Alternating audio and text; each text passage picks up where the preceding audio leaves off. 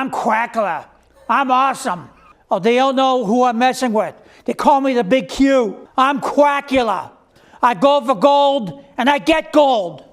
And then I sell the gold to get more gold. Call that triple economics. Shirley tried to steal my Lunchable. So I packed her up like a side salad. No dressing. 6'3", Louie. I like that one take, Cooper. Cut. Print. Slap on the pepperoni. Damn straight. I'm an animal. Unchained. No chain can hold me when there's a half gallon at stake. I miss my wife.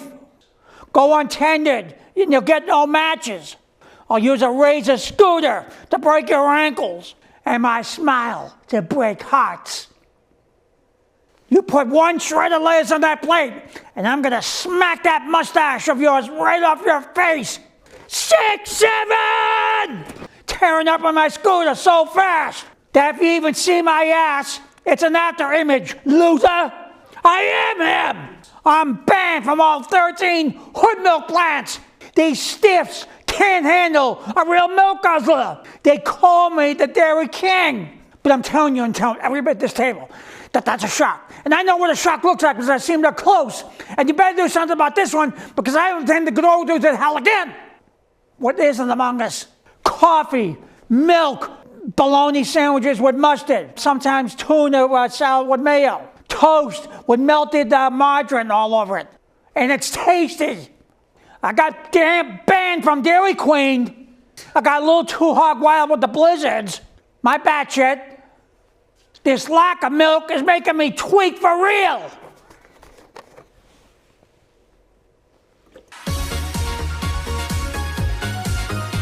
Chat, clip that. If Robin don't use the utility belt, I don't want none of that. Enough is enough. I've had it with these monkey biker snakes on this Monday to Friday planet. Oh yeah, I'm feeling just as fine. Oh, cheese balls.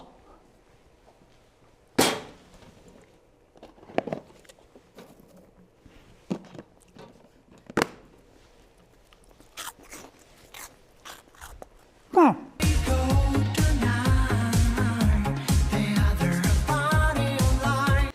Bottoms up.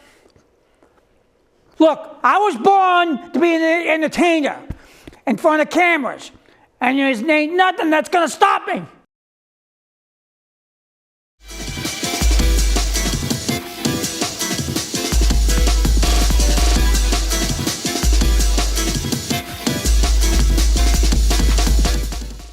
Realism, the quality or fact of representing a person, thing, or situation accurately, or in a way that is true to life.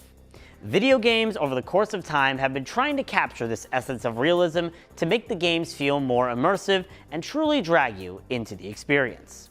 From the introduction of motion controls, allowing games to replicate movements you make with the controller, to a large emphasis on heavily detailed graphics, the level of realism in video games has been gradually increasing at a fast pace.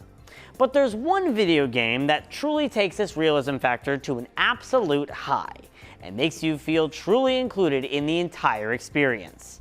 That game is Nintendo's own Super Nintendo World. In this episode of Cartridges and Consoles, we'll look at the game that takes this realism factor to a whole new level by truly immersing you, the player, into the gaming world, but also show how that level of realism can be a hindrance on the overall gaming experience.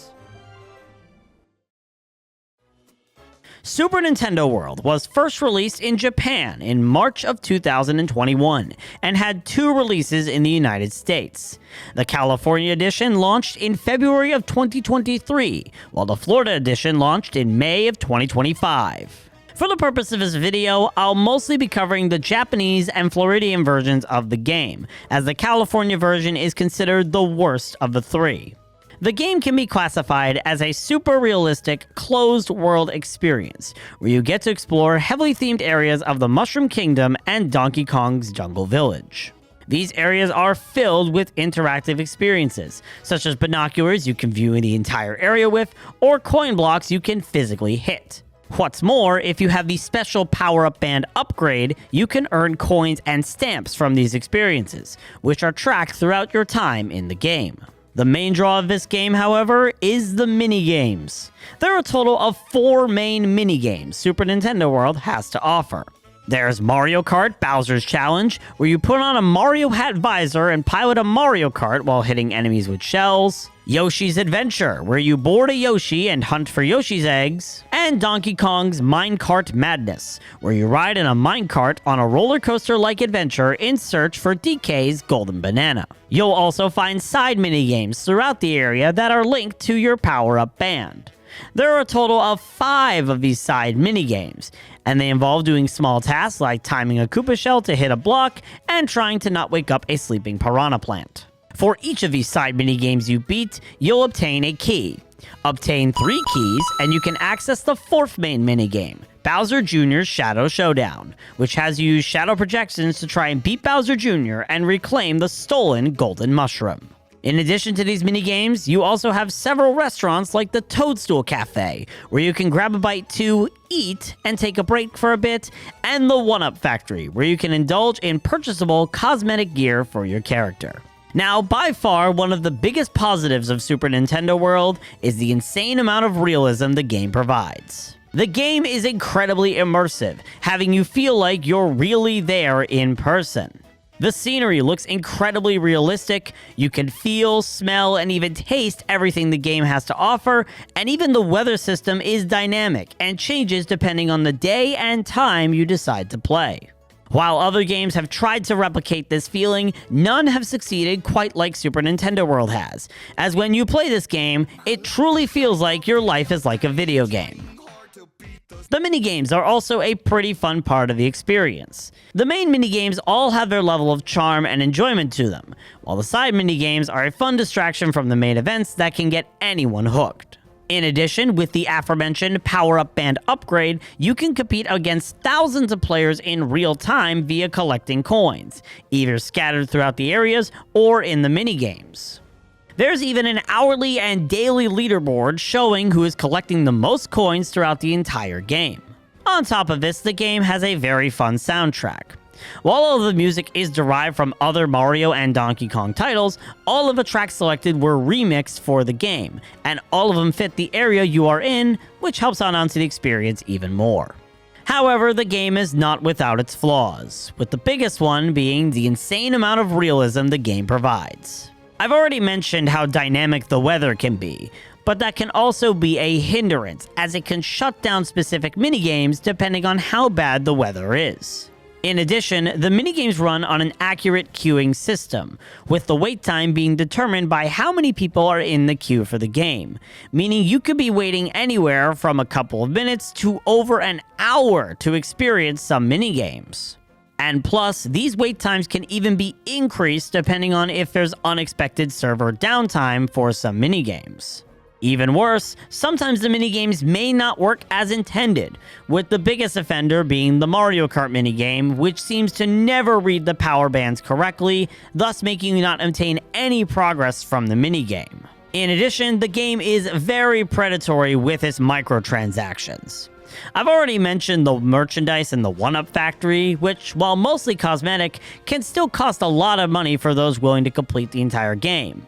And there's no way to use the in-game coins you collect to pay for these items either. You can only purchase them with real-life money, which is kinda gross. On top of this, the power-up band upgrade that unlocks most of the interactive features costs an extra $40, which means unless you're coughing up that amount of cash, you're not going to have the opportunity to indulge in a lot of the features the game has to offer, including the secret 4th minigame. Now, I'll admit that these microtransactions wouldn't be that bad if it weren't for the fact the game itself is ridiculously expensive.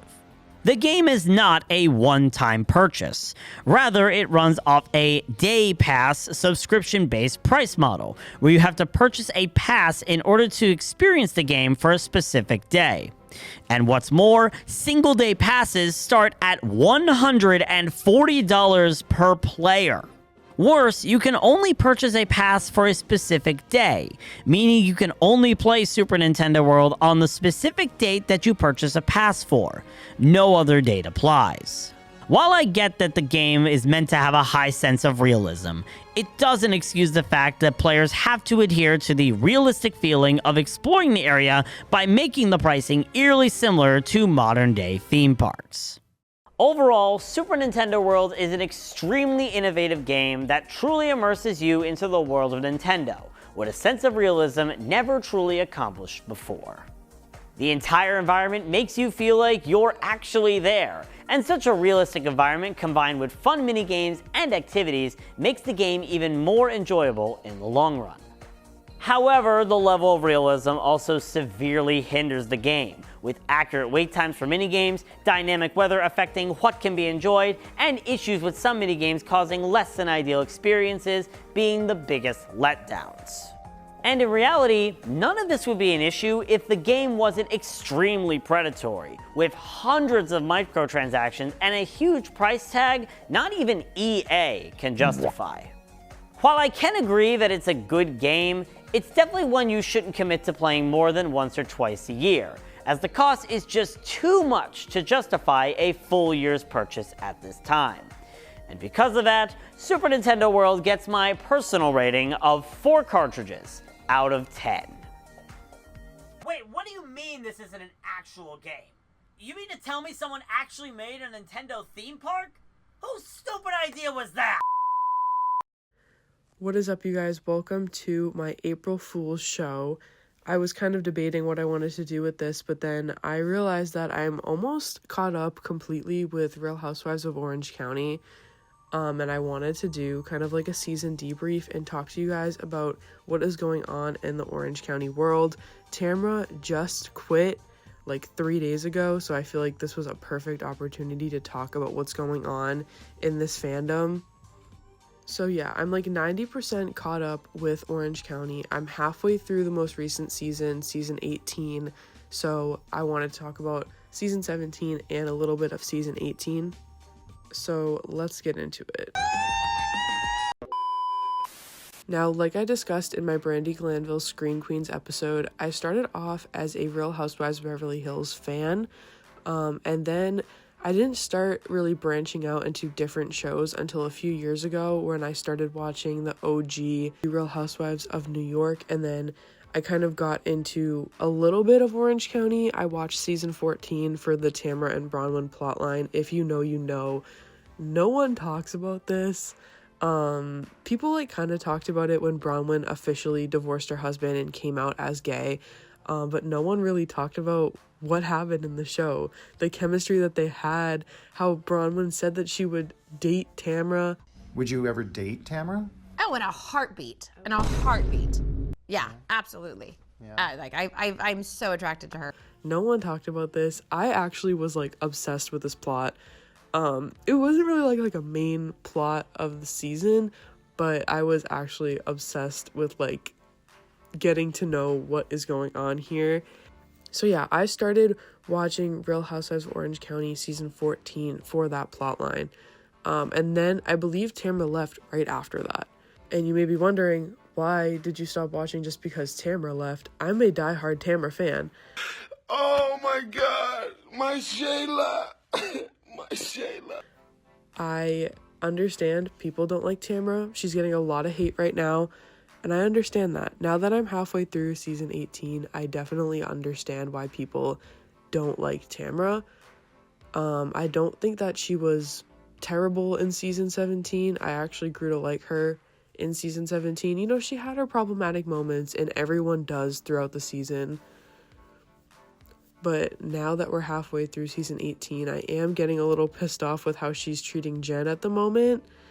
But I believe in season 17 that she had every right to kind of approach Jen and be like, hey, I don't think Ryan is good for you. I think that he's going to hurt you. And I honestly understand that, because you want to look out for your friends and you want to make sure that they don't get hurt. And sometimes they need a little bit of like motivation to, you know, break up with someone, or to kind of tell someone to snap them into gear and break up with someone. So yeah, I do believe that Tamra adds a lot of needed drama to the show, and I think that's why I like her so much, because that's exactly how I feel about Brandi Glanville. A lot of people didn't like Brandi Glanville because she was problematic, and a lot of people don't like Tamra because she's problematic, but I believe that they both added a little bit of spice that needed to be added to their seasons to like regain viewership every season and keep that retention of viewership. So yeah, Tamra came back in season 17, and that's kind of the reason why I wanted to start watching that season. Also because Taylor Armstrong is a friend. I don't think she's like an actual housewife. She's not in the like intro. She's not holding an orange, if you will. So yeah, I think that she's just a friend, but she was in the entire season and went on all of the trips that the girls went on. And I'm also a really big Taylor fan. OGs know her from like season 1 and 2 of Beverly Hills. I also heard that Taylor came out as bisexual on this season, so I wanted to watch it and see everyone's reactions, and I also am a big Taylor supporter, so I was really happy when she came out. Along with the Taylor edition for this season and the Tamra edition, we have Jen, who came in for season 17. I honestly really like Jen. I think that she was a great addition to the season. She's not super drama filled, but I do think that the relationship between Tamra and Jen and how it kind of got worse throughout the season was definitely something that people were invested in, even though it was terrible, because they were really good friends before the show even started. And then that's how I think Jen got on through Tamra, because they were super good friends. Tamra and Eddie own a gym, and I think they met Jen through there. I see Jen as one of those rare, authentic additions to the show, along with Katie in season 18 that we'll get to in a little bit. I've never really seen Jen be like super fake to the other girls, and in season 18 especially, I think that it really shows that the authentic people stay together, because Jen and Katie became really good friends in season 18, and I think that, you know, the authentic people aren't going to want to hang around like Heather, who's like visibly fake. So yeah, I honestly really like Jen in season 17. I felt really bad for Shannon during season 18, but she really got on my nerves in season 17. I had really no sympathy for Shannon in season 17. It was before the John Jansen and Alexis Bellino stuff. But yeah, I don't really like... During the season 17 reunion, she was just crazy. Like, she was making no sense. She was just like not taking responsibility for her actions, and it really just made no sense to me. And then season 18 came around, and I was like, oh my god, like, Alexis Bellino... We'll get into that in a little bit, but like, Alexis Bellino was literally trying to ruin her life. Like, I swear. She was trying to ruin her life. I bet you she pushed John to, like, do the lawsuit and, like, leak all the stuff to the media. 100%, I think she was all behind it. She really got on my nerves. I'm a proud Alexis hater. I never liked John and Shannon together. Like, I always thought that he was a bad guy, and I never really understood what she saw in him, because every time they were together on the show, it looked like they hated each other, or it looked like he hated her. Another thing I thought was crazy, I didn't watch the earlier seasons where Tamra and Alexis fought. Apparently they were like rivals when Alexis was on the earlier seasons as a housewife, but they're best friends in season 18, which is absolutely crazy to me, because Shannon and Tamra were best friends for a lot longer, and you know, they had the Tres Amigas with Vicky, and I don't understand, like, she was attacking Shannon. Every 5 minutes, Alexis was attacking Shannon, and Tamra took Alexis's side. Like, why wouldn't you stick up for your friend of, like, so many years? When you just became close with Alexis, you're gonna, like, take her side automatically? That was also, like, more reasoning for me to kind of see why everyone is annoyed with Tamra. I do have to say though, when Tamra was arguing with Heather at the end of season 17, I did take Tamra's side because I just think Heather's just messy and pretentious anyways. So I did really side with Tamra for most of the plots in season 17, and then season 18 came around and I was like, oh no, like, why is she stirring the pot? Why is she being mean to Jen and siding with Alexis when everyone knows Alexis is in the wrong? That's my opinion! So I haven't mentioned anything about Emily and Gina yet. I love their friendship. They've been friends ever since day one on the show, and like ever since they got casted together. I love their friendship, and when they do fight, it is pretty sad because you can tell like how much they hate fighting with each other. Unlike some of the other girls that, you know, don't care if they're fighting with someone because they don't like each other, but I think that Emily and Gina's relationship is genuine.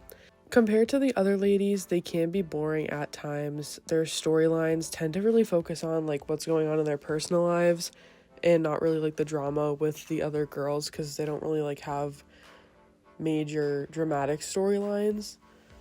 I remember in season 14, specifically because I just rewatched that for the Tamra and Bronwyn plotline, if you know, you know, that Emily and Shane's relationship and marriage was not good. And it's honestly so crazy to think about that they were in such a bad place because they're doing really good in season 17 and season 18.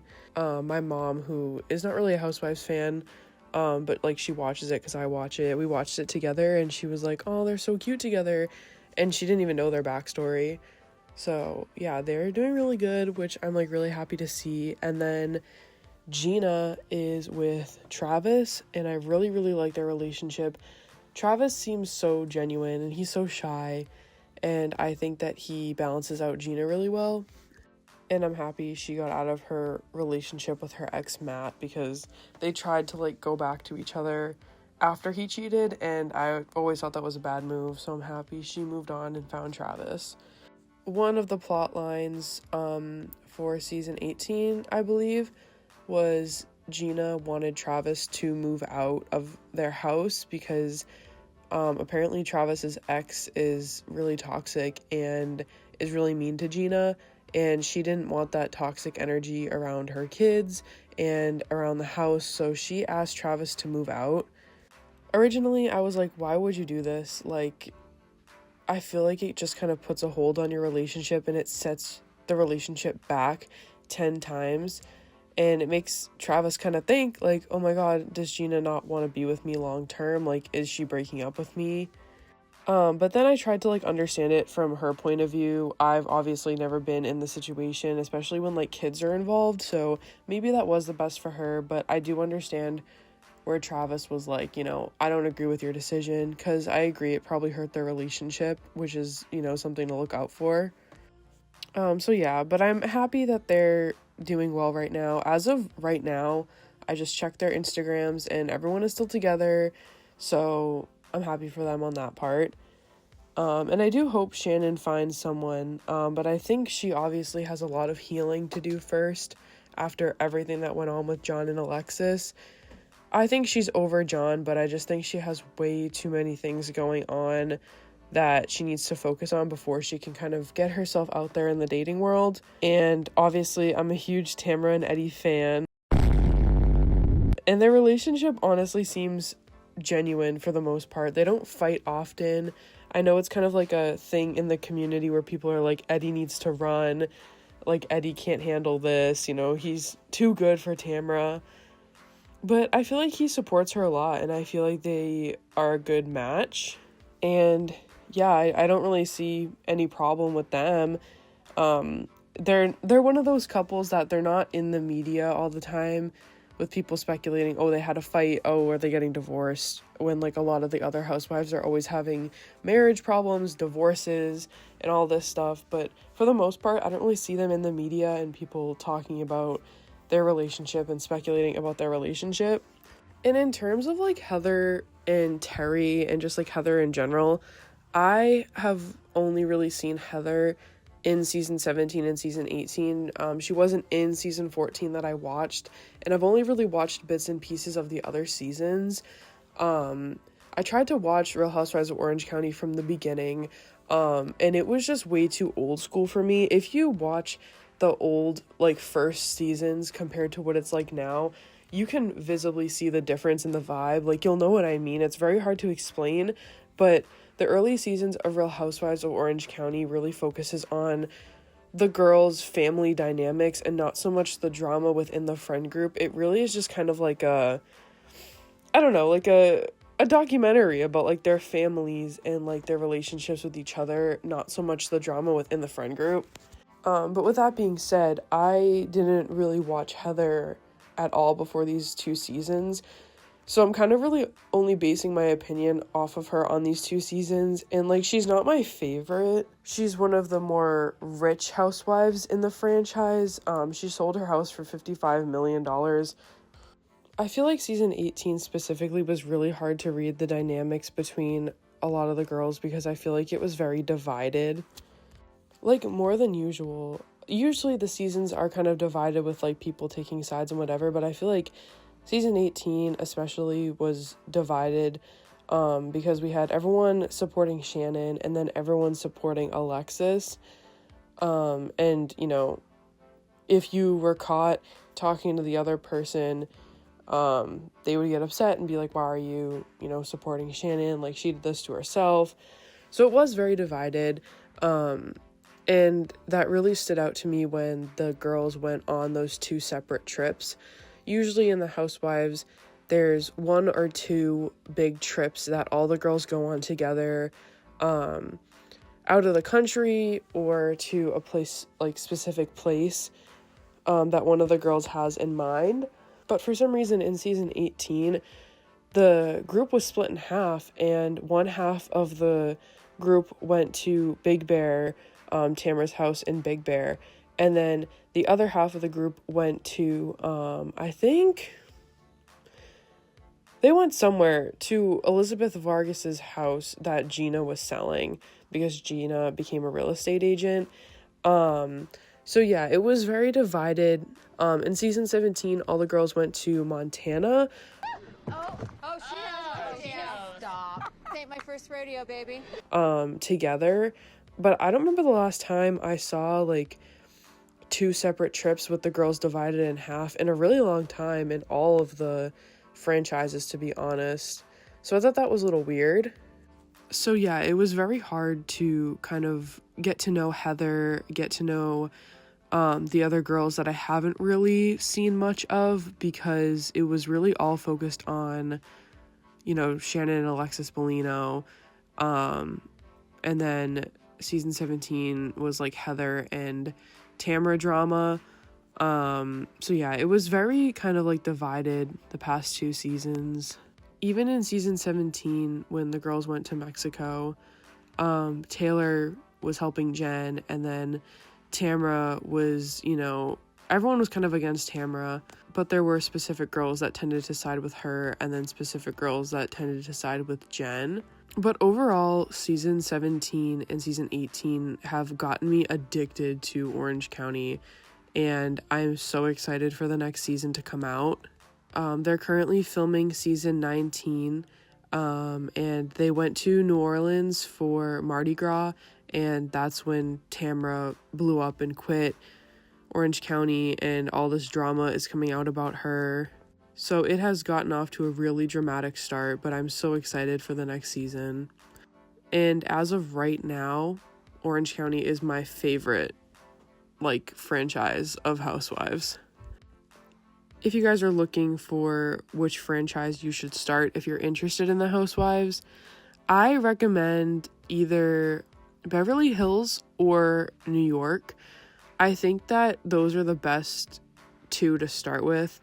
Because like I said, Orange County, when it first starts out, it's not the right dynamic of what the Housewives really is. It doesn't show you what you're getting into, but the first seasons of New York and Beverly Hills are the total opposite, where it does focus on the drama within the friend groups, and also, you know, the family drama and whatever, but Real Housewives is really all about the group of friends and the relationships and the ups and downs and the drama. Orange County is a season that I would recommend to someone who has seen multiple shows already and like wants to know which one to start next. So yeah, Orange County is amazing. I would say my favorite housewife between both of these seasons is probably Taylor in season 17, or Tamra, and then my least favorite is, I don't know. I mean, Alexis obviously for season 18, but she's not really a housewife officially. She came on as like a friend. But obviously season 18 is Alexis, and season 17 I would probably have to say Heather or Shannon. All right, so that was it for my season 17 and season 18 debrief. I really like doing videos like this because I like to talk about what I liked about the seasons and what I disliked, because I've noticed online that everyone has very strong opinions about the housewives individually, and most of them like agree with each other, and then people have such differing opinions, and it's really interesting to see all of the unique perspectives that people have on the women and on like the storylines as a whole. For example, when everything was happening with Brandi and Denise in The Real Housewives of Beverly Hills, a lot of people were saying that plotline was like Snoresville and like no one liked it. You know, people were saying that Brandi's making it up just to come back on the show and get clout and, you know, whatever. But that was my favorite Beverly Hills season of probably all time. It was just like we kind of hooked up. We hooked up, and then Who's we? Denise and I. What the hell? Oh my God, no way. It really just all depends on like your interests and who you are as a person, I guess. I was really interested in hearing about the Brandi and Denise gate, partially because Brandi's my favorite housewife, but also like that's like huge. Like as far as the public knows, Denise Richards isn't like is straight, but you know, that was kind of big news to drop, and I loved that season. And then, you know, obviously people like me are like, I love that season. So it's just interesting to see the different dynamics within the fandom. So I like doing videos like this. Probably when I catch up with another franchise, I'll do another one of these videos. And then obviously when season 19 comes out, I'm very excited for that. So yeah, I hope you guys like this video and stay tuned for more Housewives related content. Bye, guys. You're a liar, you're a liar, liar, liar, liar. So I wanted you. You're a liar.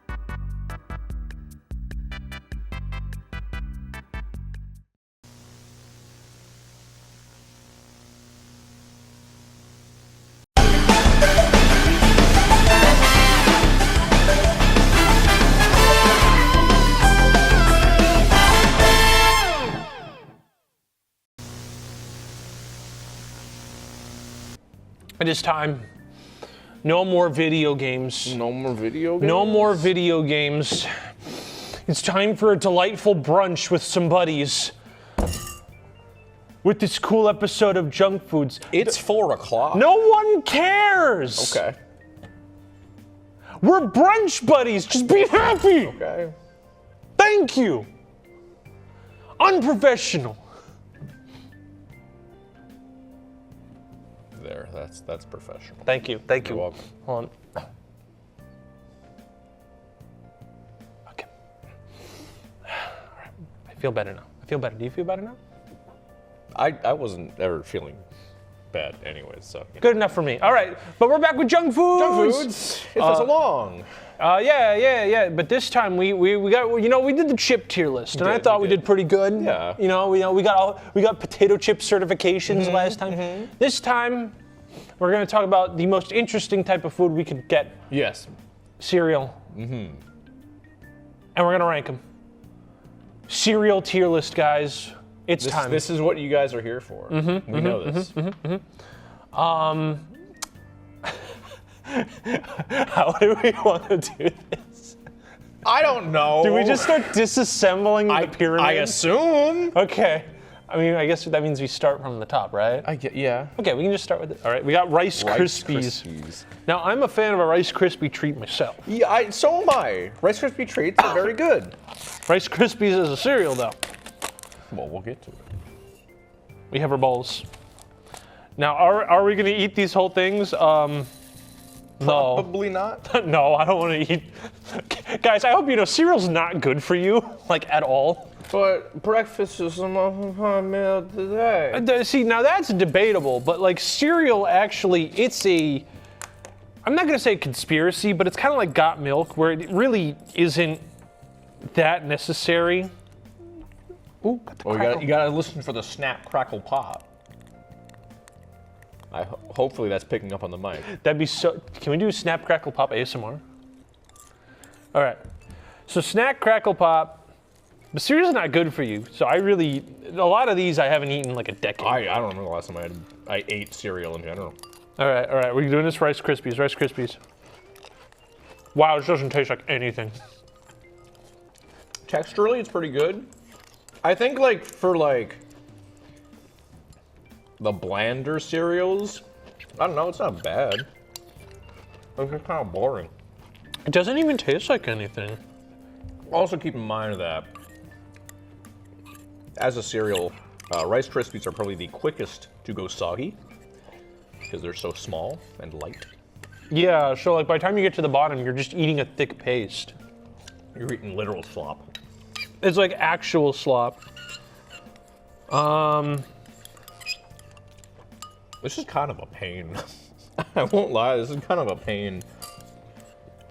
Okay, so hold on. So I'm gonna bring up the handy dandy tier list. Oh yes, here. please.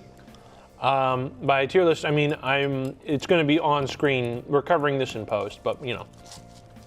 This is an easy. We try it dry too. I mean, if you wanna. I mean, you know what? That's a good idea. That's a good idea. Hold on, maybe thoughts will change. Because I like Rice Krispie treats. That's somehow worse dry. Oh, it melts in your mouth. Ooh. That is, I don't think I've ever had Rice Krispies dry, aside from like a Rice Krispie treat. Ooh. That is legitimately somehow worse dry. I'm honestly shocked. All right, this has to be D tier. We're starting off with D tier, right? No. We're starting off with D tier. Okay. Sorry, Rice Krispies, but no. And I think to get the boring stuff out of the way first, let's just go with Cheerios. Okay. Cheerios, I will admit, that's my go-to for like, I need grain in my body. Smells like cardboard. Yeah, because it's just grain. Oh, these ones have the little heart version. Okay, hold on, that bumps it up. That does bump it up. That does bump it up. I'm trying to remember the last time I like had Cheerios was. It's also kind of sad because I don't think they didn't have Honey Nut Cheerios. Honey Nut Cheerios would be an easy A tier, I think. I love Honey Nut Cheerios. Honey Nut Cheerios is pretty solid. Now, these ones are absolutely terrible. Crunchy, because you're just eating grain. Yeah. You're just eating grain. It's just carbs. You're just eating carbs. Mm-hmm. There's nothing special about this. This is carbs. It's good for your heart. Eh. You know, pretty good. I used to eat Cheerios every day for breakfast when I was in high school, but man, It does its job. better than I remember it. It's like the Lay's chip of cereals. That's a very good way to put it. It's not the best, but it's consistent enough to get the job done. Mm-hmm. But again, Honey Nut Cheerios is better. Oh, 100%. Mm-hmm. I'm hoping all the ASMR of us slurping up the milk is coming out too. I'm sure that's gonna add to the If you watch a food review show and you get sickened by the sounds of people eating food, what are you doing? What are you doing, dude? I want to watch a food review show, but I want to watch the people eating. How am I supposed to review food? Here.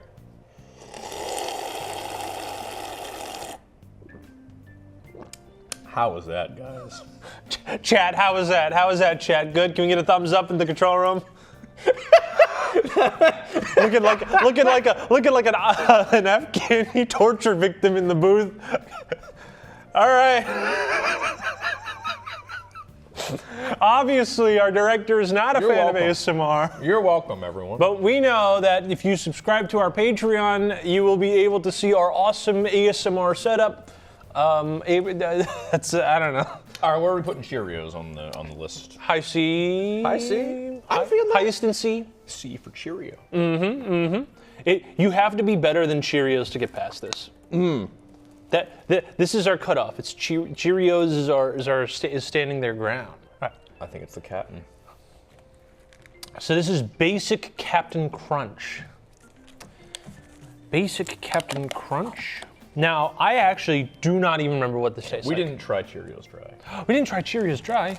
I mean, it's just gonna. No, I know. I'm the one who had the idea to try it dry, and I already forgot it. Also, worse dry. Which we already established. Wow, it tastes like styrofoam. Dry, dude. No. This is a bad idea. It's almost like cereal is supposed to be eaten with milk.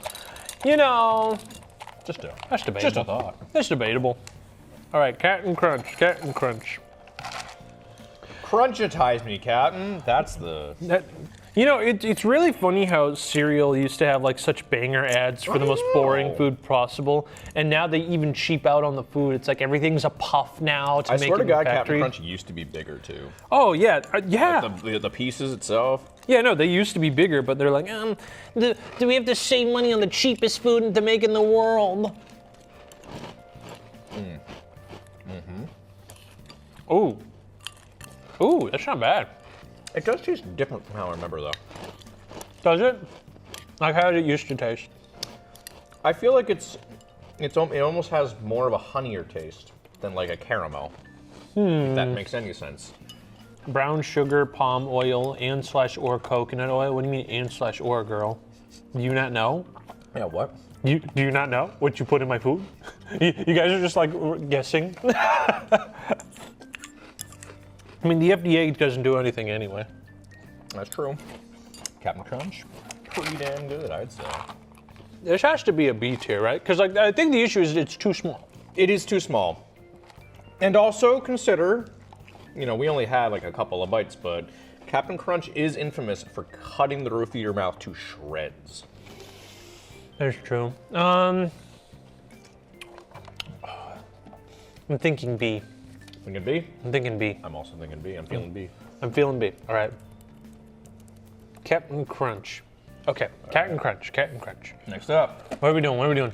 Going another level. Oh my God! It's the upgrade, man. Captain Crunch's Crunch Berries. Oh, smell that. Oh, it smells delicious. That smells like sugar. That's why it smells good. That smells like diabetes manifesting itself. There's no more caramel. It is all sugar. I mean, that's what caramel is. Sugar. Don't think about it too much, all right? All right, give me some of that squilk.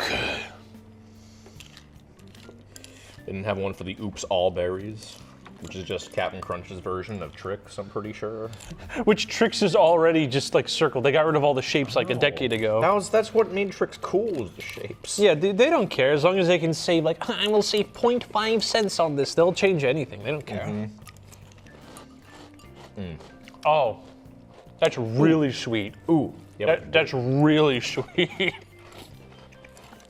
Again, that's what makes it good. But it loses its like the Captain Crunch flavor. It loses it. It just tastes like Trix. I don't know. I'm still getting enough of that flavor. I think it's pretty dang good. I mean, it's good, but I don't think I like it more than the original. Really? I think I do. All right. What were you thinking, young man? I didn't want that big a handful, but I only got mostly normal Captain Crunch in the first one. Yeah, that's also the thing I don't like about this is that, okay, it's Captain Crunch berries, I get it. There's like 5 berries. So yeah, the ratio. That's why the Oops All Berries is nice. You get. But also even the berries. You know what we gotta do? What? we gotta buy a box of Captain Crunch and buy a box of Oops All Berries, and then pour them both into each. That way there is an even split between Crunch and Berry. That's what we gotta do. This is like that one McDonald's item that I can't say, but it's like the McDouble and the McChicken. Oh. And we just kind of like take it apart and Frankenstein it back together. Yeah. That's what we have to do. Honestly, I was thinking like low A for this one, but that's just me. All right, you know what? We can put this, because I'm thinking B, but maybe we can meet in the middle and say this is the cutoff for B. Okay. If you're better than this, it's A. I'm fine with that. Okay, Captain Crunch berries. I'm feeling the sugar rush. All right, It's waking you up a little bit. waking me up. Okay. All right. Next is Frosted Flakes. Frosted Flakes. Now I'm curious about this. I've never been all that fond of Frosted Flakes personally. Frosted Flake. Oh my God, it's so tiny. They used to be bigger. I was gonna say like these used to be. What a lot is bigger. this? I swear to God. Can we get a good like shot? Is it? Oh, This is nothing. this is like baby stuff. nothing. This is baby food. This is like baby stuff. Oh, That was a little too much milk. That's okay. what is that? That does not taste right. Oh, dry. It tastes awful. They changed this. This is not used to taste like that. See, this just tastes like sugar. At least with the others, there's like a flavor. This is just sugar though. Oh my God, look at how much salt is in this. Salt. In this container contains 13% of your daily sodium intake. What the? Hold on, pass me the Captain Crunch. How much salt is in that? 14. 12%. Why are we putting so much salt in this I stuff? don't know. 8% for Rice Krispies. I don't think there shouldn't be too much of that. 8% for Cheerios as well. Oh, this tastes like garbage. This also has the problem that Rice Krispies have, where it just kind of turns into mush. Yeah, but I think this is worse because it doesn't taste good. That's true. And also, all the frosted part of the Frosted Flakes almost immediately washes off into the milk.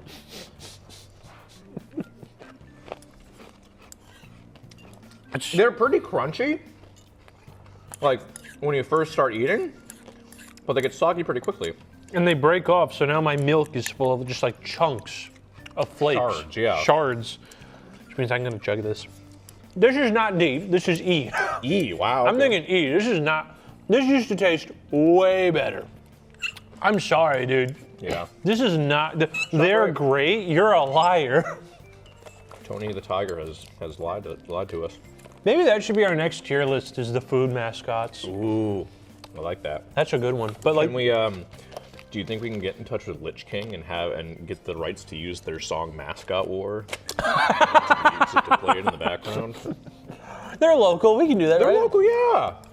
We can I'm ask them. planning on going to RPM this year. I'll talk to Brian. Talk to my boy, Brian. Now get this out of my Get this out of face. here. This lying tiger makes me sick. His greed is endless. All right, Apple Jacks. Another one I was never all that fond of. I was a big Fruit Loops kid. Were you a big Fruit Loops guy? I didn't really have a lot of sugary cereals as a kid, honestly. I mean, I just got like whatever was in like the variety packs that were like cheap. Gotcha. That was one of my things. But I My issue with Apple Jacks is that they don't really taste much like apple. It's mostly cinnamon. you know what? That is so true. But I do think, I'm not a big cinnamon guy, but cinnamon is a nice way to start your day. It is. Even dry, that's like so flavorless.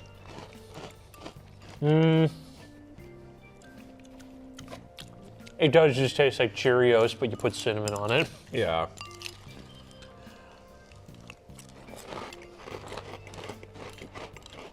We should have made a Patreon to just have the ASMR of us crunching and eating cereal. Yeah, I'm like getting no apple out of this. It's just cinnamon. It's just cinnamon. This has to be C, right? Yeah. This is completely mediocre. This is pretty not great. And they got rid of the best part, which was the mascot. I know. Those claymation things were so good. I loved them. I never cared for the cereal, but I love the commercials. This again, that's what I'm saying. We could make literally a whole separate tier list on the mascots alone. Yeah. Boring. Completely uninteresting. I mean, the thing is, you can like see there's these little like red chunks on the cereal that I assume are like pieces of apple flavoring, but it doesn't taste like it. Yeah, it just tastes like cinnamon. Yeah. In fact, this literally tastes like a brown sugar cinnamon Pop-Tart. Like a weaker version of that. But the thing with that is that it's a Pop-Tart. Well, I was gonna say that those are good. Brown sugar and Pop-Tarts are good. That used to be my favorite till I got the chocolate chip one. I was a big fan of the cinnamon roll Pop-Tart when they came out with those. Oh, I didn't have that one. It was basically a superior version of the brown sugar cinnamon. It was very, very good. Man, we're hitting We're the like milk. halfway through the milk. We're hitting the milk. 1, 2, 3, 4, 5, 6. 1, 2, 3, 4, 5, 6. We're doing pretty good. We're halfway there. We're halfway there, halfway through, almost just under halfway through the milk. Gotta pace our milk. Yeah. All right, we got Fruity Pebbles. Well, I guess we can't eat. Review Fruity Pebbles. over. I don't want to do this anymore. This sucks. What a terrible show. Why are you all watching this? You're watching two young adults eat food. Last episode, we ate a lunch of Taco Bell, and you all liked it. That was such a good time. We should do that again. I actually went to Taco Bell yesterday. I tried their new empanadas. It's like chocolate fudge and caramel. Not that great, honestly. Man. Cause like the caramel one was just caramel. It's like, well, the caramel apple one was so much better because you had the caramel and the apple. This is just caramel. This is just straight caramel. Man, we gotta do that new. Aren't they doing like a fiery menu in the future at the Taco Bell Live Mas I don't know. event? They have some menu coming out. We're gonna be up to date on our Taco Bell rules. You know, our. So I don't know if I've ever actually had Fruity Pebbles. You never had Fruity Pebbles? I don't remember. I fear that this is going to have a similar So Fruity Pebbles effect to Rice Krispies. It is. Just fruit. Yes. And by fruit, it's lemon, because that's what most fruit-flavored cereals are, is lemon. Mm-hmm.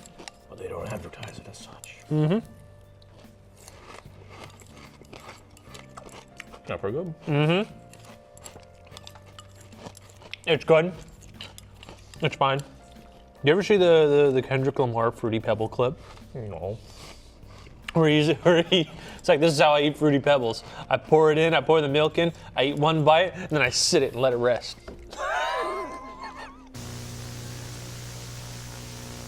Let me show you what I do. I eat that one crunch, just to get it, and I just let the shit sit. 60-40 rule. 60% soggy, and the other 40 crunchy. There's like a nice time period where it gets soft enough but still has the crunch. That's when it's worth it. Before it becomes slop. He's a freak. I love the guy, but he's a freak for that. I have burned all my Kendrick Lamar albums over his method of eating Fruity Pebbles. Never gonna listen to him again. I don't care if To Pimp a Butterfly was a modern masterpiece. He's dead to me. He eats Fruity Pebbles like a madman. I don't kind of like it. I don't trust that guy at all. Yep. This is gonna be one of those ones we gotta chew on the milk, I think. And same thing with the Frosted Flakes. Like, all the fruit flavor's gone already. Mm-hmm. Mm-hmm. I have to now chug gotta chew the milk, right? I feel like this is another C. This might be another C, but like a high C. So above Apple Jacks, but under Cheerios? Yeah. Okay. That feels right. Because like the flavor is good. And then there's a reason that like you see so many Fruity Pebbles flavored things nowadays. Yeah. But like It used to be like an ice cream bar that had it as a cover. I do appreciate that they still have the Flintstones branding after all these years.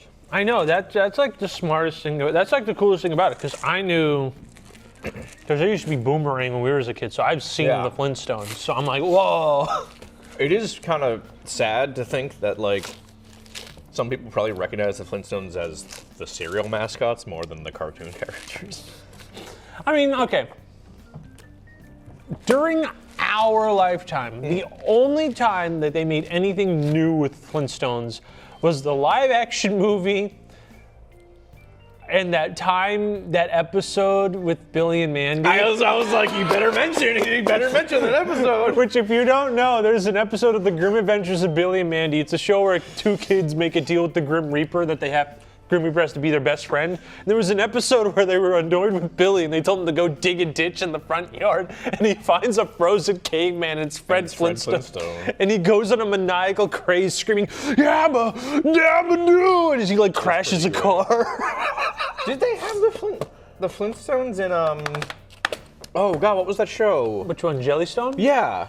I'm pretty Did they have them in Jellystone at all? Let me check. I would think they would have. I know they had,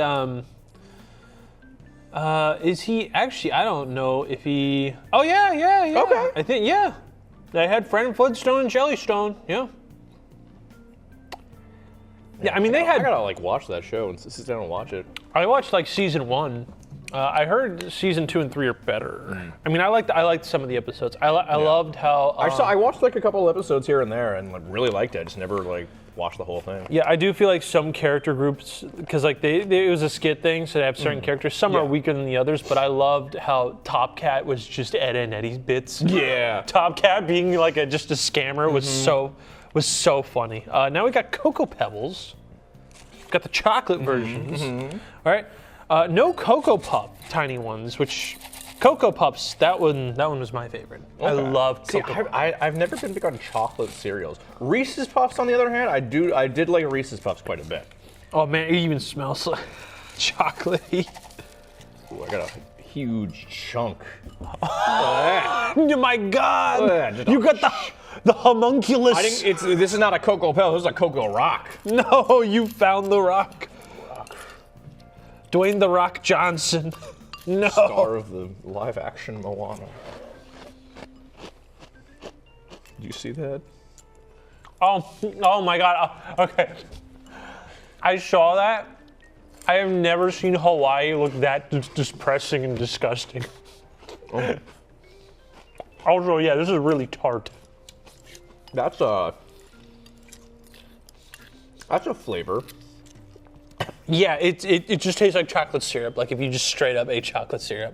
That's not great. Yeah, this is kind of garbage, dude. Yeah. I don't like this. Like it's bitter. Are you getting bitter? Yeah, it's like, I know like the fake chocolate flavoring isn't great to begin with, but this is like especially not great. This is like bad. Yeah. Can we make this F tier? This is terrible. Yeah, this really sucks. This is awful. I hate that I have to finish this. This is actually horrendous. What? Who designed this?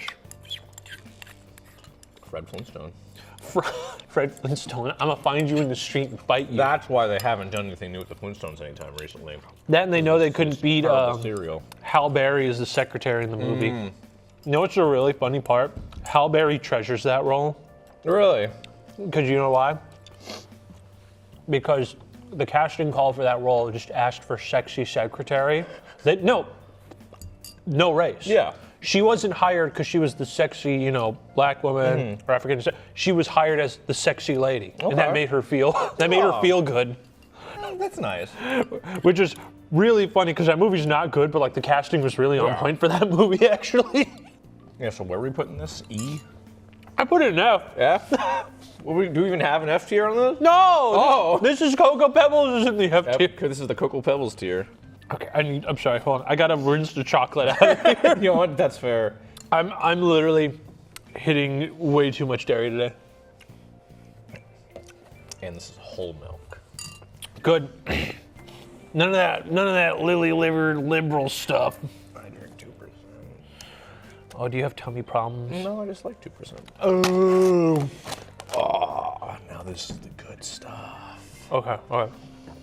Oh, take a whiff of that. You ever just crush one of these up and snort it? We can do that right now. No, I'm not. No. I was debating, is it worth it for the bit? I saw the gears turning in your head. All one gear left. I was like, uh-oh. Taking a little more than usual because I know this stuff's good. Okay. Now hold on. Howard, we got to see. We are. Hold on. We are nearly 30.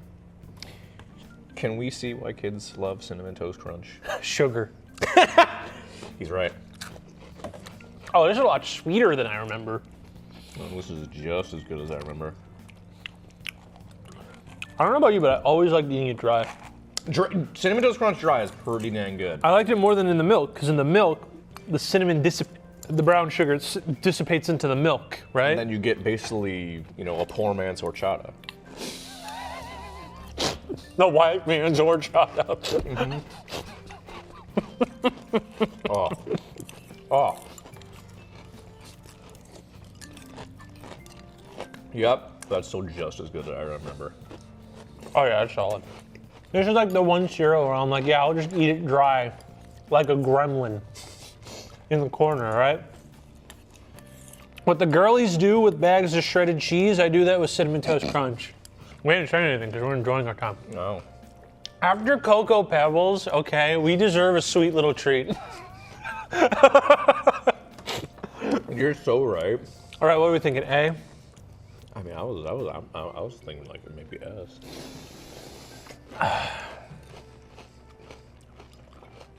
We'll have this be the cutoff for A, because I'm not a big cinnamon guy. I'm not the biggest I love cinnamon guy. cinnamon. That's why. Shape. But you know what? Top of A tier. In that case, I don't even know if we're gonna have an S tier at that point.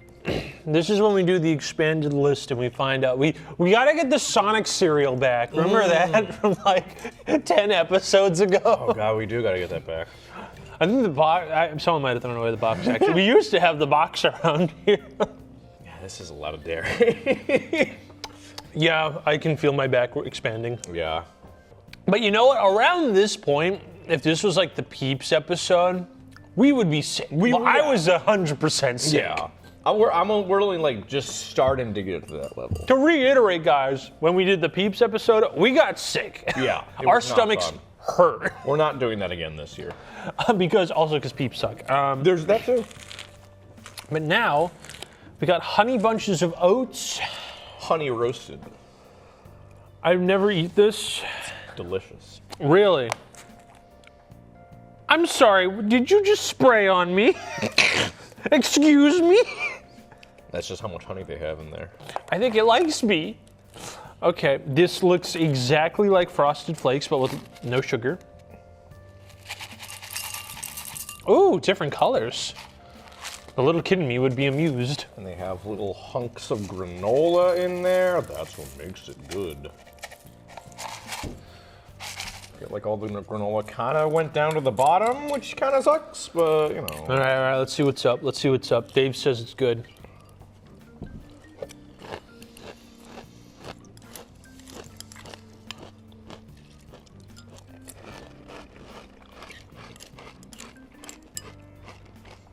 Dog, this sucks. This doesn't taste like, oh. It really doesn't taste like much. I'll be honest. It's not as good as I remember. I remember really liking this as a kid. It's not as good as I remember it being. Like, it doesn't taste like anything. It doesn't taste like honey? It doesn't taste like oats? What about bunches? It's a bunch of something, I'll tell you that. Doesn't taste like anything. This has to be D tier. Loath as I am to admit it, I think you're right. But is it above or below Rice Krispies? Above. Okay. It at least has some flavor. That was a disappointment. Get this out of my face. Ah, shoo. More to Dave's pile. You can't even see it. It's too far away. Oh my God. You should get, is it possible to get a RoboCam shot of that? Oh. Oh, hold on. We gotta Hold let on. the director cook. Let the director cook. Besides, I gotta finish this bowl. Yeah, log in. Before we move on. Can we get the Tower of Disappointment? Is it possible to get a We're shot? working on it. Hold on, the director is scheming. We're locking in. Ah, there we go. There it is. Oh my gosh. Look at all that. This is, you know, There is still cereal in these, by the way. Like we didn't finish these. Yeah, no. And you know what makes it even more funny is I would probably argue this is like probably the cheapest episode of junk foods we've ever 100%. made. These are each $1, like $1.15. How many did you get? Like 12. So this is about $12 plus however much you about spent. $20. Yeah. Usually, like the Taco Bell one, that one was, you know, a lot of money. Yeah. The Peeps one, that was a lot. The chips, that was a lot. All right. So now we got Honey Bunches of Oats with almonds. Man, this sucks. What the hell? You spilt it. We're gonna have to impact that in the review. You know what's crazy? What? I don't really see any almonds. No, shut up. Give me that right now. There's no way. Oh, there they are. Oh, okay. There's very, very, very tiny slivers. They made them slivers. Very tiny slivers of almonds. Oh my God. I'm not even. Okay. What is this? These are almond chips. These ain't almonds. I'm also not big on almonds. Yeah, you know what? Valid.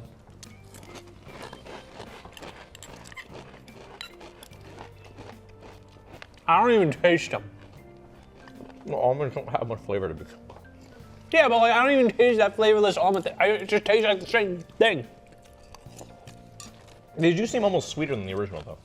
What? You know what I think I'm realizing? What? What I liked about this cereal? I just like the hunks of granola. So I could just like buy a bag of granola and eat that and have a much better experience. I don't understand. Like cereal sucks, guys. I'm going to apologize if your favorite cereal was Honey Bunches of Oats. This is ridiculous. This is like German Depression food. Okay? This is what you'd eat during wartime. And you want to give this to kids? Jesus. But there's processed sugar in Pop-Tart. Yeah, but your kid will not hate you. Give him a Pop-Tart. Just don't give him like 10. Don't let him make ice cream sandwiches out of it or something. I don't know. Just give him a Pop-Tart instead of this. Like, jeez. This sucks. Come back to this. Come back to the shot. Come back to the shot. There you go. Disappointment pile. Boo. All right. This is the greatest shot we've ever had. All right. Last and maybe not least, but I don't think it's going to be very high. We got corn pops. Oh wait, where do we put the Honey Bunches of Oats with almonds? Oh yeah, we didn't rate that. I mean, it's kind of on par with the original. Let's just put it under it. All right. Because it doesn't taste that much different. No, it doesn't. Wow, these corn pops have no smell to them whatsoever. These are gonna be amazing.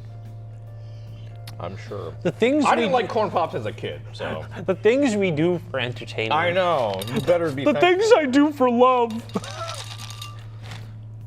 I also swear these look different. Like these used to be more yellow. Now they're more like orange. It's just whatever food coloring they put in. No one cares anymore. We just feed our kids slop, and no one cares because it makes Kellogg happy because they saved 0.5 cents per box. I know. Oh, it is. No. Dog. No. Why do they feel stale?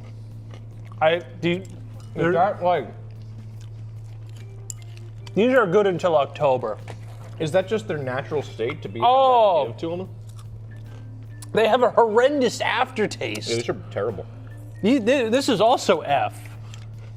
This has to be F, right? Like, they're like already soggy too. This is like actually worse. I hate this. I don't even want to eat it. This is bad. Why are we giving our kids this? Why would you give a kid this? Do you love them? I thought you loved your kid. You're giving them Pops? What? Who devised this awful scheme? Wow, that was terrible. Cut back again, please. Put the open milk here too. Yeah, this is the toll.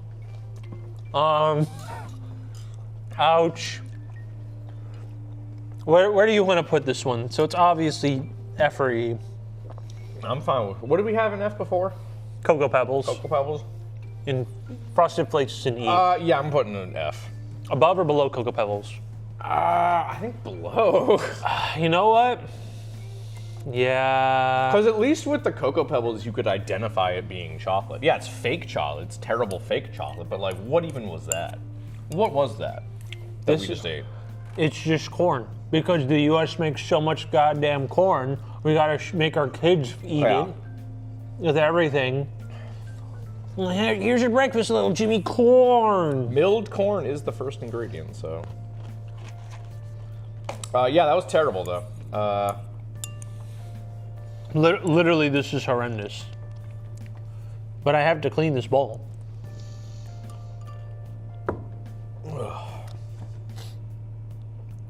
Cereal sucks, guys.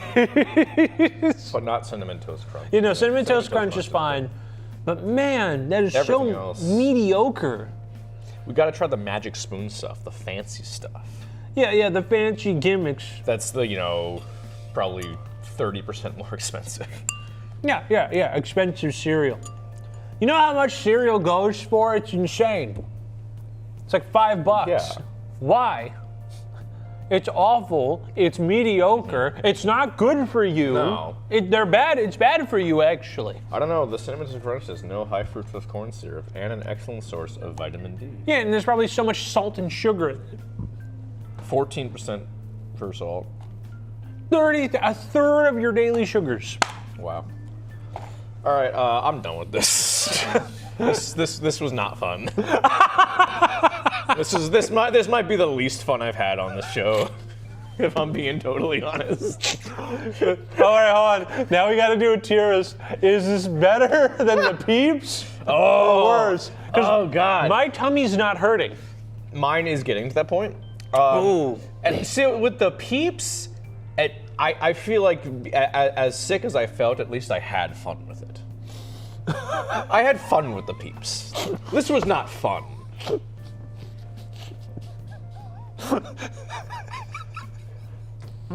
I mean, when you're right, you're right. I don't know what else to say. I mean, next episode we're just doing cereal mascots. This is yeah. Cereal sucks, guys. sucks. It's bad. Who cares? All right, bye everyone. Bye. I almost said Halloween. Happy Halloween. Happy Halloween.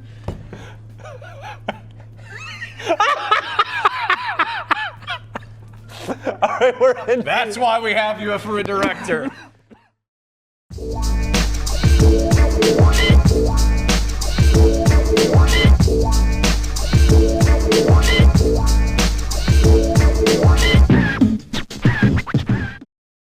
I'm Quackler. I'm awesome. Oh, they don't know who I'm messing with. They call me the Big Q. I'm Quackula. I go for gold and I get gold. And then I sell the gold to get more gold. Call that triple economics. Shirley tried to steal my Lunchable. So I packed her up like a side salad. No dressing. 6'3", Louie. I like that one take, Hooper. Cut. Print.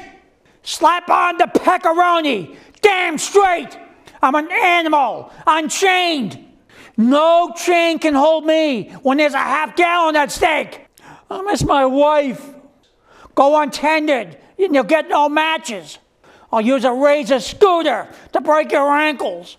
and my smile to break hearts.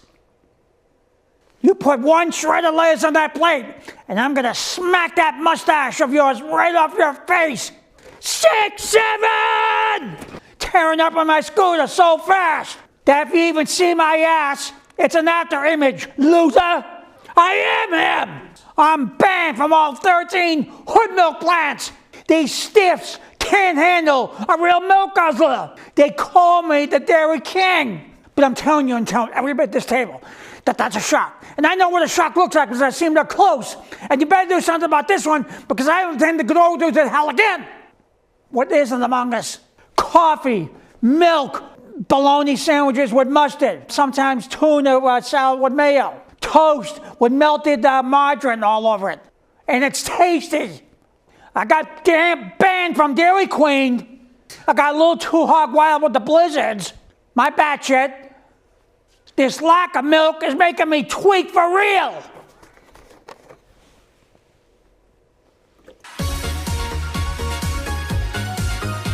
Chat, clip that.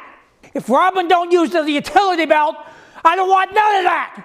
Enough is enough. I've had it with these monkey biker snakes on this Monday to Friday planet. Oh yeah, I'm feeling like I'm feeling just as right. Oh, cheese balls.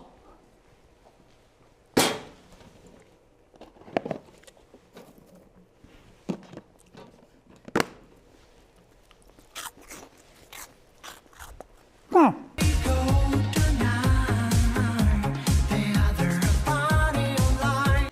Bottoms up.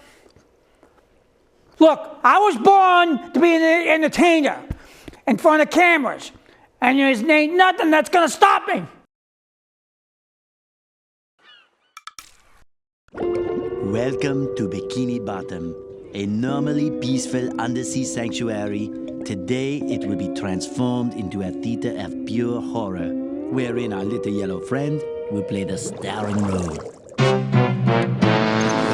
Today is the big day. I have devised an ingenious plan to finally steal the Krabby Patty formula. And if Bikini Bottom happens to get demolished in the process, oh well. With my brand new Duplicatotron 3000, I'll clone an army of robots that will wreak mayhem and destruction at my command. One last review of the checklist. Let's see. Item number 1, is Plankton a genius? Answer yes. Okay, checklist complete. Throw in the switch. Welcome, my perfectly obedient robot army. Hang on. I want to get a photo for my scrapbook. Hey, hello? What do you think you're doing? Oh, no, wait. But I'm your master. I made you.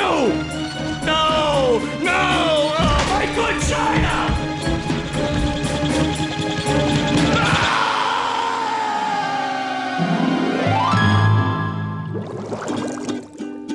Another perfect day playing robots and racehorses. Yeah, only I keep getting the racehorses and the robots mixed up.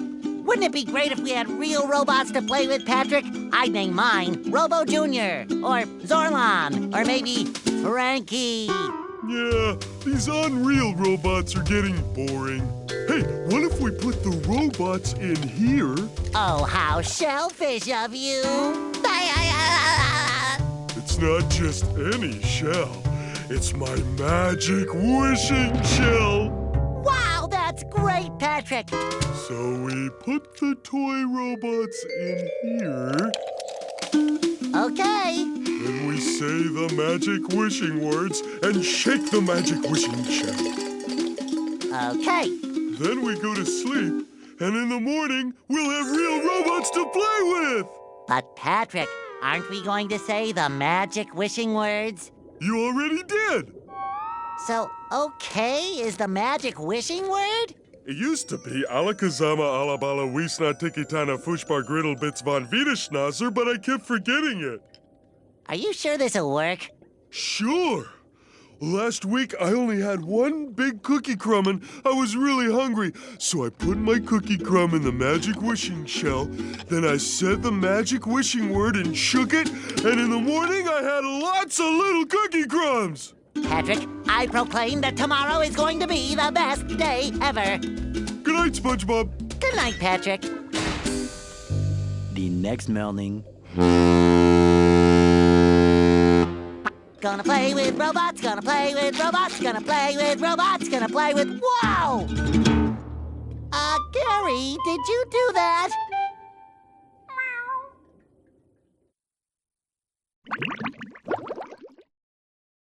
Yeah, Gary, it sure looks like we're in a doozy of a pickle. I think I'm gonna have to learn a lot in order to fix this mess.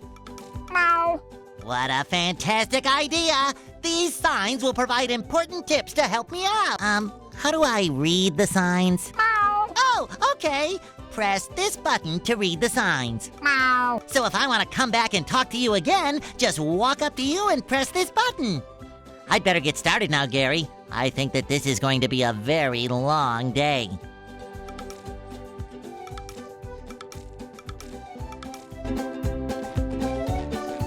Breaking news! Bikini Bottom residents have been attacked by a raging torrent of robot horror! So much for fixing this quietly. Authorities are not sure who is responsible for unleashing the mechanical menaces, but they have assured us that the person is in big, big trouble! Uh-oh. Did I say big trouble? I meant so enormous that it's hard to comprehend trouble! We'll keep you posted as this tragic story unfolds. Tragically, we're sure.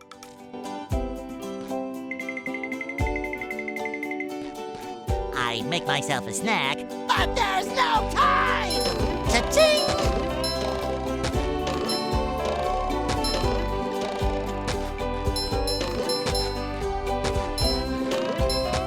A note from Mr. Krabs! And it even smells sweaty, just like him. Ahoy there, SpongeBob! As a faithful crew member of the Krusty Krab, you've been, promoted to head shiny object collector. Wow! A promotion! That's right, a promotion!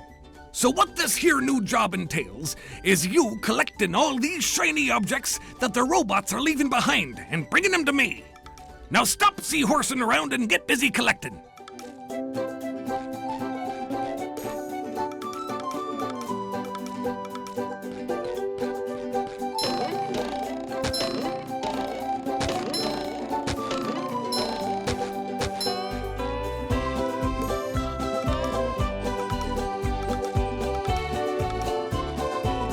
I make myself a snack, but there's no time!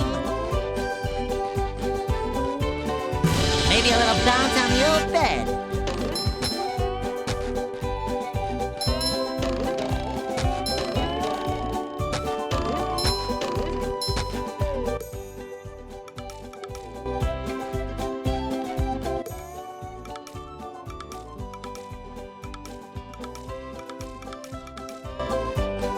I feel like a new sponge.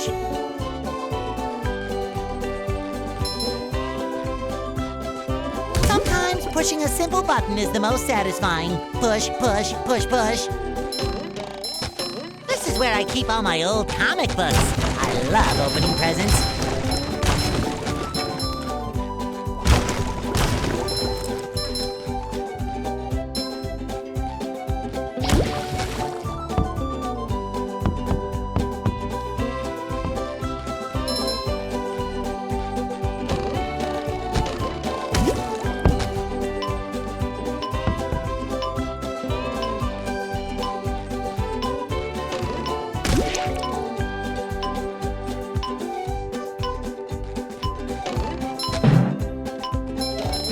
This is where I keep all my old comic books. Another find for Patrick!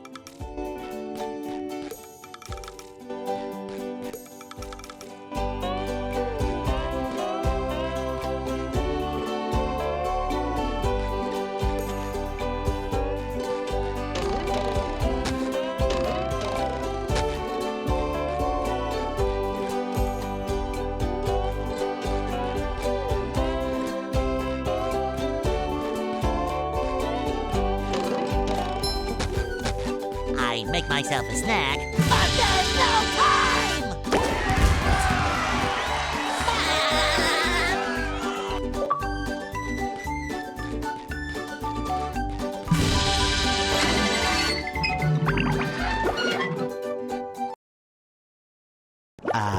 There's nothing like the sounds of your own neighborhood.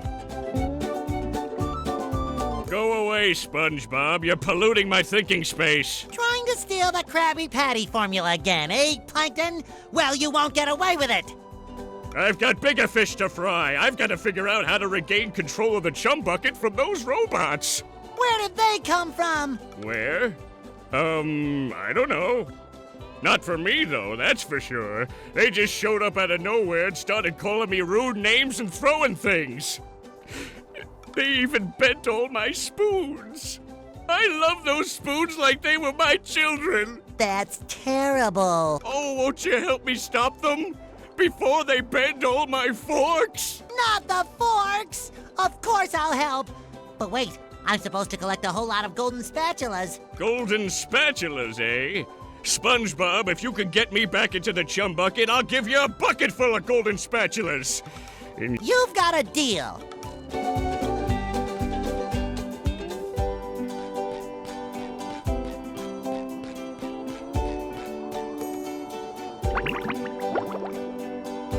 First, those stupid robots ruined a perfectly relaxing mud bath this morning, and now you show up. Can my day get any more dreary? I am so sorry, Squidward. Patrick and I were just playing a game and... Oh, I correct myself. I should have known that whole robot problem involved both of you. Squidward, I don't know what to do. How can I fix everything? Why don't you move to another town? That should help out more than enough. Ha! Ha! Move to another town. I cracked me up. But seriously, just jump around like an idiot. That should at least make me smile. I didn't know Squidward had a lamp. Oh, sparkly. I didn't know Squidward had a lamp.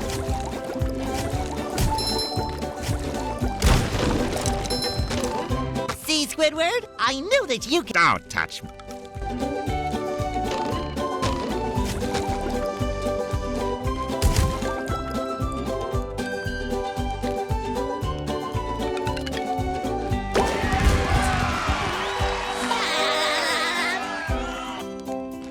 Boy, Patrick will be glad to have this back.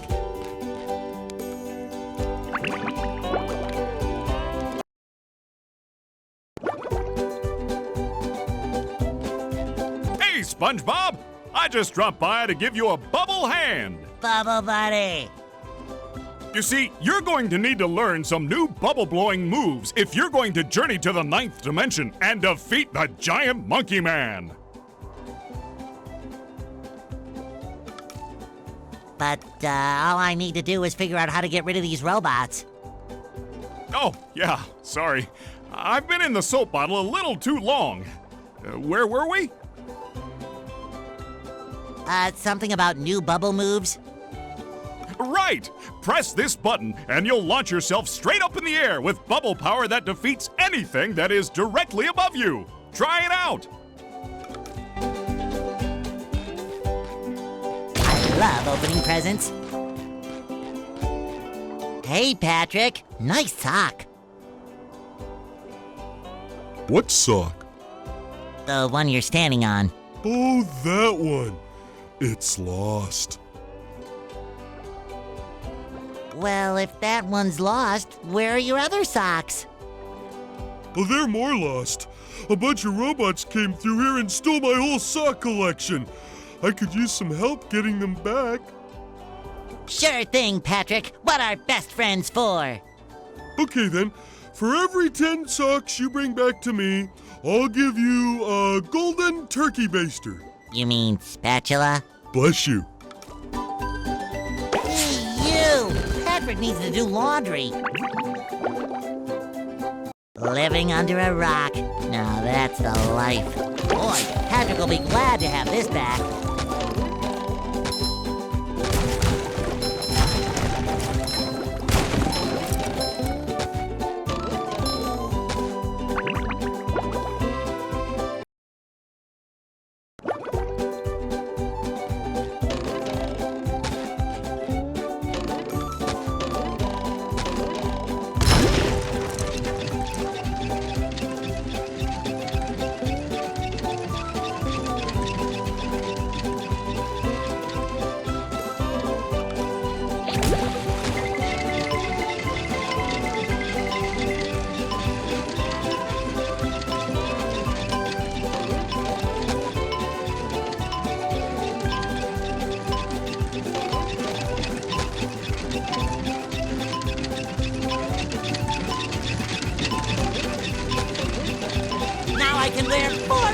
underwear. This is great.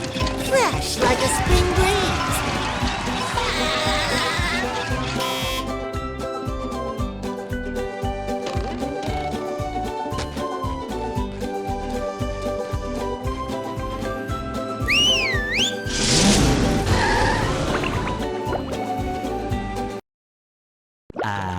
The rolling green hills of Jellyfish Fields, a place to experience nature at its most raw, and sometimes a bit tender from the stings.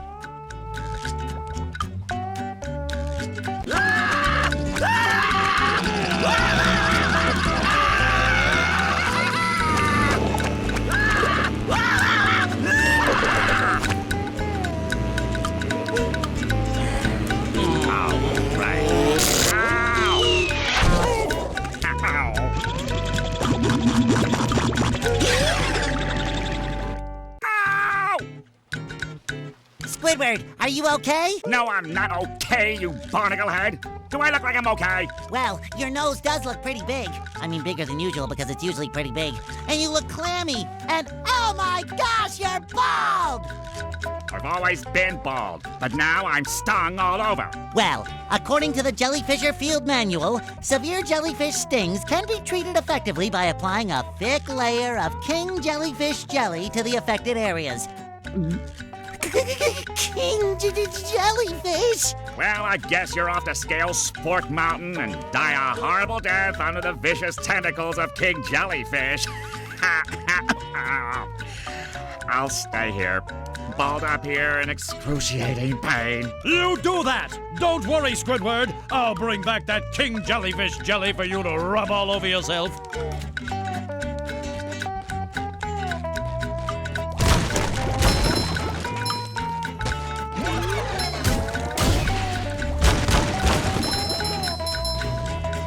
Can't jellyfish today. I'm going fishing for robots. I feel like a new sponge.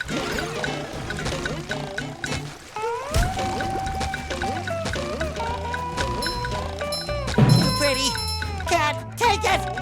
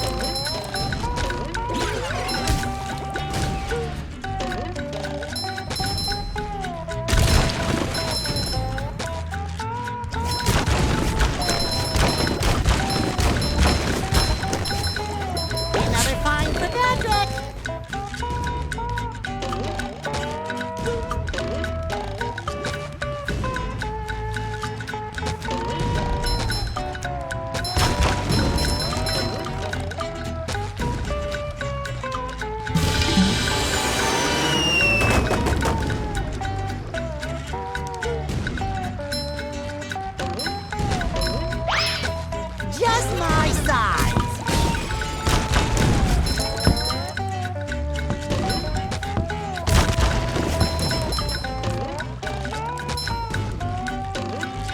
I love opening presents.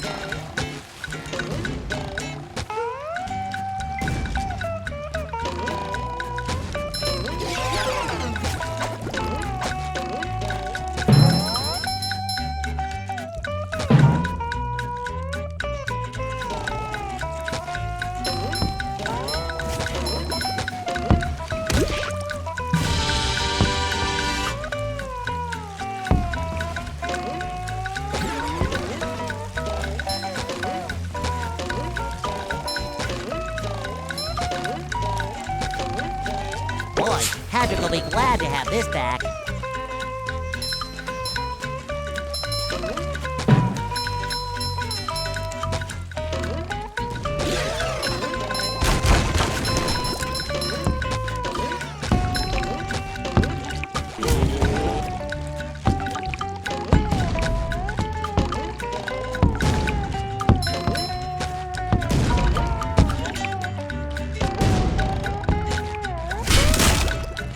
Gary, what's shaking? Meow, meow. Wow, A bungee jump for a golden spatula! I must be in heaven!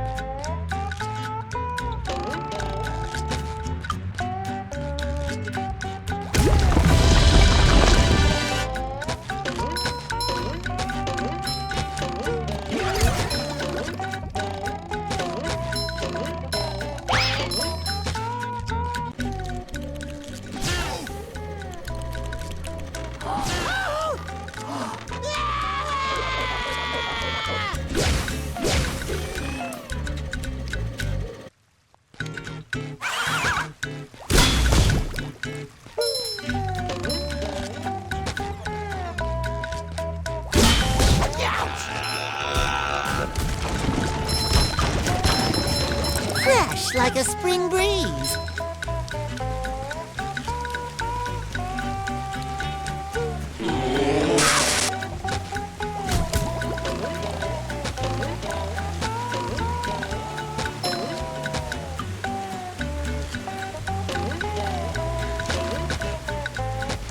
I feel like a new sponge.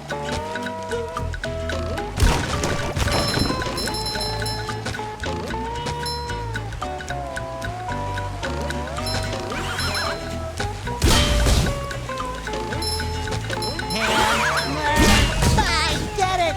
Just my size.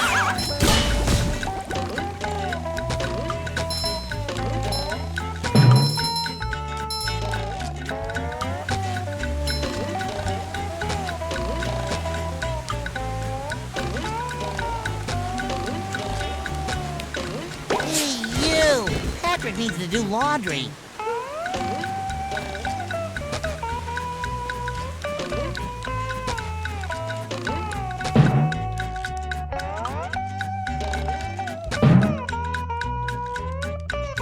It shines!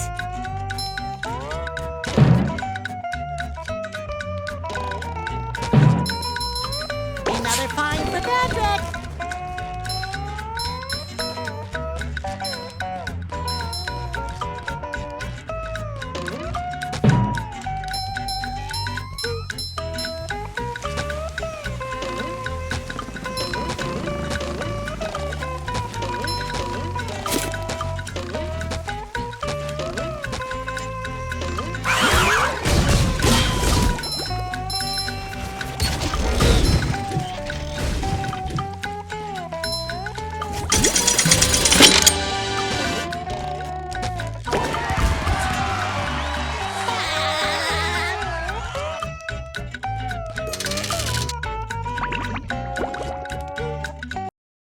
Wow!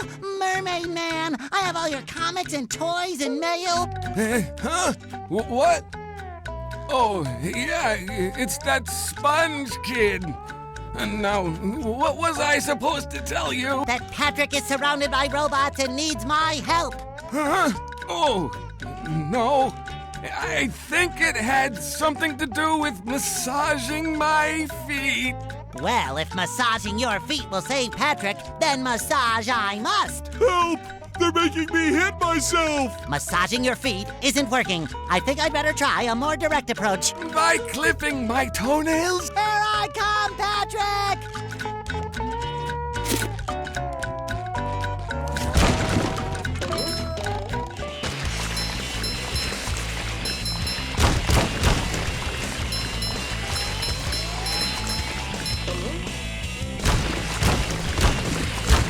I love opening presents. Hey, you! Patrick needs to do laundry. That was a ton of fun! I should do it again sometime. Boy, Patrick will be glad to have this back.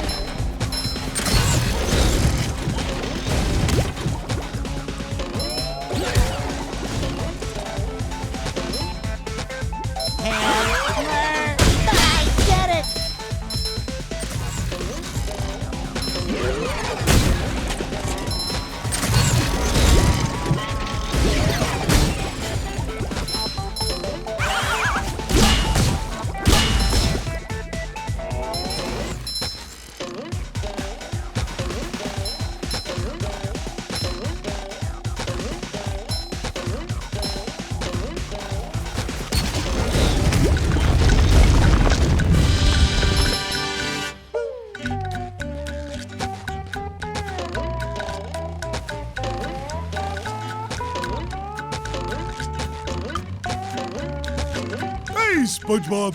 Whew! Thank goodness you're safe, Patrick. Well, of course, SpongeBob. Why wouldn't I be? Well, the robots and the... Oh, yeah, I found this for you. I don't know what it is, but it looks important. Thanks, Patrick. I tell you what, all that running around has left me pooped. Why don't you continue on for a bit? Okay. Oh, boy, oh, boy, oh, boy.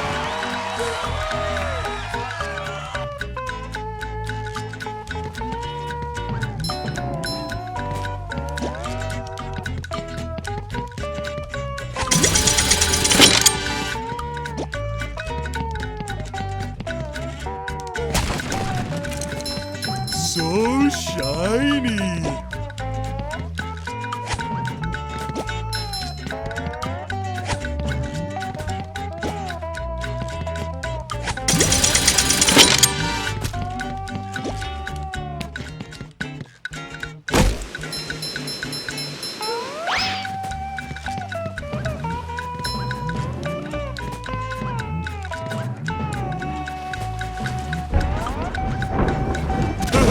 It went boom!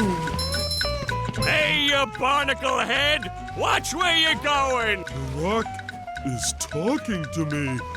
Almighty Rock, I am at your command! Down here, you big pink lummox! Oh, hi there, Mr. Plankton. Are you going to vaporize me today? So very tempting. Unfortunately, I found myself in the undesirable position of having to assist you. I was in an undesirable position yesterday, and now my neck hurts. Heed my words, my large future minion. Go into Jellyfish Cave. Follow the instructions on the signs that you see. At the end of the caves, you'll still be a big pink idiot, but you'll know enough to help defeat the robots and get me back into the chum bucket. Well, then will you vaporize me? I might spare your life so I can force you to work in my sweatshop making low-quality design and knockoff wallets. Oh, thank you!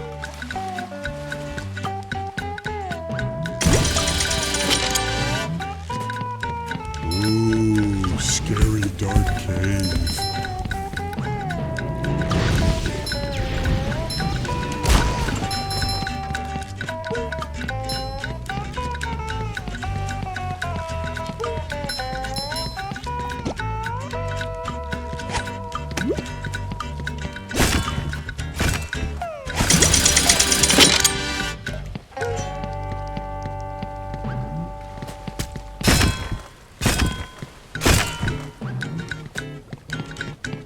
Whoa! That's much better.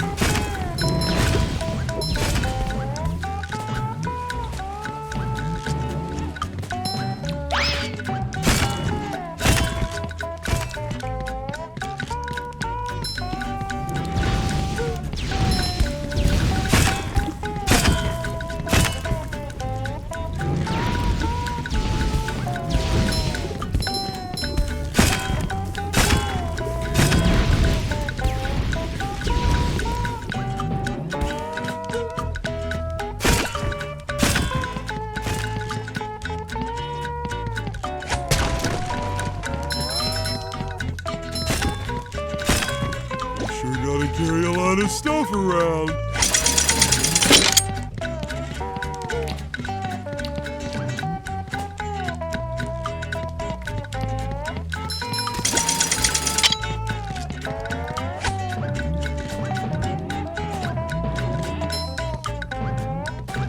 Oh goody, another one!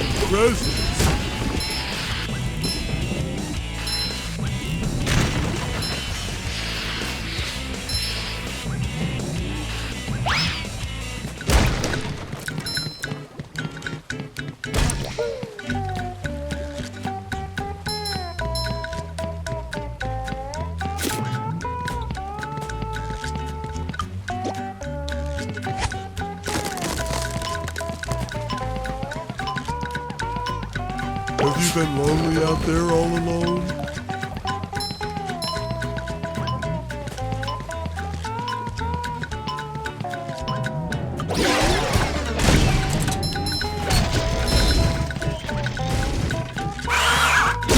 Oh, again!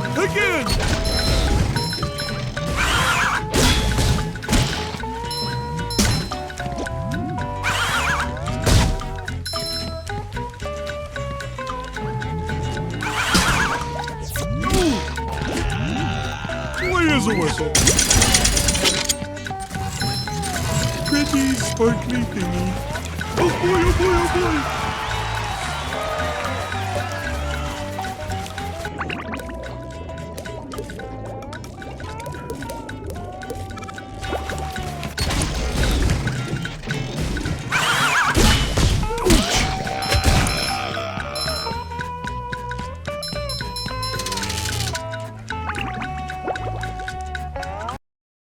Ahoy there! Squidward tells me you're looking for the king jellyfish. Yes? Good thing, too. That monster has been stinging all my good customers in their poop decks. I hear that you can find him up top of... Oh boy, Mr. Krabs. I'll see what I can do.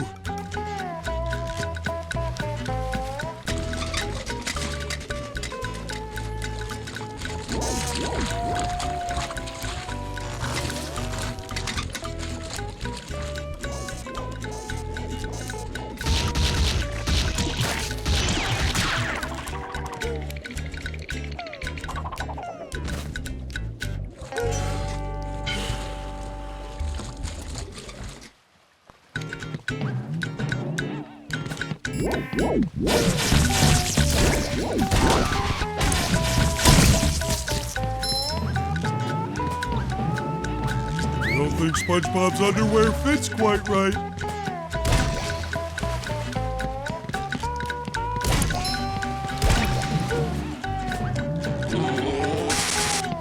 Hello, Mrs. Pop. Hello, Patrick.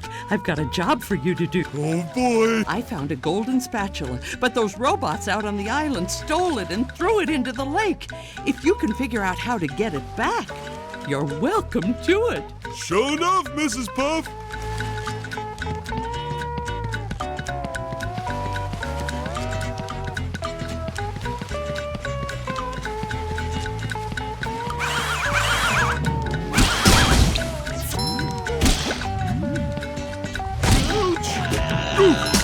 Hey, my back feels better.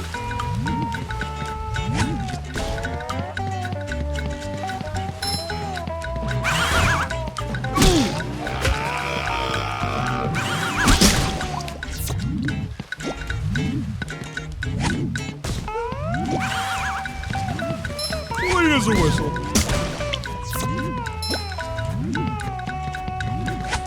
That's much better.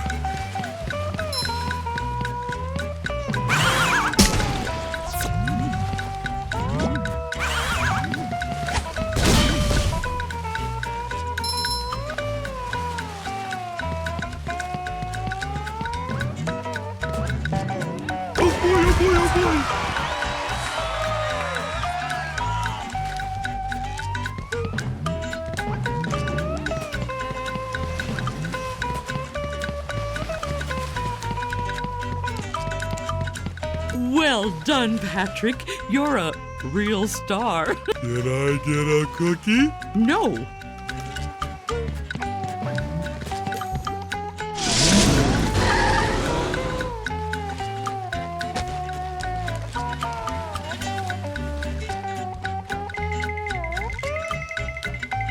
I love opening presents.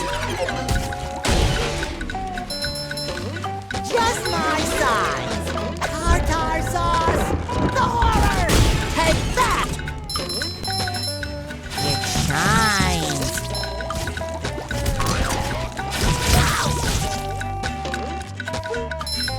Fresh like a spring breeze.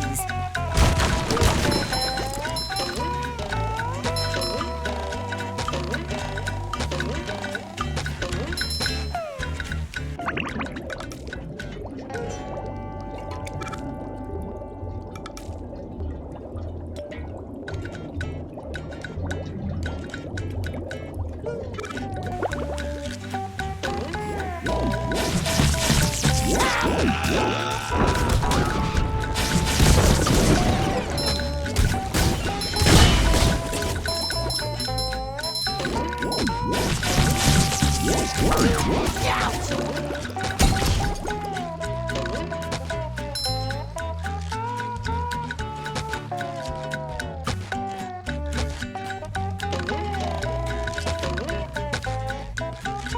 feel like a new sponge.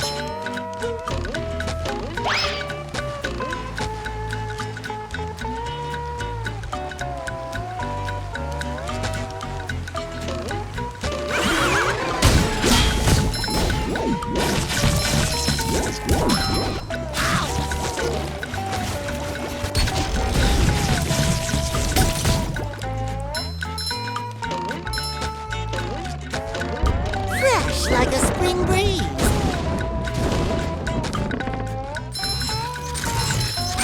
I feel like a new sponge.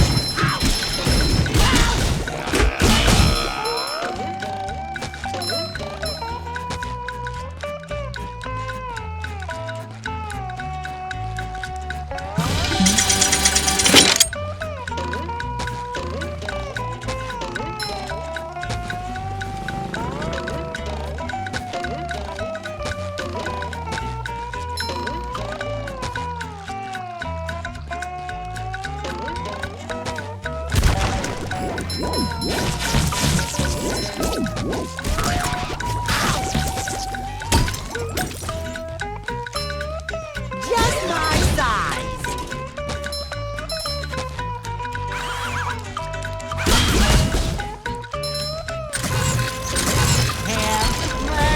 I get it. Fresh like a spring breeze. Kerplooey.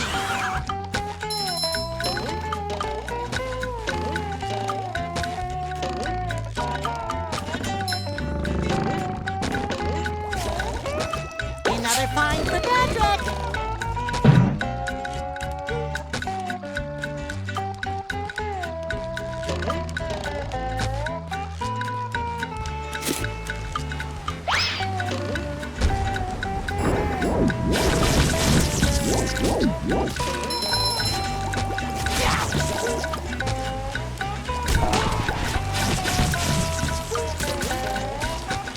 I feel like a new sponge.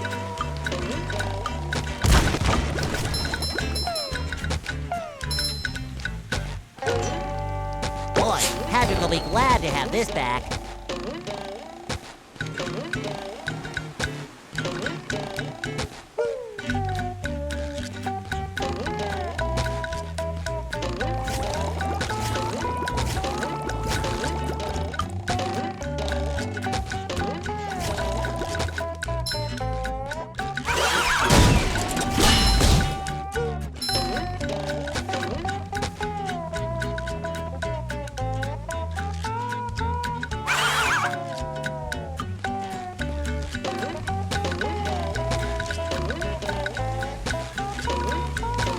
Fresh like a spring breeze.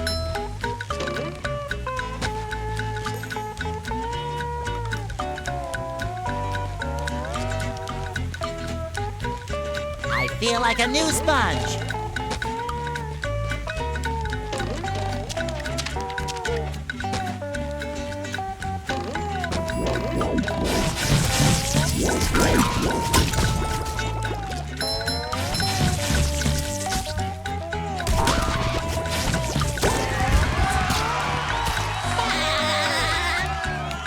Tartar sauce! The horror!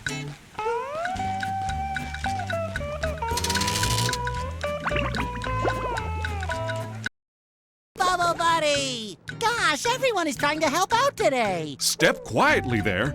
That king jellyfish is just up at the top of this path. Thanks, Bubble Buddy.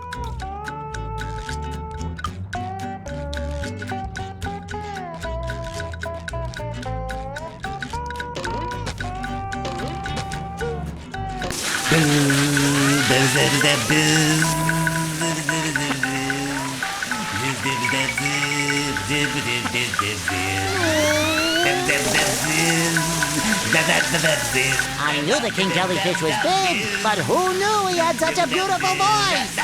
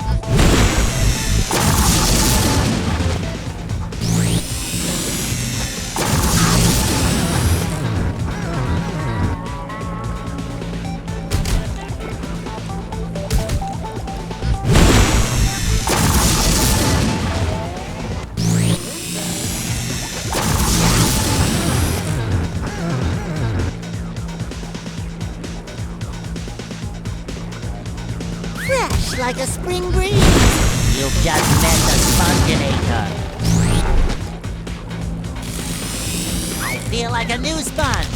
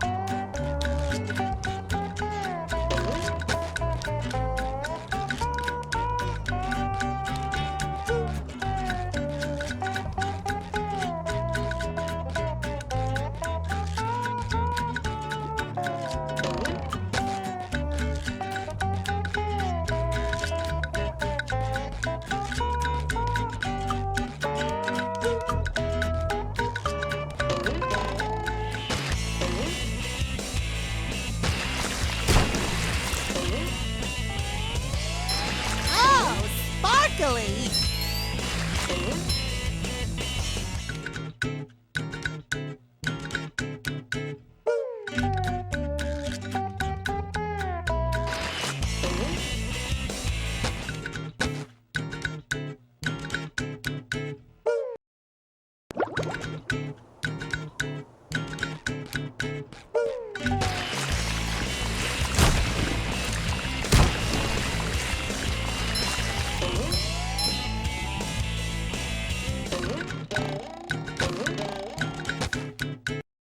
Go, SpongeBob! It's your birthday!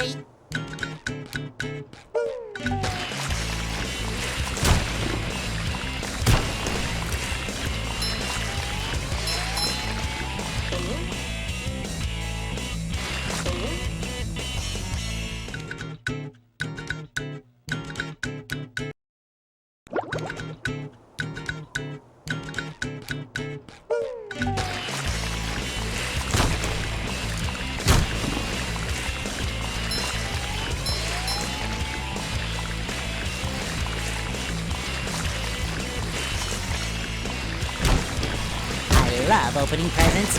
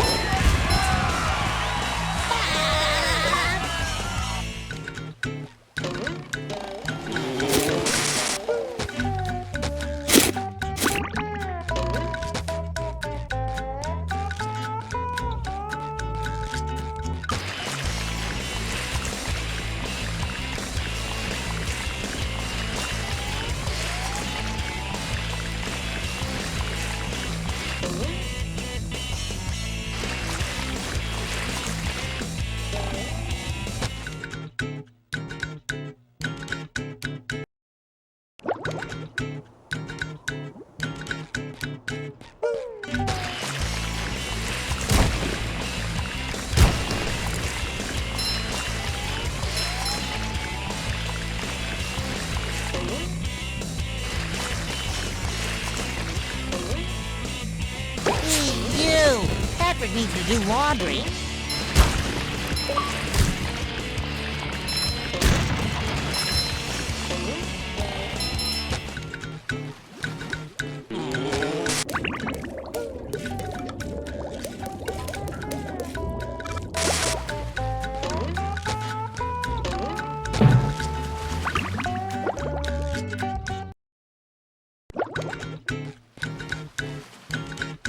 Oh, yeah.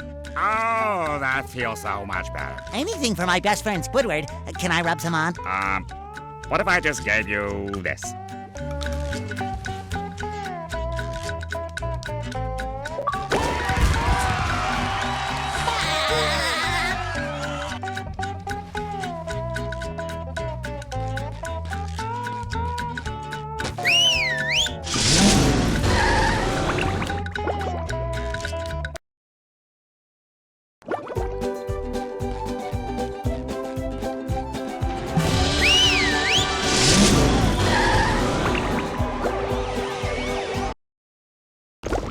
Downtown Bikini Bottom, once a bustling metropolis, now a debris-covered crater.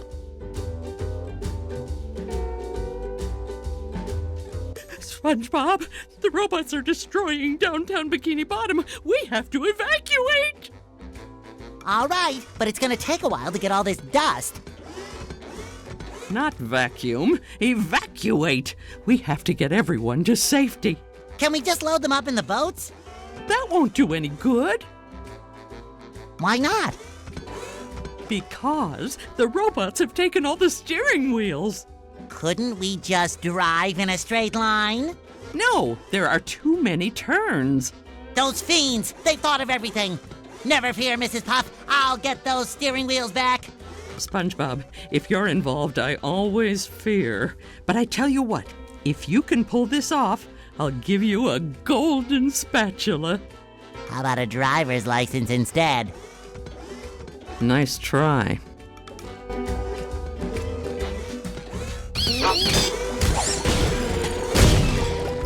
Cha-ching!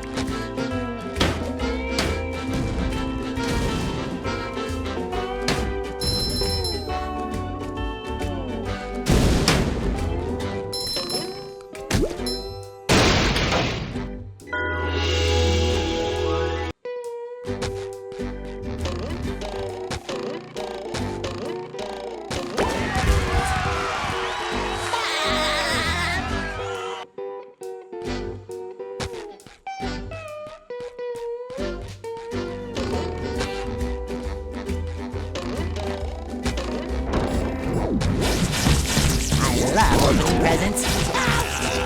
Fresh like a spring breeze. Another find for Patrick.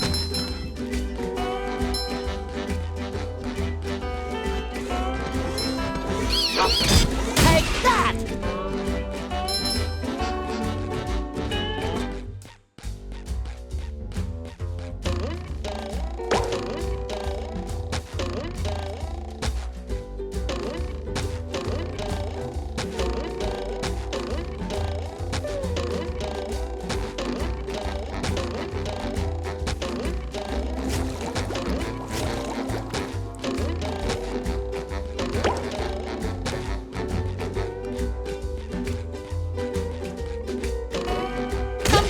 pushing a simple button is the most satisfying.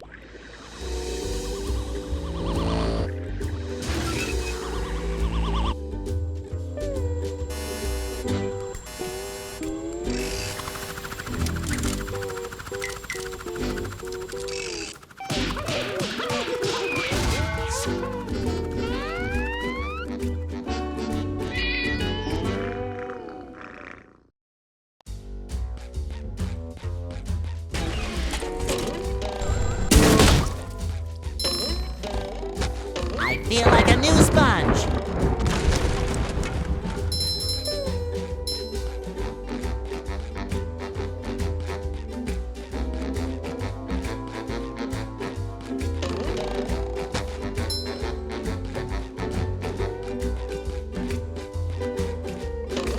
Somehow I don't think he needs a hand.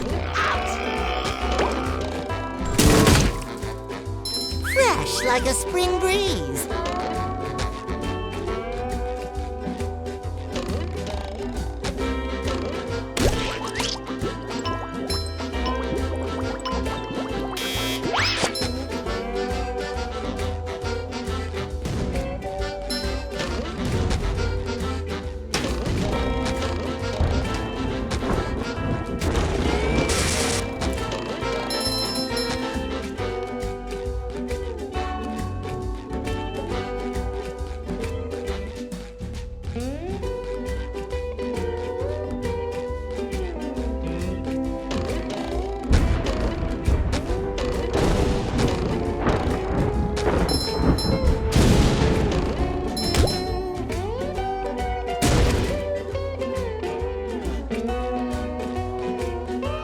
Bringing it around town.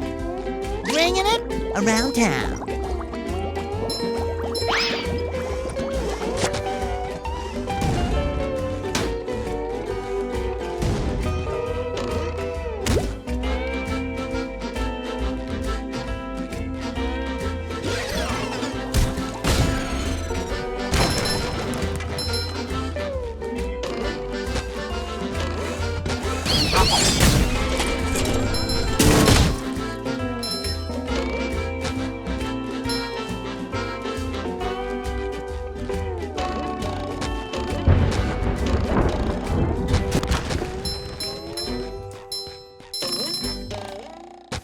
Boy, Patrick will be glad to have this back.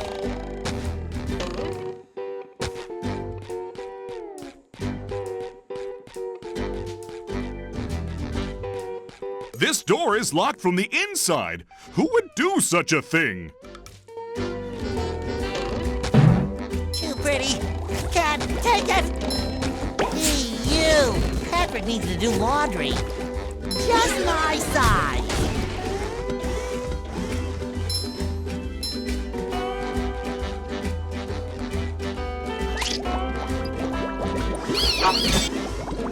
Hi, Gary. Meow. Yes, thanks for noticing. I have been working out. Meow. Not done?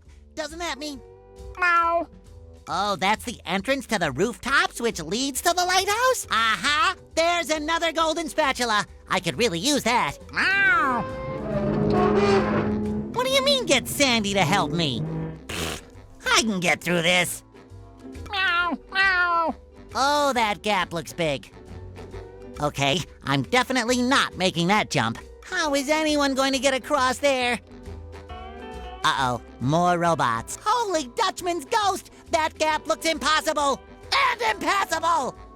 Okay, I'll go get Sandy to help me.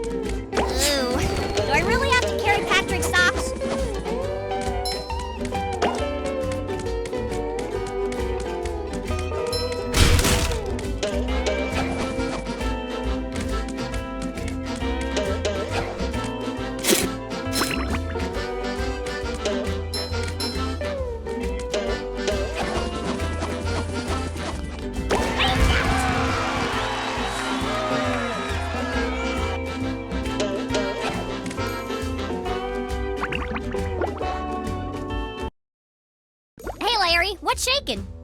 Sandy! Boy, am I glad to see you. I need your help. My TV reception has been terrible lately. I need to have someone replace my old antenna with this shiny new one. Yes, sir. That there antenna is shinier than a $3 bill.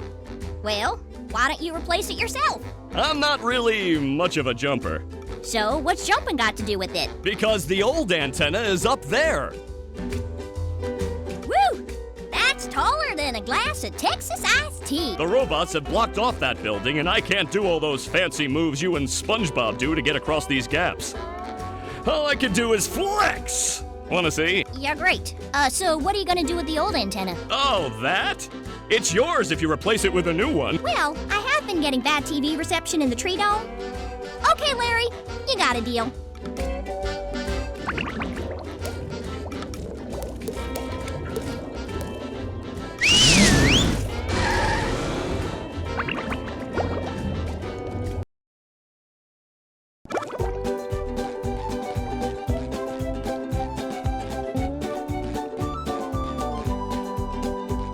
Wow, SpongeBob, you found some! Now they're back home, safe where they belong. Here's your golden back scratcher. Spatula. I don't speak Italian.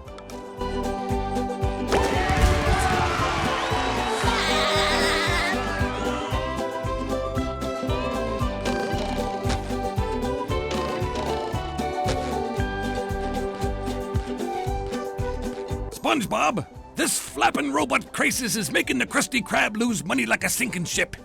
No money means no more Krusty Krab. No more Krusty Krab means no more fry cooking for you. No more fry cooking? But because you're gullible, I'm gonna help you out. And of course make a small profit in return. I've got a few golden spatulas that I'll be willing to trade to you for some of those shiny objects.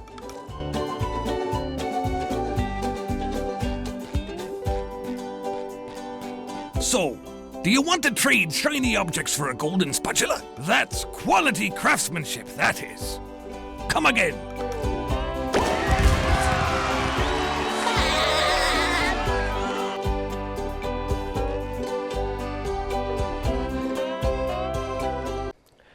Welcome to the Infinite Podcast. My name is Carlos Andres Ruiz, and today we have another guest. I am not with my wife, but she is in the control room, so shout out to Mel, who is blessing us with her director skills.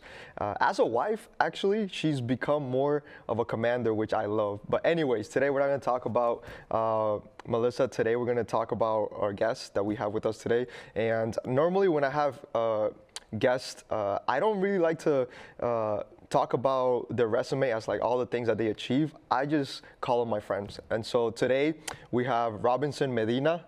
Robinson, welcome to the podcast. Oh, thank you for having me on your space, bro. Appreciate it. Absolutely.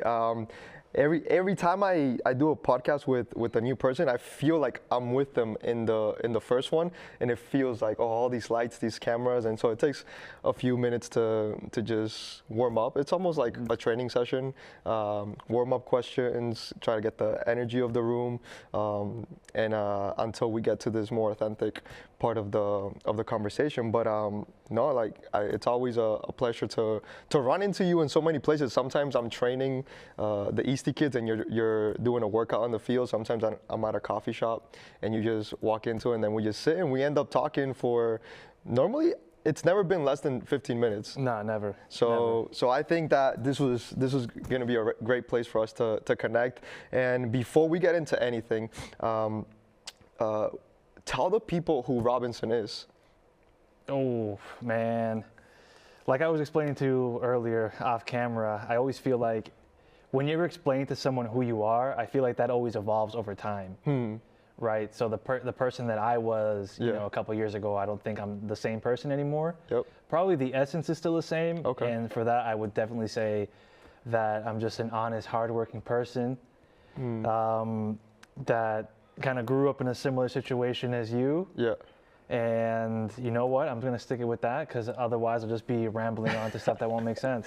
Honest, hardworking man. I think just about every conversation that I have with you, we end up talking a little bit about work, and I've never heard you be at a place where you don't want to work. You're always asking like, yo, is there another job? Is there something that I can do here? And then it's a combination of like you wanting to work and you wanting to do something meaningful, which is something really unique to you, that even though we don't spend a lot of time together, all these episodes that we run into each other, that essence does remain. And so I agree. I appreciate that about your essence. And you said something about that you had a similar upbringing to me. Say more about that. What does that mean?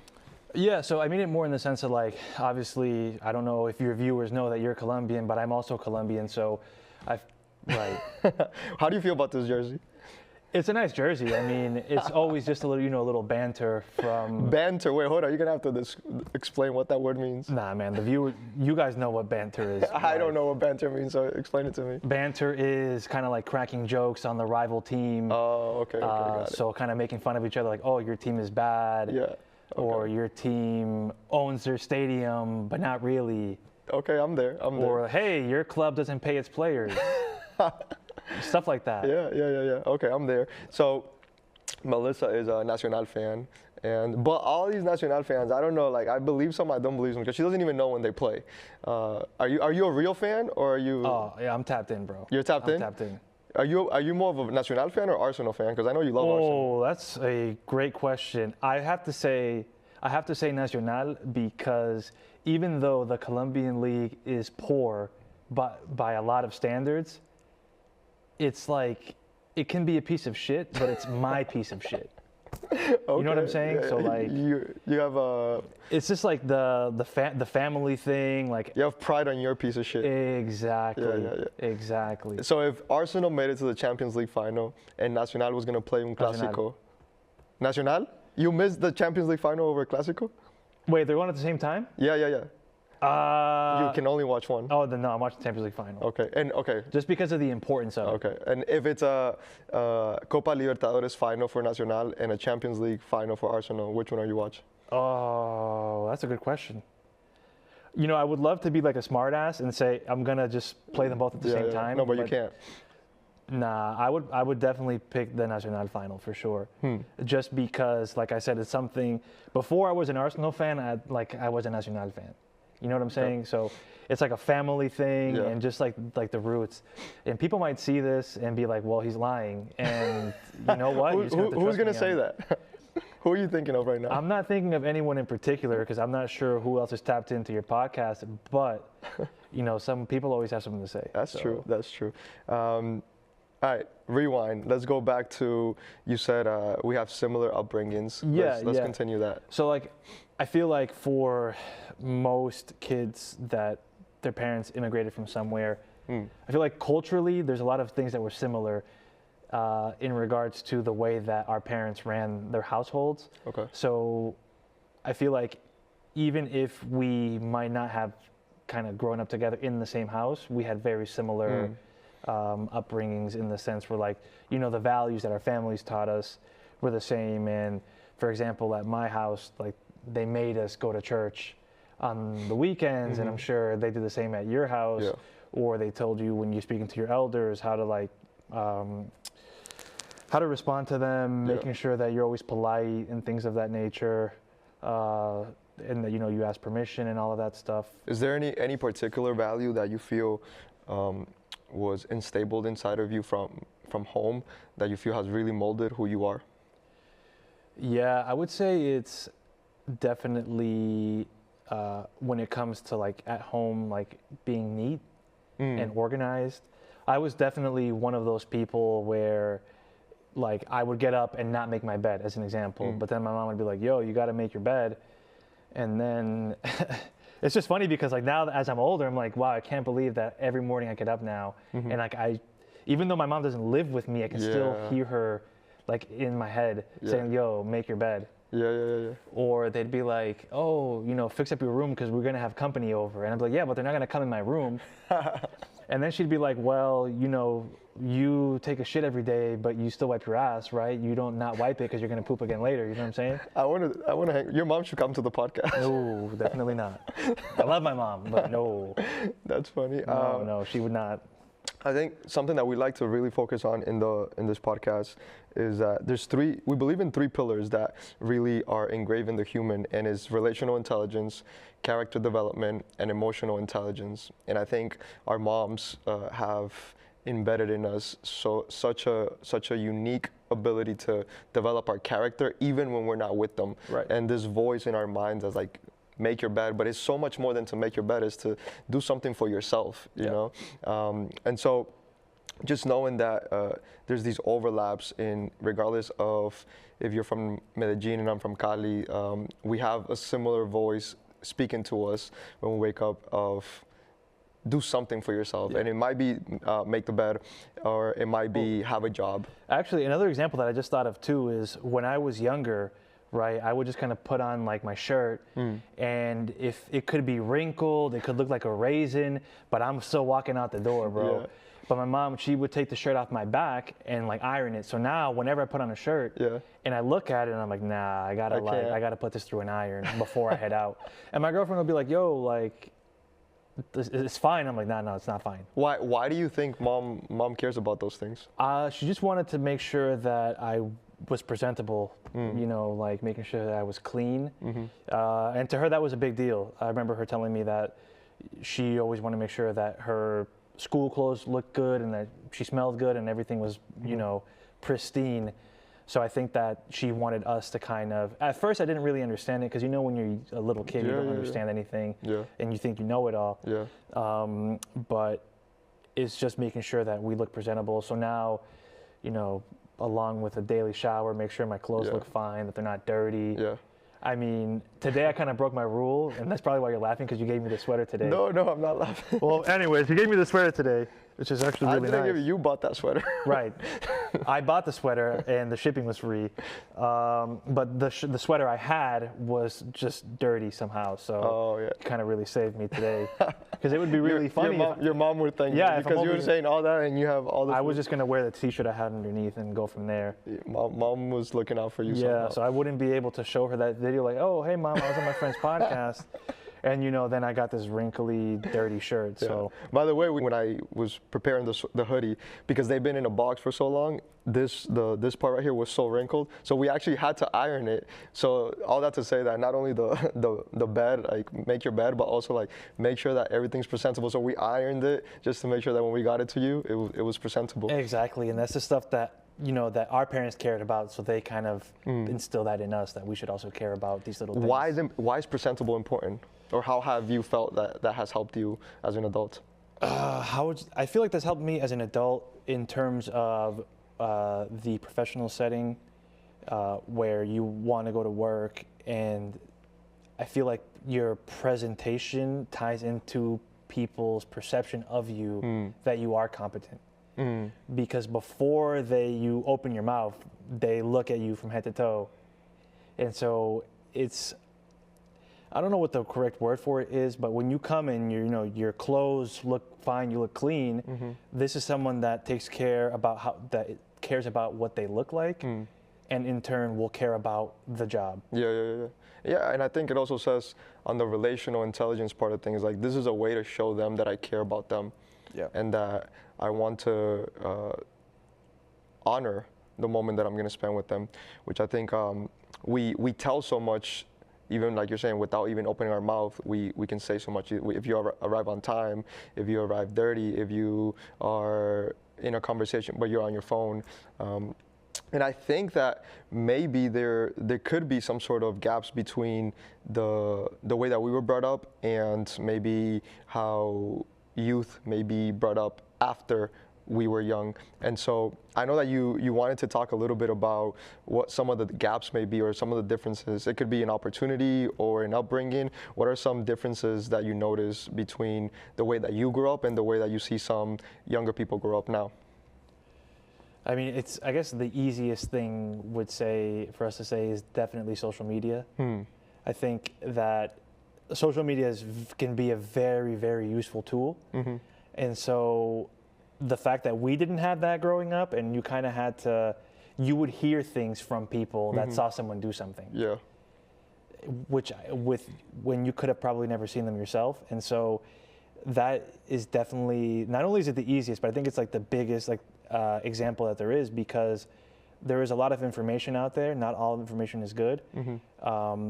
But I think if we would have had the same information, we might have turned out a little different. How so? In the sense that, speaking for myself, as a little kid, I was very impressionable. So you see so much stuff like within seconds, just either scrolling through whatever social media platform you use, that you're just kind of like receptive to everything. And not all of it is good. Yeah.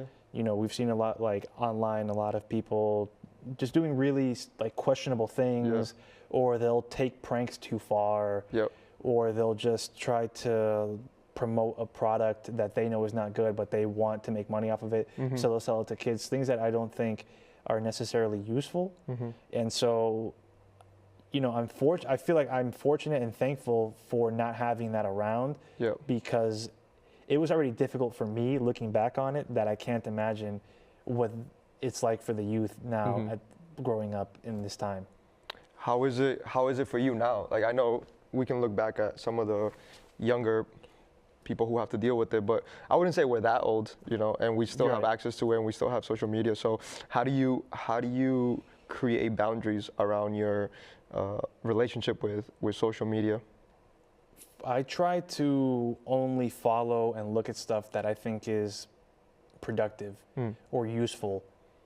A lot of times it's mostly just like, pranks, which are funny sometimes, but I just don't want to have, my feed being of pranks. Or when, at first I feel like social media was just to catch up with your friends, to see what they were doing, or people that you haven't seen in a long time. And then it just became to all this content consumption. So I try to keep the content to just stuff that I think is useful, whether that could be, like highlights of games, of, various sports, or maybe it could be coaching tips or stuff in the gym, or tips for when you're running or lifting, and not so much, like I said, pranks or, just half naked women or naked women. It's very easy to kind of fall into that trap of just like, it's that dopamine effect, man, where you're just kind of like sucked into it and you keep wanting more and more. And then you sit there and you've been, is it death scrolling is what I think it's called? It's been 30 minutes and you haven't really done anything productive besides. And then you feel like shit. So then you're like, all right, I might as well just keep going. And next thing you know, it's another 30 minutes. I think there's this gap between the younger people, or the people that are right now growing up with social media, and us, and we had so much space to fill, and we would end up finding ourselves on the soccer field, or even if it was in video games, you were playing with someone or against someone, and you would find yourself at a friend's house, or you would find yourself, I don't know, just going to eat or doing all these different things because we had space. And I think going to the movies was a big thing. Going to the movies was a big thing. And so we had to solve space. And maybe our parents were working too much, and not too much, they were working as much as they needed, for us to have enough. And so, again, all of our ecosystem had created an abundance of space that we needed to fill. And I think now the dilemma that maybe the younger people have to deal with is access. And so you have excessive access to a world of things. The same app can get you all of this information to make you a better athlete, a better academics, a better how to eat better, and that same app can do the opposite to all those. How if you fast forward into the future and you have a kid? Hold on, before we continue with that, let me ask you this. So you work with youth more. I mean, I don't work with youth at all. So you work with youth. What do you think is one of the biggest differences from, I guess, how the people within our age group grew up versus what kids or the youth is dealing with now? Like, what is it that you see that's different? Like, they don't listen, they think they know more than they need to, or That's a attention span? Yeah. That's a good question, because I don't think that there's a difference in the human intrinsic. I think the younger me and the me's that I work with now, they all want it to belong somewhere. They all want progress, and they all want meaning. And so it's just a matter of the incubator in which they are in now, how they get those. And so, for example, our desire to belong, we would meet it playing in the street, but perhaps now the desire to belong, you meet it by posting something, and if somebody likes it, then I belong. And then the desire to progress, you progress on the building of your Instagram profile by posting more pictures versus like I'm progressing in soccer, or I'm progressing in academics, I'm progressing in helping my parents. And so I think that the human actually doesn't change much because they have those three intrinsics. It's just a matter of the amount of things around it that allowed them to fill those things. And so it becomes, if I identify that there's a player that is on a deficit on belonging, then that may be a player that I check in on a little bit more. It might be a player that, if we're doing content on the soccer field, that might be a player that we have more videos of, so that if he does spend a lot of time on social media, at least he's feeling that he belongs somewhere because he sees himself, as opposed to try to go and find other places to belong. And then if he sees that he's playing soccer, then it reminds him like, oh, this is what I do. This is the people that are with me. And so offsetting where they fill themselves from. If I see, for example, a player that has a deficit in, let's say, progress, and they feel like, and you can see it in many different ways. Like you could see a deficit in progress when there's a player that they think they're too good. And so, for example, I don't know if David, one of the players from East Boston. I've seen them. I don't know them by name. Yeah. So there was a moment a couple years ago where, like, ever since I first met him, I knew that he had so much talent. And so sometimes when you're in high school, there's not enough talent to play against, and so. In a moment like that, when I identified that, I hit him up like, hey David, come play at Beachmont. And I put him in a space where he was not going to be the best player, and he was going to have to not just be skilled, but think quicker and be more aggressive and play with adults. And so I think having people that are able to see those things and put you in those places that meet that need of, I need to progress, versus, I remember the car ride back, he was telling me, he's like, oh, I have an offer from MLS Next, I have an offer from this, I have an offer from that. And there's all these businesses trying to offer him something to progress, right? And then there's this one moment that he gets to spend with me and some other adults where he also will meet that feeling of progression. And at the end of the day, I don't know how he took that day that we got to play in a different environment, but I'm under the impression that he felt a little bit more challenged. And I think that for sure, that might be something that maybe we offset in this reality that you don't have the ability to feel more challenged because you can hide behind the screen, and you can hide behind only posting the good moments, and having people around you that identify that and put you into these environments. So I would say, I guess, to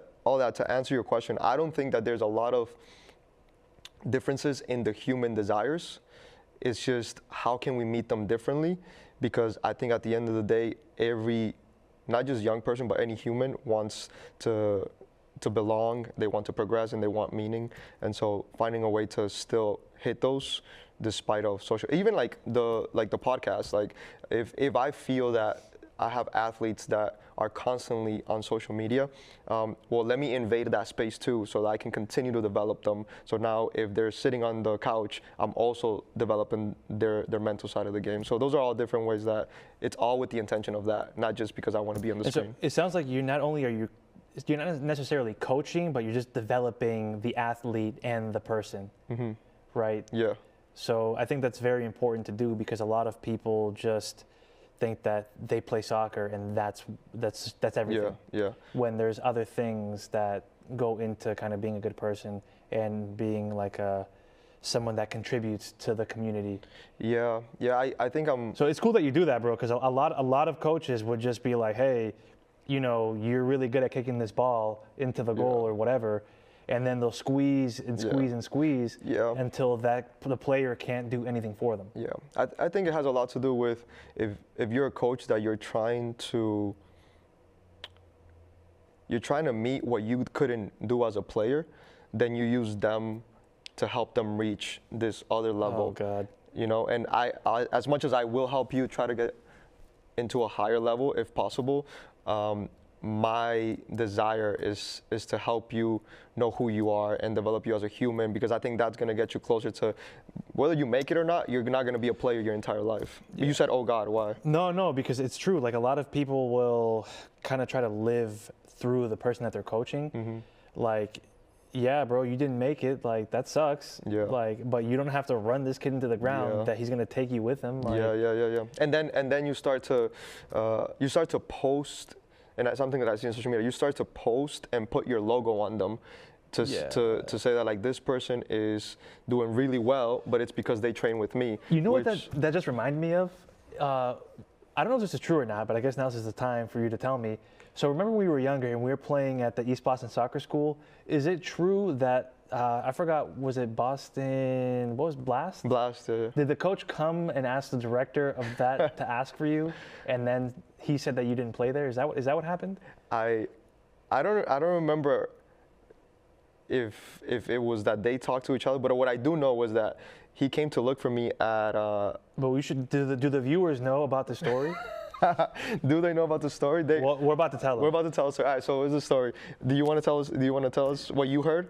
No. Okay. So we played at was it East Boston Soccer Academy? It was at yeah. It was at LaPresti Park. It was at LaPresti before it was like a turf field. It was some shitty grass field. Yeah, it was grass. That was dirt in 95% of it. So they had like a soccer school, but I don't even know if that was actually a school or not. I don't know what they called it a school. Yeah. And Carlos played there, and if anyone has played him, he was like a very, very talented young player, and so he was lighting everybody up. And so I think that the director of it knew that you had a lot of potential, and he didn't want to give you up. Honestly, I don't know what drove that man to do that, but the story was that this coach from Boston Blast, who I don't think exists anymore. No, yeah, I think it's Vallejo now. Oh, is it? Yeah.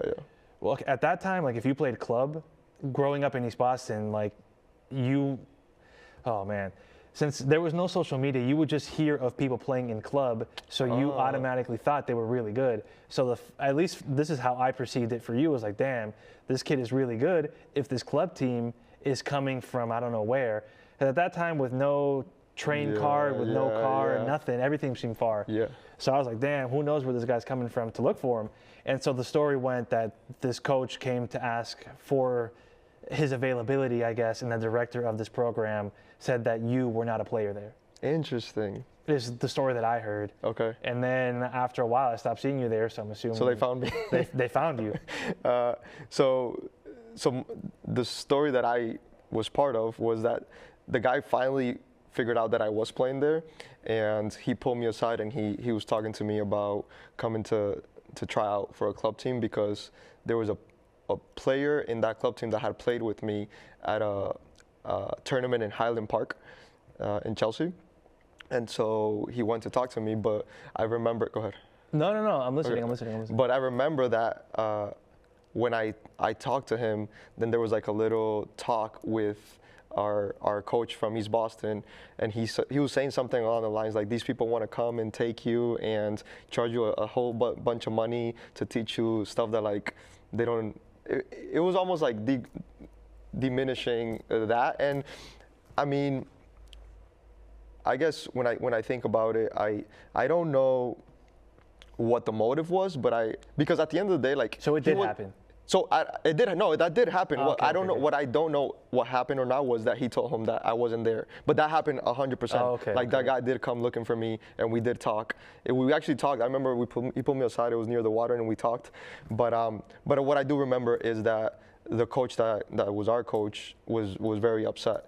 And but I would love to reconnect with him and ask him, because I was too young to ask and think. But because it wasn't that he was gonna lose my money, because I couldn't even afford to like, I remember I would give them, so the players that couldn't afford it, we would give them our ID, and then everybody would give them the ID, and in order for you to get your ID back, you had to give them, I don't know if it was $5, whatever it was, to play that day.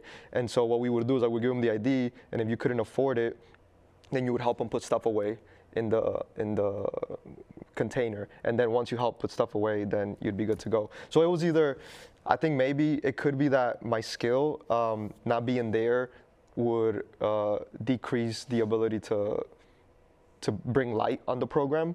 But yeah, I don't know. But that story did happen. Man, I think that you should not look for that guy just because, man, you heard, like, I heard some really unflattering stories about him. Yeah, and me then too. after, you know, after a couple of years went by, a friend of ours, then he told me that he does that to people. Oh, really? We'll be like, nah, like, why are you gonna go play with them when you're part of this group? Yeah. And he tries to kind of like guilt you into or making you the bad guy for leaving. Yeah. And also in hindsight, I think that like school was low-key a scam, just because we didn't really like challenge ourselves by playing anyone. It was always like in-house tournaments. Yeah. And so I don't think that system would necessarily work now. Yeah. You know, we didn't even talk about this, but I've known you for how long? Like a while. There's a picture that you always sent me. Yeah. So you should probably put that in the notes too. We'll put it on the screen. But it's a picture that you've sent me of us playing at the Umana. Correct. What do you remember about that picture? We were like 10 years old. What I remember is that you carried the team for nah, maybe. Actually, no. I'm not gonna say that because some people that we still know that were on that team are gonna be like, nah, he didn't carry it. But I mean, I was not that good. So to me, it felt like you were carrying us. And then since we walked home from practice, I was like, yeah, bro, you carried us. So thank you for that. That was probably the first trophy I ever won. Yeah, So. I remember. Yeah, I love those memories of the tournaments there. I remember my dad would like be on the sideline, and when I would score in the final, he'd like run into the field, and I would celebrate with them. But yeah, no. Back to the coaching conversation. I think it becomes really dangerous, not just in coaching, but anytime that you're walking into a profession or a career from a deficit. You're trying to fill something that you couldn't fill yourself, and then you start to try to fill it with the next thing that you create, as opposed to, okay, this stage of my life is done, and how do I pursue the next thing that gives me meaning?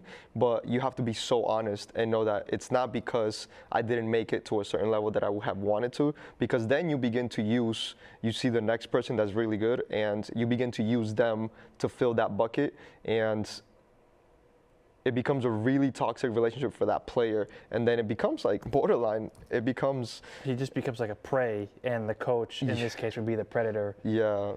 So it goes. It can be really, and I don't think that he did it in a really under-resourced space, but I think it's not different from how clubs do it. Like, I think the reality is that they're doing the same thing, just with more resources and more money. A lot of coaches that wish they would have gone to a higher level, and now they're using kids to perhaps try to get them. And then what becomes really... Wait, did you feel like that? Did you feel like where you were kind of not being, I don't know if being used is the right word. So like, how was it for you? Like, you're obviously playing in East Boston, which is a very small community at that point. Then you all of a sudden leave, and then it just gets different in the sense like you're no longer in like this like Latino populated area. Now you're outside of what you're used to. Did you kind of feel like the first coach was taking advantage of you, and that the second coach came to save you, or did you ultimately kind of feel the same way? Or you didn't care because you were just playing and it was just a good time? If you asked me then, I was just playing and feeling my desire to be accepted and validated through my skill. And so if you ask me then, that's what my answer would be. I think if you ask me now, I think that regardless of how you want to place it, the sports world or just any professional world or any world is very transactional. And so they will treat you really well as long as you're adding value to their logo. So for me, I would go into a club, and it's not to say anything wrong, like all the coaches were very good to me, and they allowed me to, knowing my lack of resources, they allowed me to play for free. But at the same time, being aware that you're not actually playing for free.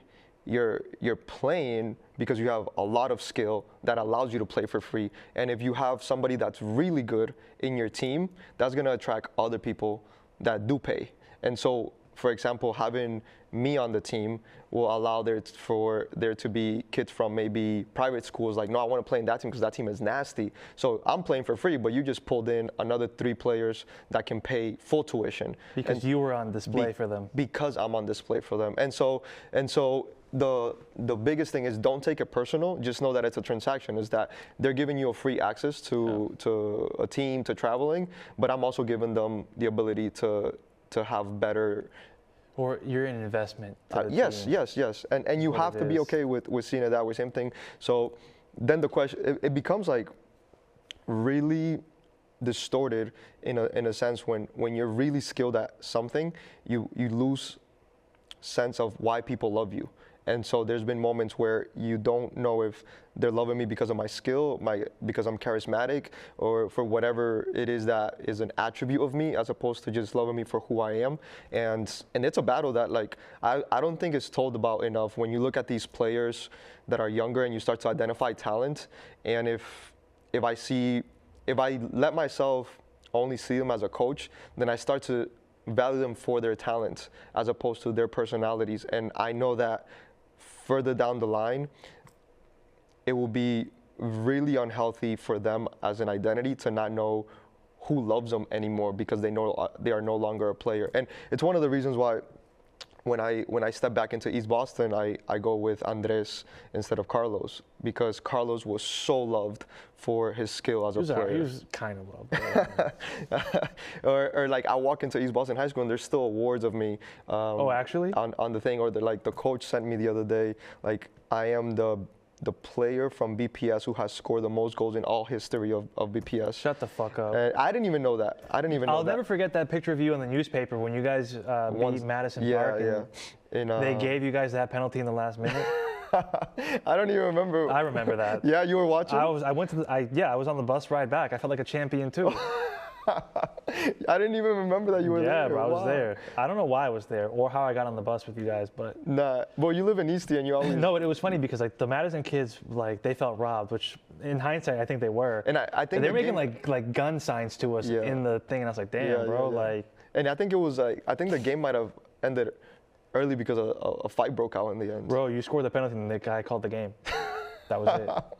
And the penalty itself was already questionable, and I was like, ugh. Yeah. So- Yeah. So I think I really want to create a. Wait, how many goals did you score? That you're still that, bro? There's no way. That's what I thought. That's what There's I thought. no way. That's what I thought too. But I'm not saying that you couldn't have done it, but I think that there's been a lot of talent. Well, I wasn't even a striker, That and too. I know players that are significantly better. Like there was a guy from Boston International, Wilito Fernandez, where Oh, I like, saw him on the newspaper too. yeah, like I would never compete against him when it comes to scoring more goals, scoring better goals, being a better striker. You scored more goals than him? But it's probably because he played less. Like if he would have had all 4 years, he probably would have. Right. Yeah. So he probably. But on stat, then you see that. You know what? You know, I just remember too. I went to a lot of your games because I went to my school was not good at that time. But man, shout out to your coach because he had this really strange tactic where if it was really windy and you guys were attacking against the wind, he'd make you be center back. Yeah, I remember one game in particular. And then I was like, bro, what are you doing? And then you kind of looked at me and looked at the coach, and then you tell me to look at the wind or to feel the wind. And I was like, this is stupid. But yeah, I mean, shout out to him. I mean, you guys won, I think, but what a strange tactic. Yeah.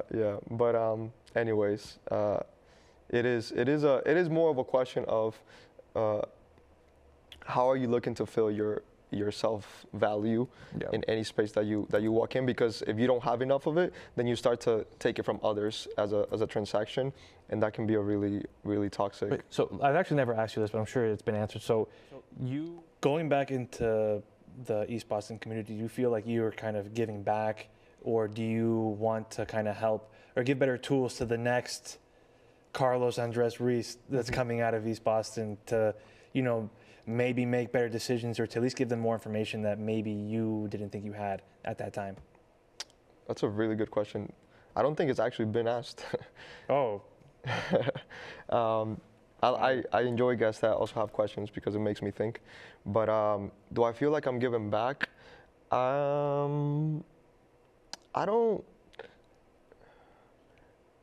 I think inevitably I am, because whatever I gained, I am bringing back to bring into a space that maybe they wouldn't have. Like for example, the drills, the awareness, the the IQ and the development that maybe you would need to be in a club or go to college to be able to have access to those. And so I'm able to bring that back. But honestly, on a decision making level, I always make my decisions on individuals. And I remember that I went to my sister's graduation, and the guy who's the coach now. It was so weird seeing her as like an adult now. Yeah, It's so strange. Well, I still don't see her as an adult. No, that's valid. She just probably doesn't know who I am, but I remember seeing her and it's just weird because like I know who she is and I'm just like this is so strange. Yeah, so I remember she was I'm gonna brag about her because she's my sister, but she was valedictorian. You have to. And so I was watching graduation and watching her speak as valedictorian, and someone had to get all the brains, right? Somebody had to get something, But anyway, Smith was near the stage, and then I saw him and I went to say hello to him, and he said that he was taking on the soccer team. And I remember that when I was a student, he was my favorite teacher. He was my math teacher, and he had an amazing ability to make us forget about time and teach us math. And that's tough to do with math. And someone who I would sit there and I can't wait for the school day to end because I'm gonna go play soccer. Soccer's my thing. Yeah. He made me enjoy learning in a unique way, and that was the first thing that got activated inside of me. I was like, oh, I can work with Jason Smith for however long we may be able to do this. And on top of that is soccer is something that I like to do, and so that was the reason that I took on the role to just do a project with Jason Smith. And then out of that, then there is an overflow of, okay, I am giving back to younger versions of myself, but and which I'm very grateful for. But again, yeah, it's just on a personal level. And it's cool to see like that the few games that I've gone to, like I see that they're really organized now. I don't know how much of that is like you guys together, how much is that your input, how much is his input, but the way that the boys playing, like it's good. And then I've seen them put in an extra work, so I'm not sure how they're developing, that mindset to kind of keep working. So you guys either at the field or in the gym, and if you're in the gym, re-whack your weights, please. Gotta be respectful of the equipment. That's our left back. The left back and the right back. I've seen both of you guys. Please re-rack your weights. Thank you. That's Freddie and Sapo Julian. Yeah. They seem like good kids, but yeah. But yeah, no, I think the biggest reward is to see how much they want to work on the craft outside of the season. I remember when I was there, I would only think of East Boston in the fall. And we have created an environment where somewhere in your mind you're thinking about your high school and your peers, and I need to get better for them, and so that the fall is the best fall possible in the winter, in the summer, because not to become a better soccer player, because in the same way that your mom asks you to make the bed because it's going to give you some sort of principles that's going to help you in the real world, trying to help them understand that the way that you prepare for anything is going to be the way that you will be successful, and the only way that you're going to be able to grow, and the only way that you're going to be able to build character. And we just get to use soccer as the excuse, and maybe they won't even see it that way, but at least we're embedded into them the principles that life will demand of them at some point. And no, it's cool to see, man, like people putting in extra work. I mean, it doesn't have to be in like sports or in the gym. It could be, in whatever, area that you practice, that you just kind of making the time to do extra work, and that'll take you a long way. And I look at it now and like I give them credit, because at that age I was not I was not about that. I was just kind of like practice was practice, and that was the only time that I played, and I was just lazy. So it's good to see that that there's youth out there that is taking it serious. So. And I think for me is like I don't know if I would call it lazy, because I don't see you as somebody that's lazy. At that time, I was pretty lazy. But I do think when we do seem lazy is because we don't have the right person to pull it out of us, because we all have it inside of us to want to recklessly go chase something.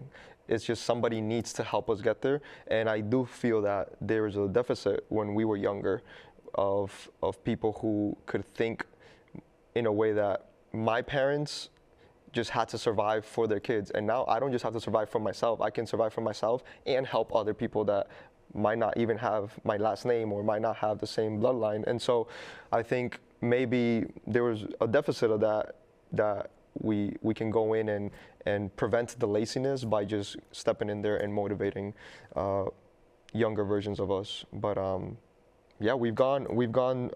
Maybe we do another one at some point. You're going to Japan? Oh yeah, I am going to Japan. On Sunday, so this had to happen today. This had to happen today, but we can definitely do other episodes. Friday. Why are you going to Japan? I want to say it's out of impulse, really, man. I mean, I have been fortunate enough to kind of go to Europe a couple times, so the places that I wanted to see, I've done. And so as I, started to get older, I was like, damn, there's got to be, the world is so big, there has to be some other place that I want to experience. Yeah. And so one day we were eating ramen, and I just told my girlfriend, we're like, just kind of like, oh, we should go to Japan. Why? Because ramen's made in Japan? Or yeah, we were just kind of like, just brought it up, kind of like some shit that you say, and then it just kind of went from there. And then, like a month or two later, we just bought the tickets, and the trip felt so far away, but like, now it's already at my doorstep. Yeah. So I'm excited. I don't really know what to expect. It's going to be probably like the most drastic time change that. What's the time difference? It's 12 hours, but like a 14-hour flight. Okay. Or something like that. But yeah, I'm super excited, and I don't really know. So we got to have another episode that is like all about what Japan is like for a Colombian. Oh, for sure, for sure. So make sure we haven't even talked about Arsenal either. We haven't talked about Arsenal. We haven't talked about a lot of things. So you gotta make a notes in your phone, and in Japan, all the things that come to mind, and then in that episode we'll probably dive into Arsenal. One thing that I always like to try to get to with any guest is, how old are you again? 33. 33, okay. Maybe we end with this question. Out of your 33 years, what is one thing that you're proud of the most? The thing that I'm most proud of is when it got really dark, I was still light. As corny as that sounds. Unpack that. So I think everyone goes through difficult moments in their life, and it just happened to be one that lasted what felt like forever. But it was very difficult, and it was not many people knew, because it's not something that I just chose to share. I just kind of kept it to myself, where it was just kind of like all kinds of stress from every aspect of my life. However, I never gave up. I kind of kept working, and I had the hope and the faith that it would get better without even knowing if it would. I just told that to myself to make me feel better. And then eventually it got better over time, but I would say that stretch of time is what I'm most proudest of. Wow. That's now we definitely need another episode, because we need to dive into that dark moments, because I think we hide that with social media right now. We only put the highlights, and our stories are never of the worst moments of our life, because then maybe people won't like us. But that's a beautiful thing to be proud of. It's funny that you say that, because this past weekend I was telling some of the players that I work with on Sunday that there's something and I don't think it's a coincidence, that our first reality is in the darkness, and we are in our mother's wombs, and it is a very, very dark place. And our last place is in the tomb, and it's that's a good one too. It's another dark place, and so I'm convinced that that's not a coincidence, and I am also convinced that the material from which light is actually visible is the darkness, and so I think we are designed to be light, and we need more comfort in the dark. And more belief that we are light. And so that is a beautiful way to finish this episode.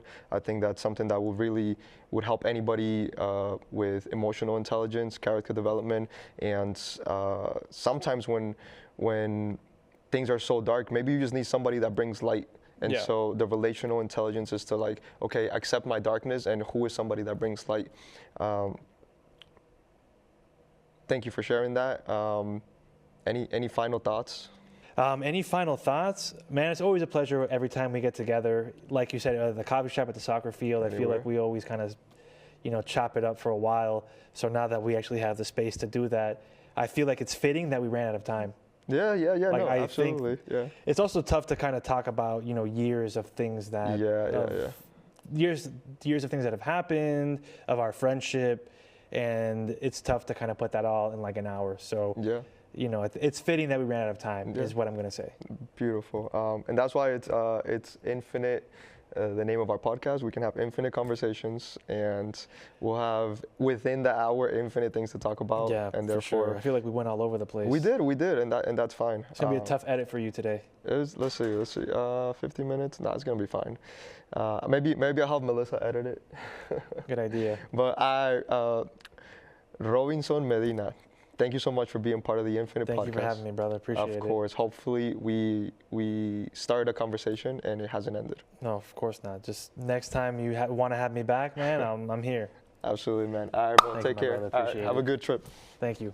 Video games have a very interesting property of being able to transport us into a different world and experience life as something else. From becoming a hyperspeed Grand Prix racer from the future to being a construction worker at an enrichment facility, video games provide us experience that we may never have in our lifetime.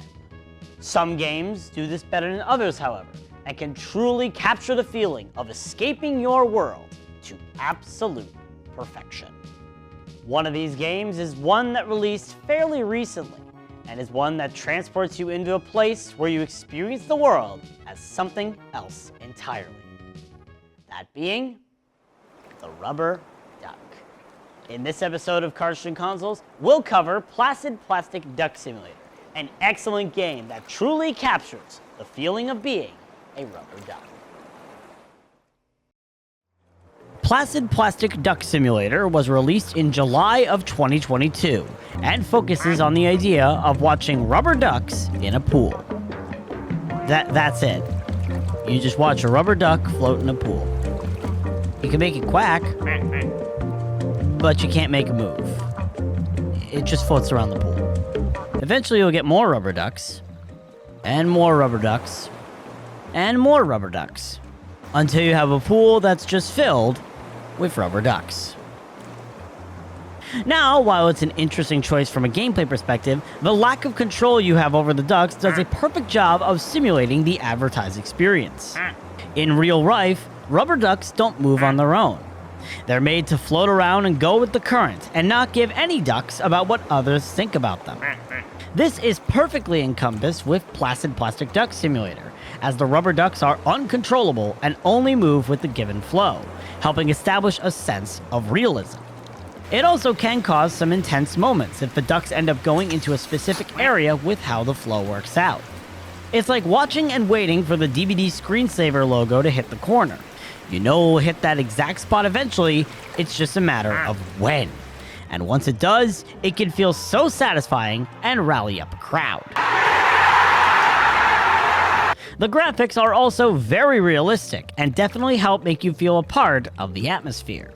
The water looks like it was pulled straight from a backyard pool with how realistic it is, and there's even a dynamic atmosphere, with pool lights turning on when it gets dark and rain occasionally happening, helping add on to the sense of realism in this environment. You also have multiple different camera angles you can choose to watch your ducks, whether following the ducks themselves or in a chair lounging by the pool. There's even a cinematic camera that turns on after you are inactive for a while that cycles through all your ducks and camera angles at random. On top of all of this, there's extra bits the game includes to help make the overall experience all the better as you watch your ducks. Some ducks have unique sound effects that play when you make them quack, and others have unique properties like being able to squirt water, turn into another duck, or being too heavy to float. You even have the ability to name your ducks to whatever you want, and there's extra achievements you can earn if something happens while you embrace the existence of your rubber ducks, whether being a plane flying overhead, a cruise ship floating by, or just a day going by in-game. As for negatives, I can't find any flaws.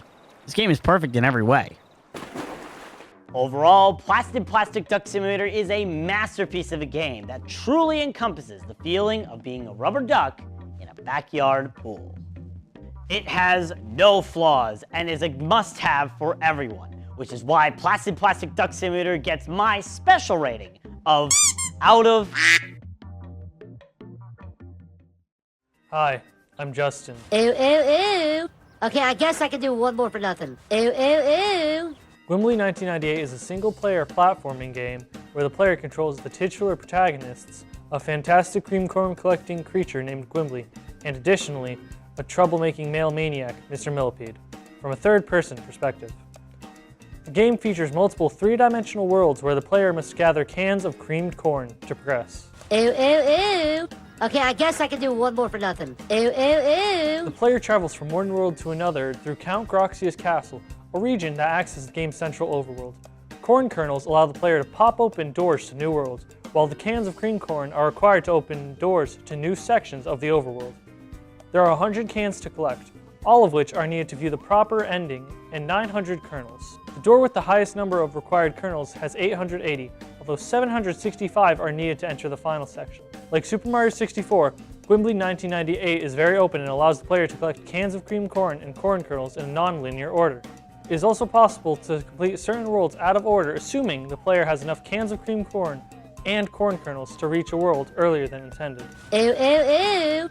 Okay, I guess I can do one more for nothing. Ooh, ooh, ooh. Each world is composed of a number of challenges that involve puzzles, jumping over obstacles, racing, creamed corn eating competitions, gathering objects, and defeating opponents. Tasks include spelling words, helping recovering drug addicts, and looking for pirates' gold. The game features action-adventure elements, and the player must often interact with non-player characters and help them. It is also possible to increase Gwimbly's magazine capacity for his Gwimbly gun by collecting empty creamed corn cans, of which there are 1 to 3 in each world, and extra lives by attaining Mr. Millipede's lost socks. Ooh, ooh, ooh. Okay, I guess I can do one more for nothing. Ooh, ooh, ooh. Additionally, found in each world are 5 bright creatures called Firefrows that Count Groxia imprisoned, and upon collecting the entire world's population, grant the duo a can of creamed corn.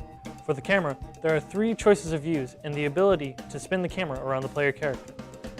However, some areas fix the camera to one angle, which sometimes hides items or Gwimbly gun targets out of view, requiring the player to choose a first-person perspective to see them. Ooh, ooh, ooh. Okay, I guess I can do one more for nothing. Ooh, ooh, ooh. And now for some trivia about Gwimbly 1998. Gwimbly was put in number 7 in IGN's list of top video game mascots made in 1998. Gwimbly has received critical acclaim for its soundtrack, but the composer of the first 3 games was never officially stated, with rumors of it being Fenriz of the band Darkthrone or RZA of the Wu-Tang Clan, but both deny this claim. Bill Clinton, the former US president, got mad at the advertisement for the edgy 2000s reboot of Gwimbly titled Gwimbly's Revenge. He held a press conference saying it was problematic to use advertisement that promotes violence, with ads like "Shoot your friends" in all new Gwimbly Adventure, along with the fact that the Gwimbly gun was redesigned to look eerily similar to the Heckler & Koch USP tactical pistol. Scott the Woz has a running joke in his videos referencing Gwimbly in every video that involves a 3D platformer. This joke was panned by the audience, and he switched to the same joke for Gex instead.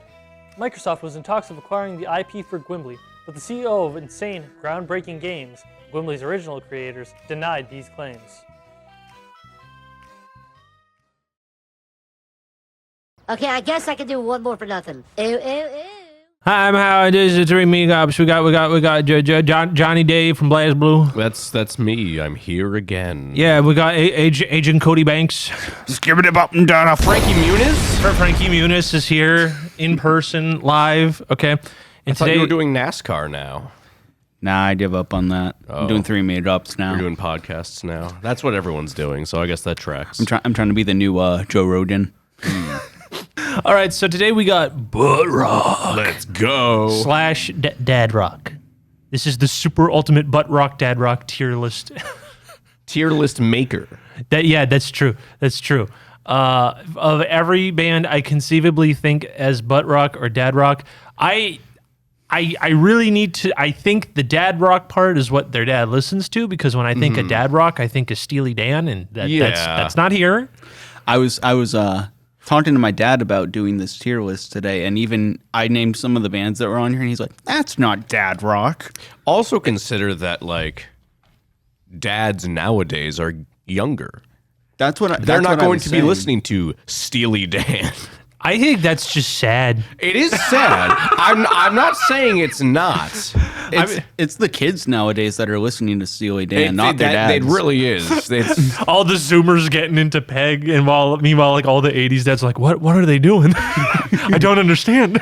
It's their loss, man. Steely Dan rips. And if you don't know what butt rock is, it's a slang for the genre post grunge, which for all the people that are a little not cool, when a genre is post, that means after the big genre happened. So this is post grunge. So this is grunge after the big grunge movement. Yeah. So like not good. Yeah. I was gonna say most of the time it means it's bad. Yeah, it's real bad. Is this bad? I guess that's what we're here to find out. So let's get started with the first band, Three Doors Down. Here without you, baby. All right, I'm really mean to Three Doors Down. I think these guys suck. Kryptonite's the only song I like by them. It's also the only song I know by them. I mean, yeah. I know a few songs by Kryptonite's them. good. Kryptonite, you know, it's listenable. If you're listening to like a radio rock station and you like can't skip it, like Kryptonite, there's worse songs that could play than Kryptonite. Yeah. Yeah, I'm just really mean because I did a little research for this, which means I listened to a bunch of songs, and I started with Three Doors Down, and I'm just kind of like sitting there like the dried Pim thing of like the most overproduced music with the fakest Southern twang in the guy's voice, so you could tell where he's obviously trying to get to where his appeal is. Of course. Everything about this screams fake rock band. Especially when I listen to other bands, I'm like, wow, this is like if Three Doors Down was good. So I don't know. I'm mean to Three Doors Down, so I don't. I feel D. That might be too generous, though. I don't know. D. That's fine. I'm ambivalent towards them, except for Kryptonite. I am good with the D tier placement. And you have know. to understand that, and I think this might end up being the case for a couple of these. My autism is gonna come full in force here because I saw a lot of like mid 2000s butt rock Godzilla and Bionicle fan music videos with a lot of these. Yes, I already know one of them. I specifically remember Kryptonite was one that they set to the peak cinema that is 2002's Godzilla against Mechagodzilla, and that movie slaps. That means Kryptonite just gets a nice little bump for that. You and I are in the same boat here. A lot of the bands I recognize just from like AMVs, Exactly. or specifically Sonic ones. Of I remember course. there being Valors. really. I think they're on this list. I'm not going to say until I like see for sure, but I'm pretty sure the band is on this list. All right. Okay. Well, I'm good with keeping Three Doors Down at a D. Okay. I'm also kind of I don't hate them, but next one's 311. And the reggae alt rock post grunge rap metal shtick I feel like doesn't work for basically all their songs. like hearing the like the little reggae like do do do do do with like crunchy guitars and a guy going oh like I'm like please can we not? I'll give him this.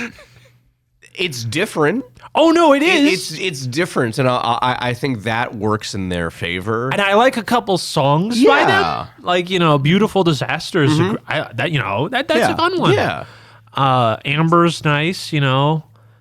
Down is fun. I think Down and Amber are like the ones I know the best. Those are all right, but I mean, like, it's not something that I could be like, this band is amazing. This band is incredible. Like, yeah, and it's no hate. It just doesn't vibe with me, if that makes sense. I don't think Makes it's like perfect sense. And if like we're talking about like rap metal fusions, I think there's objectively worse you could do, like 100%. Coal Chamber or something. Oh God, right? Like, so I think maybe C. I was thinking C. I was thinking C. That feels. I'm cool with that. Yeah, C is totally fine. Okay.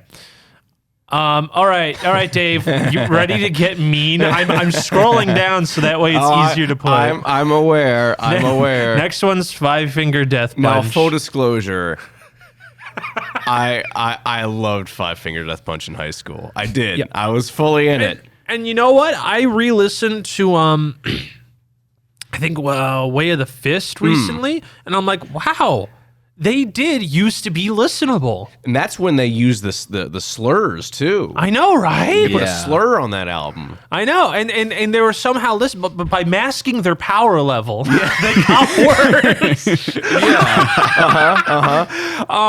So after like what I would safely say the first two albums, I would almost go to American Capitalist. That one's more of like kind of an ironic enjoyment because like it's cheesy and I like it because it's cheesy, but I think like legitimately listenable, then yes, the first two albums. Yeah. Okay. And then afterwards, it's horrendous. Yes. Like there's a couple good tracks on like that double album they had that I can't remember the title of. Oh, wasn't it like I don't know, something like the path to heaven is something full like of that. pit and spikes. Yes. Insert Grim Reaper Yes. image here. And then everything after that. Wrong Side of Heaven. That's Wrong what Side it was. of Heaven and The Righteous Side of Hell. That's the full title. You're welcome. Aren't you glad you have a Five Finger Death Punch fan here in the studio for this? But no, everything after those, it's pretty bad. Like it's pretty bad. Do we like their recent album had like a trap banger on it? I remember. Oh, don't remind me. All I can think of is their cover of The Offspring's "Gone Away," and I just like I didn't even know they did that. They did, and it's like I didn't like it. I love "Gone Away" by The Offspring. I think that's my favorite Offspring song, and then they Five Finger Death Punched it in the throat, which is strange because on their second album they have a cover of Bad Company by Bad Company, and that's like weirdly one of their bigger hits is a cover. Oh no, most of their which is really funny, a lot of their big hits are just covers. So so they did that. They have Mama Say Knock You Out. Oh yeah, that one's popular. They also have and they got a little Cool J on that too. I forgot about that. They got Kenny Wayne Shepherd's Blue on Black. Oh yeah, that one was also big, and that was a promo single for their greatest hits compilation. I think. Was that what that was? Okay, I think so. So they do a lot of covers, and they're just not good. No, it's just like I understand if you want. Okay. They're obviously emulating Pantera. Yes. In like the worst possible way. And in retrospect, a lot of what Pantera is just, growly, hyper masculine, hoorah, Cabba's Rebel, all that stuff, right? This feels like boneless Pantera. It does. But with fake overcompensating masculinity. It goes even further because the production on all their albums is so fake and plastic. Yeah. Compared to everything that Pantera did that sounds like crunchy and heavy and good. The Five Finger Death Punch wishes they could make Vulgar Display of Power. They do. Oh my god, that's so I mean, to be fair, most metal bands do, but like wish they could make Vulgar Display of Five Power. Finger Death Punch just like envies them so hard.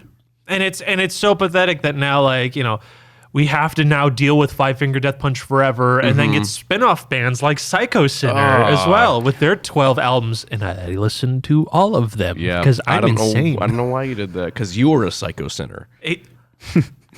So E tier or F tier? I think there's enough good songs to make it an E tier. I would put E because yes, there are some good songs, and I do hold a little bit of nostalgia for them. I think that's only fair. Yeah, because there are some worse bands on here. There are worse bands. So this one was a weird pick. A Perfect Circle, which is the Tool Singers spin-off alt rock band. Yes, the first two albums I do enjoy. The covers album, yeah, that covers album's a little. And Feed the Elephant was okay.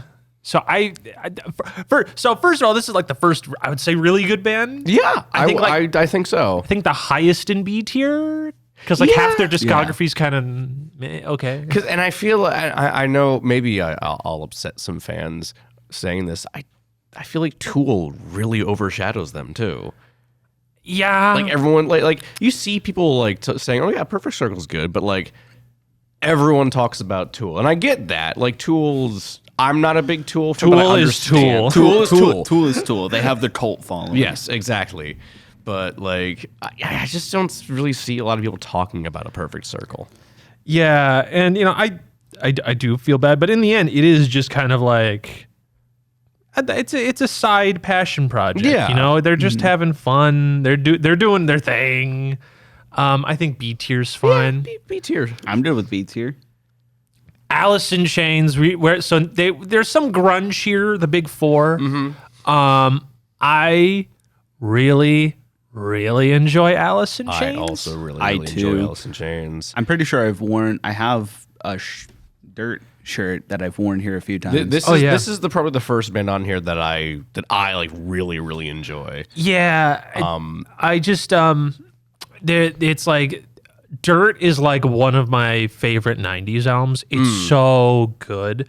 And I just there's just something really like different about them than like the other grunge in the big They're four. heavier. They're heavier. Especially that Facelift is like shockingly heavy for a grunge band. Or they're self-titled, which is sludgy, which no other big grunge band tried to make it that sludge at like metal-esque. Yeah. I think from their 90s run, there's at least like one or two songs on each album that like everyone can like sing along to. Like, I mean, I feel like nowadays Jar of Flies is actually the album that people gravitate to as like I their see best. Wood getting a lot of play nowadays, more so than something like Rooster. Oh yeah, and then some other things like I've been seeing Nutshell in the past decade be getting some popularity, and I'm like that's a deep cut getting popular, you know? Yeah. I'm waiting for No Excuses to have its like really big moment. Oh, that's a good one. The drum intro. Oh, that's a good one. Yeah. But the thing is we can't bring up. We have to bring up the elephant in the room, and that's their discography. After So, I quite like the first two albums with William Duvall. Yeah. Black Gives Way to Blue and The Devil Put Dinosaurs Here. Yeah. I never listened to Rainier Frog because when it came out, you listened to it and you were like, this is kind of bad, so I didn't listen to it. Yeah, no, and I think that the two albums that they mentioned, they're okay. I'm not the biggest fan, but I can see like, okay, I know what they're doing. If I was in a live setting, this would rock. It's not my, you know, it's okay. It's all right, you know? For them to come back after their main lead singer passed away and for it to be that good, I think is really impressive. Oh, no, it is. Yeah. It is. It's very good, and I appreciate it. But then Rainier Fog, I was just, again, like the dried Pim in the corners being like, this is the most boring thing I've ever heard. Maybe I should go back and listen to it just to see what you were talking about. It's just really flat. Because that was like, what, 2018 now? Yeah. Jeez, it's been so long. I heard, I listened again to a single, and I'm like, it's still really boring. Dang. It's really boring. That's a shame. Yeah, I will say, I think, past Lane Staley, I feel like Devil Put Dinosaurs Here though still deserves like a lot of props. The singles off that were great. Oh yeah. And I remember like I got Rocksmith back in like 2016. I'd play the shit out of Stone. Oh yeah. Stone. The bass. Yeah. I mean, Jerry Cantrell is just an incredible songwriter.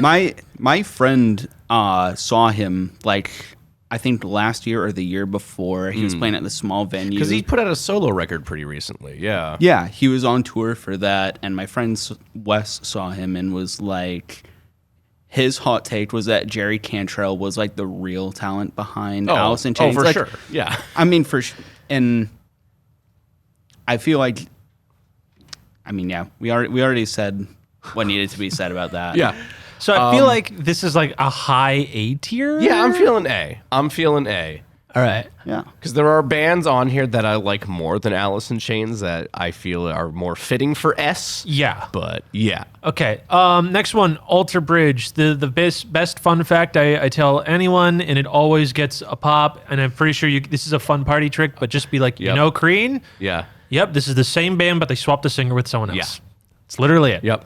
And it sounds completely different. Completely different. 110% different. And they actually, stay with me now, have good songs. I couldn't know. believe it at first. I was impressed. It's incredible. Yeah. You probably heard them because they did the Edges theme. Oh, that's right. I forgot on their about debut that. album, I think. Yeah. So like that's their big claim to fame. In like 2006. God, they've been around for a while. They still feel like a newer band to me, but yeah, 2006 for their debut. That's insane. Yeah, and I enjoy them. Yeah. They're not my favorite. I haven't really cared about them since their third record, and that was like 2011. Not that I've like not disliked their output since AB3. I just kind of forget they existed. Yeah, because in the end, I don't know if this is spicy, but like it's just good hard rock. But like that kind of hard rock has been around. You could argue since the 80s, maybe even the 70s, if you really want to stretch They're it. not really pushing the envelope. Not exactly, no. Yeah, so I mean, like I would say a low B tier under Perfect Circle. I've been. I'll say this much: since getting into Alter Bridge, quote unquote, because I'm not really into Alter Bridge. It's like, oh yeah, they're pretty solid.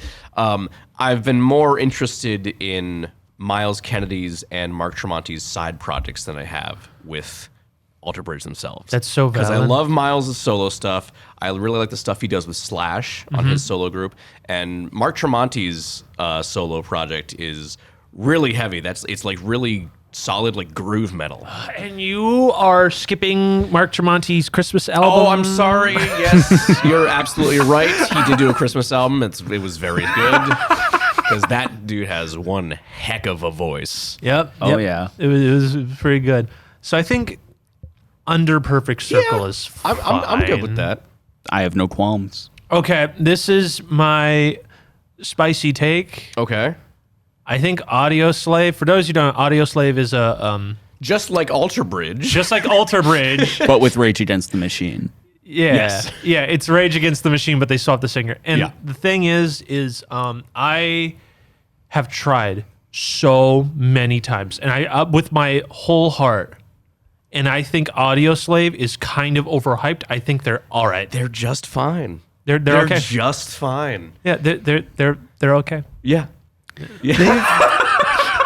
I'm glad we're in agreement here. Like, it's nothing mind-blowing. Like, it's Yeah. listenable, but it's nothing like, it's not going to be like, it's not Rage Against the Machine. Exactly. Yeah. Nor is it. Granted, they're not trying to do that because, like, we've heard Chris Cornell try to rap in the past on one of his solo records. And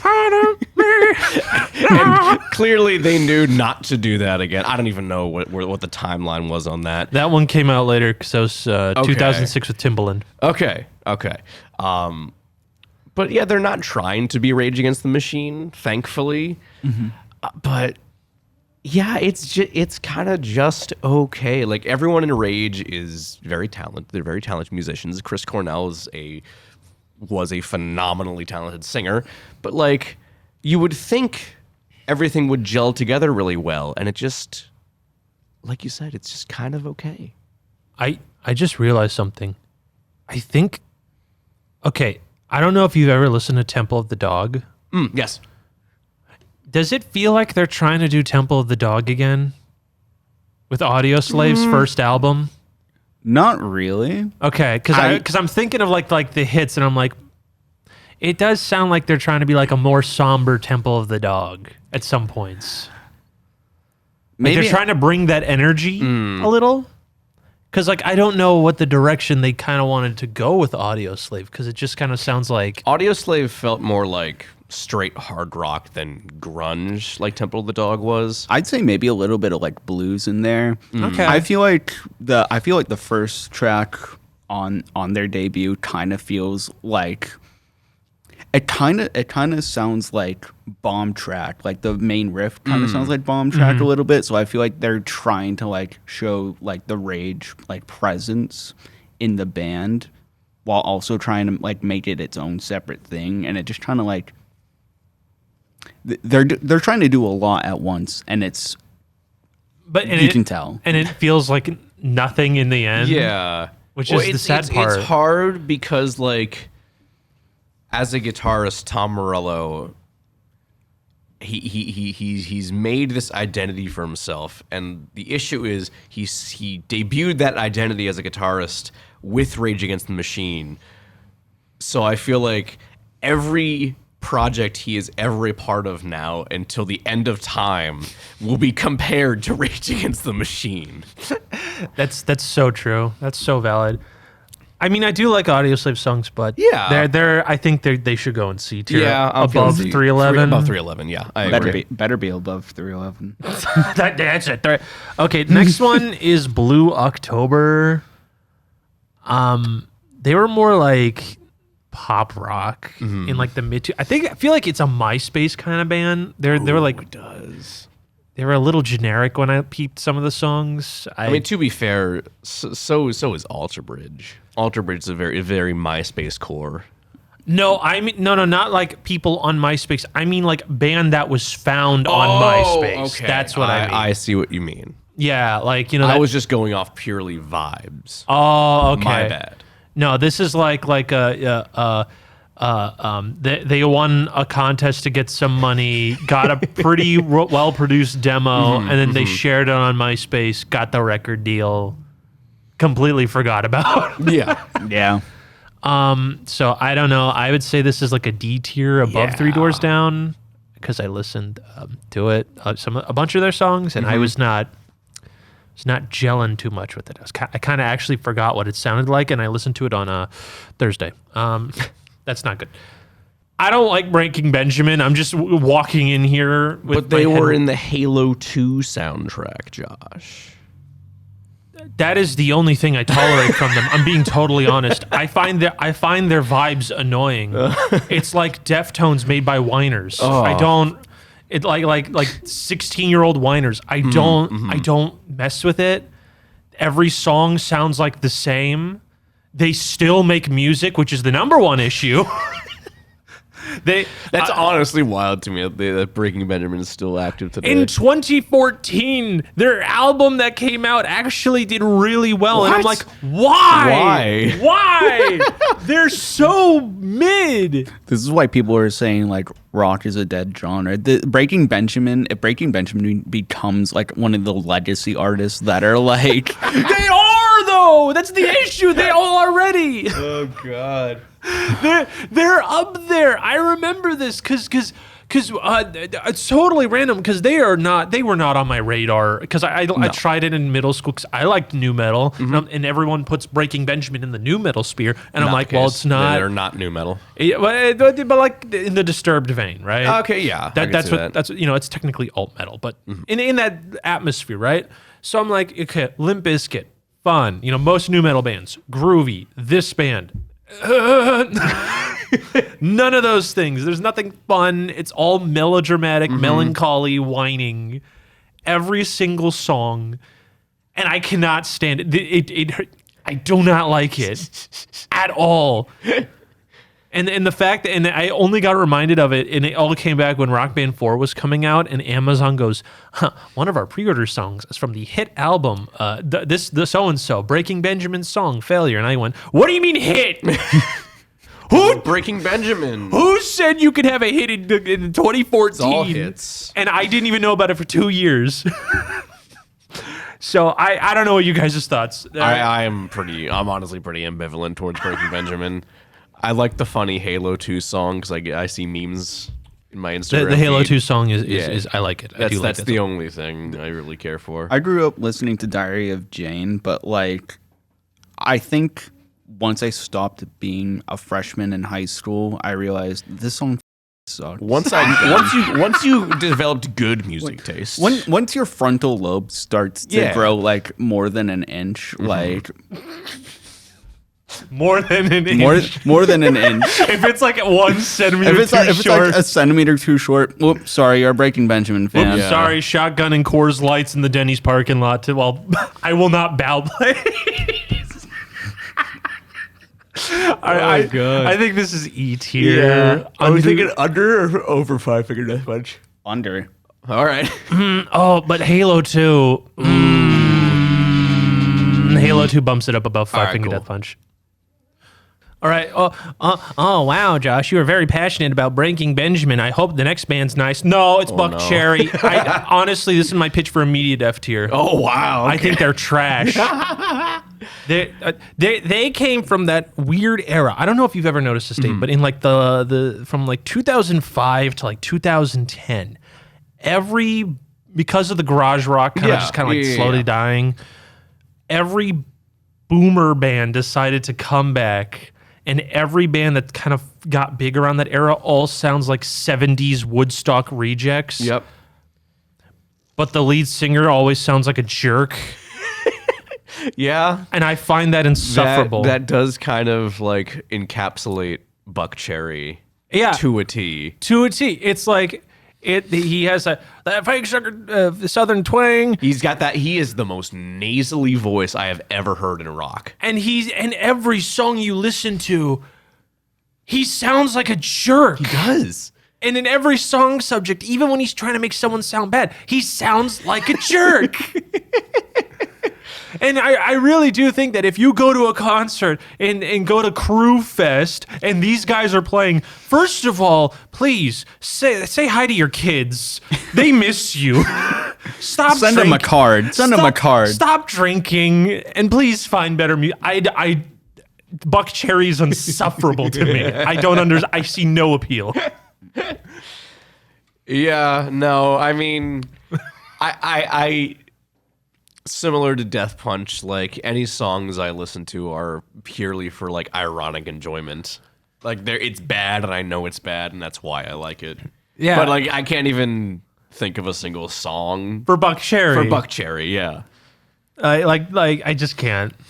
So I don't know if F is too harsh, but I genuinely I'm a pretty positive guy. I would like to assume, so I always try to find the positivities and to make sure I did listen to the big Buck Cherry album to make sure I'm not crazy. I skimmed through it and I went, oh, I don't like that, Skip. Oh, that's awful, Skip. Oh, jeez, Skip. And that's me listening to Buck Cherry. Mm-hmm. So unless Cody, I'm perfectly fine putting him in F. Unless Cody is a massive Buck Cherry fan. Yeah, and I'm a ginormous jerk. My number one song for 5 years straight on Spotify was "Crazy Chick." I can't say the real title of the song. And that song's so awful. The anti-bridge they have where they just stop playing and he goes, "Crazy man," and I'm like, don't breathe that in my ear mid-song, jerk. F tier. I will say something nice about this next band, Bush. The first album's actually really good. Yeah. I like very good. And then they're just okay from then. Yeah, they're very, very serviceable as a band. And it might be a little blasphemous to say, but I like more Bush songs than Audio Slave songs. I don't think that's blasphemous to say. I mean, like Audio Slave, I like about 3, Bush about 5. All right. I think that's a decent, and I mean like really, really like, not like, like listen to it and it'll stay on. I mean like genuinely like it's in the rotation. Mm-hmm. It's just the first Bush album's actually just like, it's pretty good. Yeah, but everything since, it's okay. It's just fine. It's not the worst. So where... See, this is the part where I said it's blasphemous. Yeah. Audio Slave with the 2 albums and Bush with the whole discography that no one cares about. Yeah. But I mean, Glycerine, Machine Head, Calm Down, all of those are like really, really solid song. I mean, Audio Slave really only has like a stone when it comes to songs people like really, really know by these bands. Yeah, it's a actually, you know what? We have technology. We're bringing up the Spotify. Yeah. So hold on. I'm just going to look up Audio Slave because I literally know the answer. I'll look up Bush. Yeah. So Audio Slave, top songs Like a Stone, 800 mil. Second biggest is Be Yourself with almost... No, I'm sorry. Show Me How to Live with 300 mil. Yeah, a lot of these are in the tens of millions of listens. So because Audio Slave's related. Bush, I really only think they have about 5. Bush has 2 that are in the 100 mil. Yeah, that's what I think. Okay.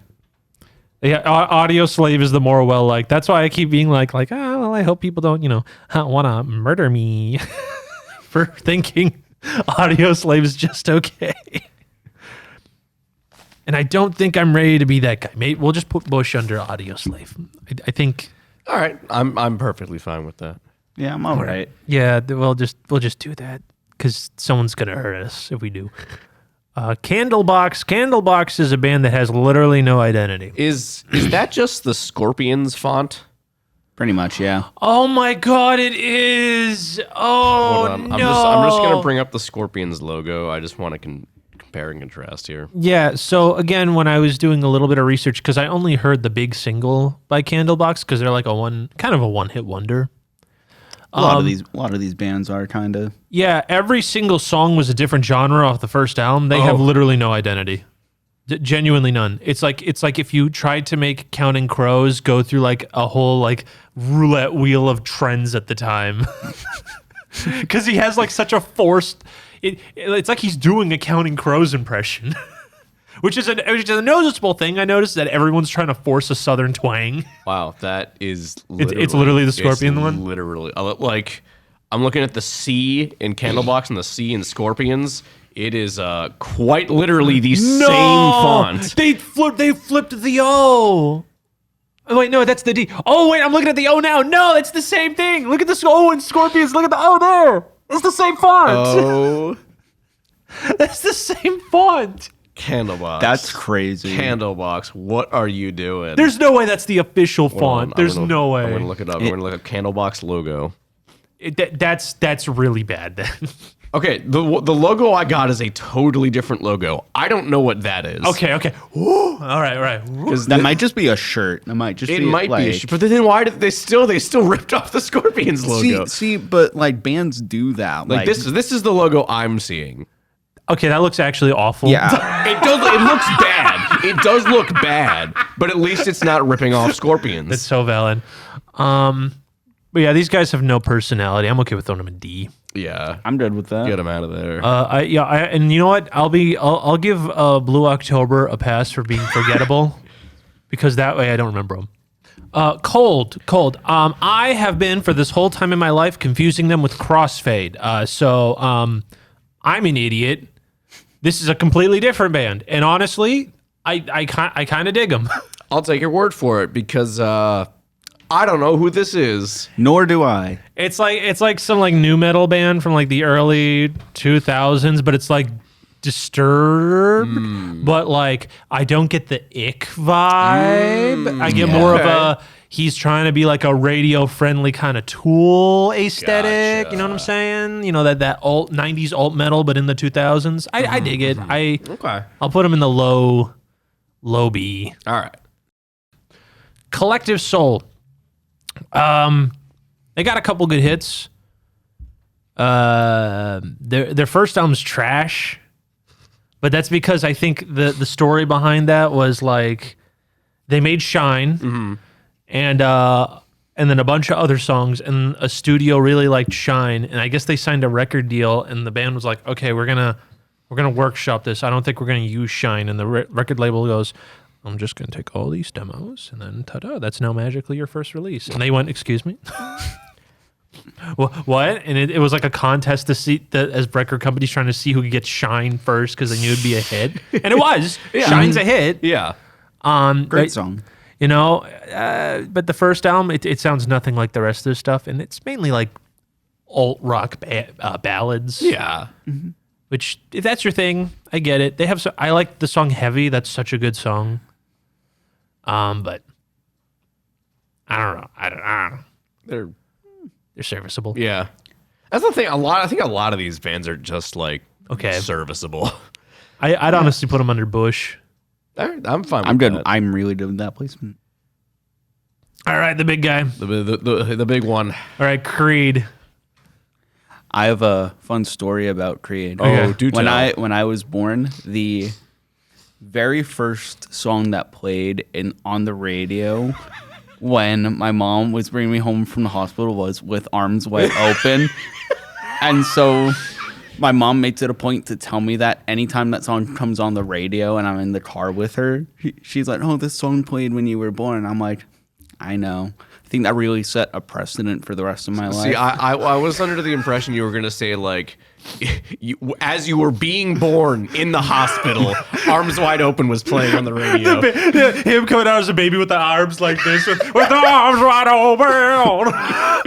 And the doctor goes, oh my God. I have a bit of an addition to that.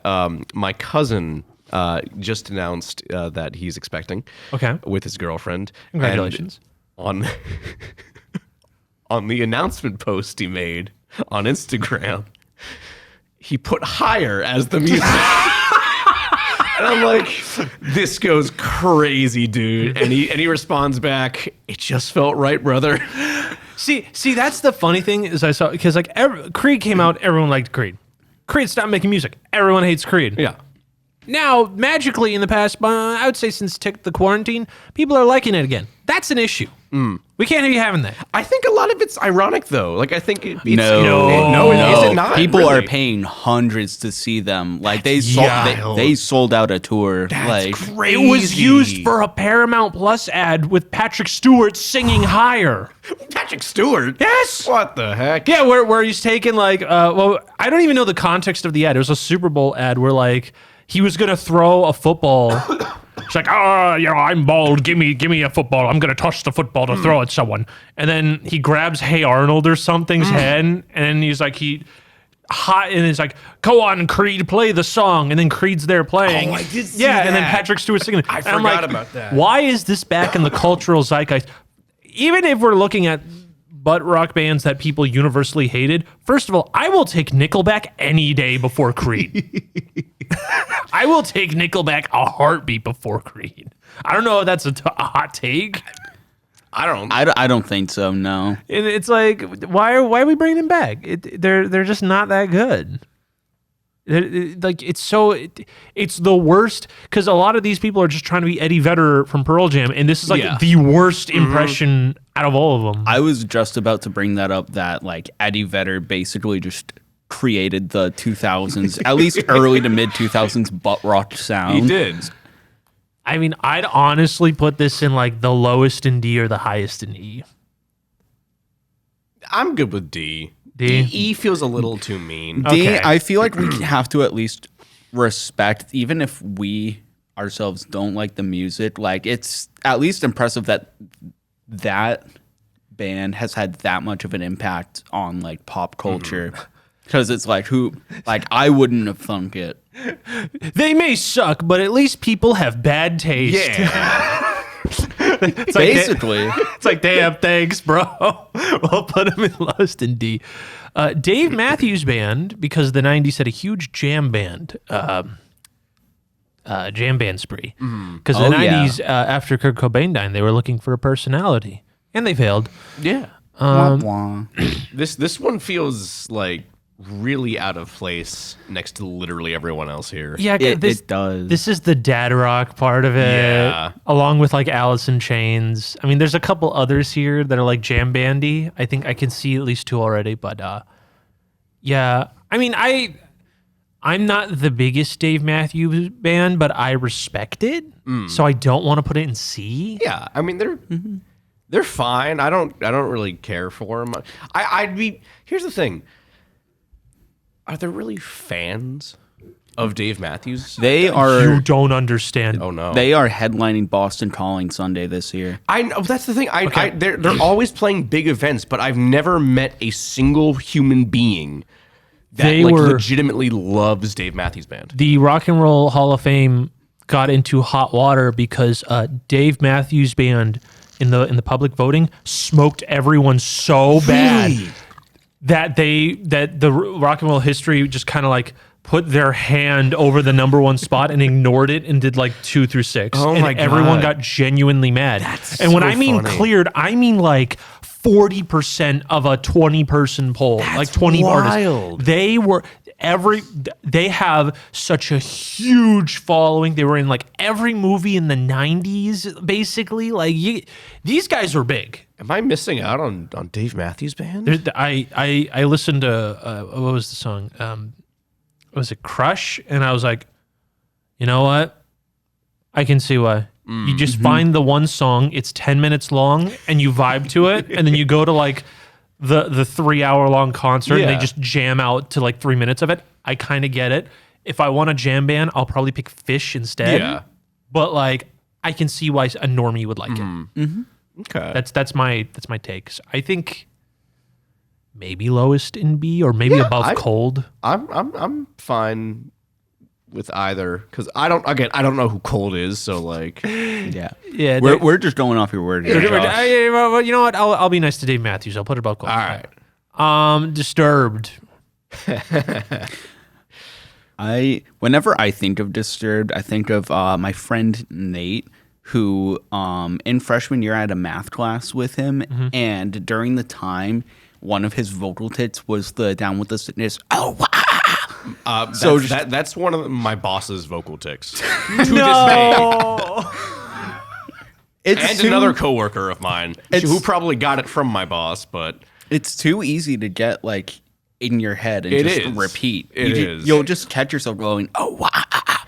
and like I you know what? We gotta shout out the lead singer because like I don't think anyone has tried to match the No. They really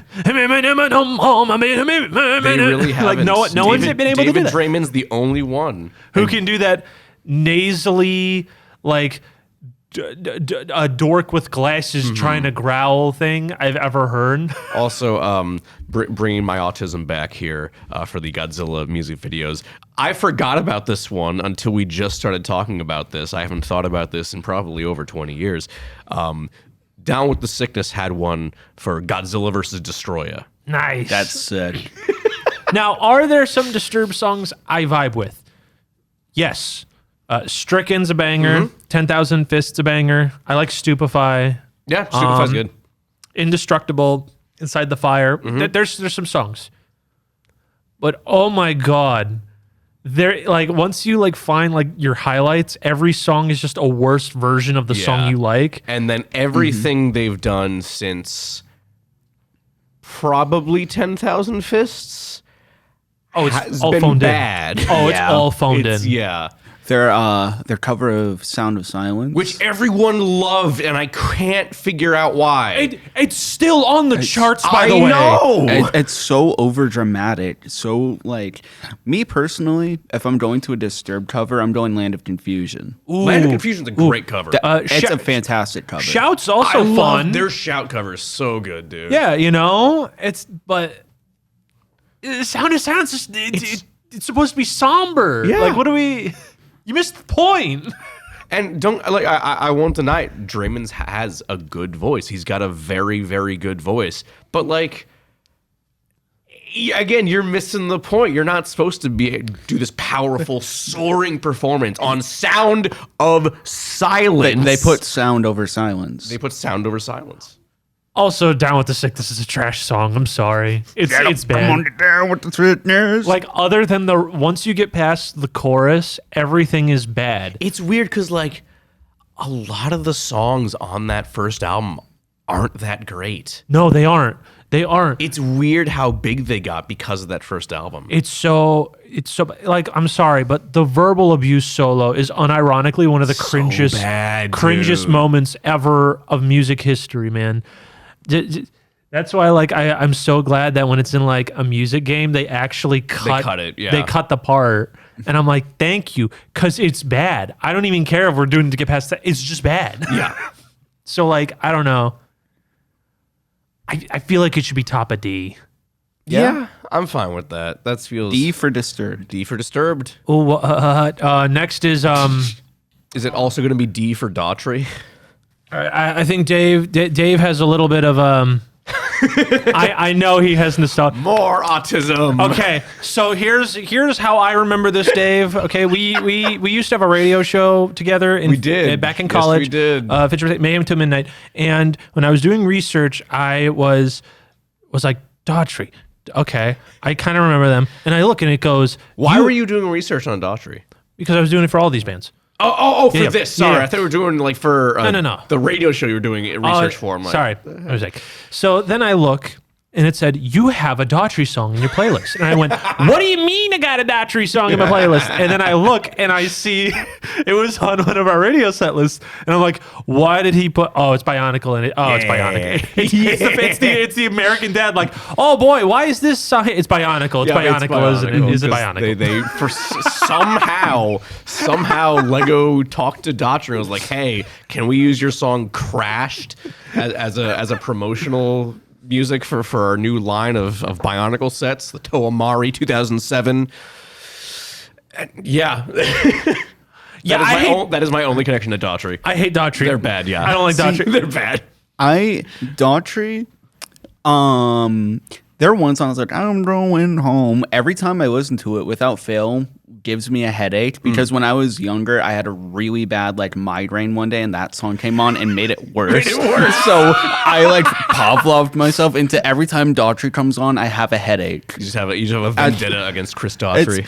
It's nothing against him. It's just that it's him and certain other songs that whenever they come on, it's like they give me that headache again. Yeah. Yeah, and this only could have happened because of American Idol, which is another reason to hate American Idol. Yep. You know, we're just adding because this guy didn't even win. Yeah, he was like third place or something. Fourth. I looked place, it up. Sorry. I looked it up this morning. Oh my he was God. fourth. He was fourth, and he was given a record. And honestly, I'll be rude here. He got a little too far. I'm not gonna lie. It's like, cool, you can belt out notes. Why are you singing it over Nickelback songs, bro? Like, what are we doing here? Is that the only thing he can say? Oh, dude, yeah. That's what his voice was made for. And they still make music. Yep. Unfortunately. I can't. Don't they also have a trap beat on their new album? I'm pretty sure I so, yeah. Yep. I think so. I'm totally okay with putting this in F or E. They're so generic, I really don't care where they go. I'm saying E, but only because Bionicle. Sure, we can put it under Death Punch. Yeah, They're saving grace. They're saving grace is Bionicle. All right, Everclear. This is more of a pop alt rock band trying to follow REM, and I do like a lot of their songs. Yeah, they have a certain formula and it worked for them. You know, all of their hits kind of have the dun, dun, dun, dun, dun, dun, dun, dun, yeah. Yeah, and but it's fun. Yeah. It's upbeat, even though Father of Mine's actually a really sad song if you listen to the lyrics. But they have other songs, and I think they're okay for a fun pop group. I Will Buy You a New Life. That's a good one. Oh yeah, I remember that. That was a ballad. Yeah, no, that's pretty good. I mean, I'd put them under Alter Bridge and B. Yeah, I'm good with that. I'm fine with that. This is another one I'm kind of ambivalent towards. Yeah. Finger 11. The YouTube band. Paralyzer. And that's it. You guys are uneducated. Oh, no. They were a new metal band originally. And I know this because when Dragon Ball Z... Josh's autism is coming out. Oh, yeah. When He's they special interest. When they brought the films to America, they went, these movies suck, which they do. We need to bump it up for the American audience. Let's have a new metal soundtrack. And I'm pretty sure Finger 11 and Disturbed were on almost every single movie. There was also Deftones. But that's what I knew Finger 11 from. And then Paralyzer came out and I'm like, what happened? What? What happened? Why? What's going on? Why is this my YouTube top 10? In Windows Movie Maker. They open up the Windows Notepad. Hey guys, today I'm going to show you how to get free Robux. Today I'm going to teach you how to make custom sprites in Super Mario Bros. 3. I'm going to tell you how to get a rare puffin in Club Penguin. Oh, it's called a puffle? Puffle. I never played Club Penguin. Unbelievable. Stolen Valor. Check your goddamn privilege. And so the new metal stuff is actually, and I would say it's pretty all right. Their alt rock stuff when they went poppy. So I don't know. I don't know if you guys have strong feelings on the song Paralyzer. I do not have strong feelings on the song Paralyzer. I'm sorry. It's the same thing with like Disturbed and Daughtry, where it's because it's so like prevalent with one thing, I associate it with that thing, and it's the early YouTube tutorials. All right, so Under Disturbed. You could not avoid that song. Anywhere you go. That was the YouTube song. So I think Under Disturbed is fine. I'm fine with that. Flyleaf, do you all like Christian new metal? I always forget they're Christian. Oh, they are. Always forget they're Christian. And honestly, their first album's kind of tight. It is pretty tight. Yeah. Like everyone always talks about like I'm So Sick, but All Around Me is pretty good too. Mm-hmm. Yeah, I mean, I know those are the two. That's because I'm So Sick. The bass line's nasty on that. That bass intro, like, come on, it's real good. But I really, their later output though. Yeah. I think C is fine. Because they also have from the Fantastic Game Guitar Heroes Warriors of Rock again. Oh, I forgot that was in there. Yep. I forgot about that. Yep. We got to give props. I like him more than the 311. Yeah. I'm good with C. Maybe where we. I'm thinking above 311. Okay. Above 311 works for me. I'm good with that. Under Collective Soul. Yeah. That works for me. All right, Chad. I feel like this one's an easy S tier. We got Foo Fighters. Oh yeah, for sure. That's for sure. I mean, they have albums that like aren't as good as others, but like those albums that are good, they're good. Pretty dang good. Their last album was so good. Oh, I don't even. That was the one after the drummer passed. But here we are. But here we are. Yes. That. Oh my God. Yes. That was good. Sonic Highway's great. Highway's Their great. debut. Wasting Light is great. Oh, Wasting Light, dude. This is the first time I've ever heard anyone speak positively about Sonic Highways, but Sonic Highways is fantastic. Josh and I actually saw them live on the Sonic Highways tour. Yep.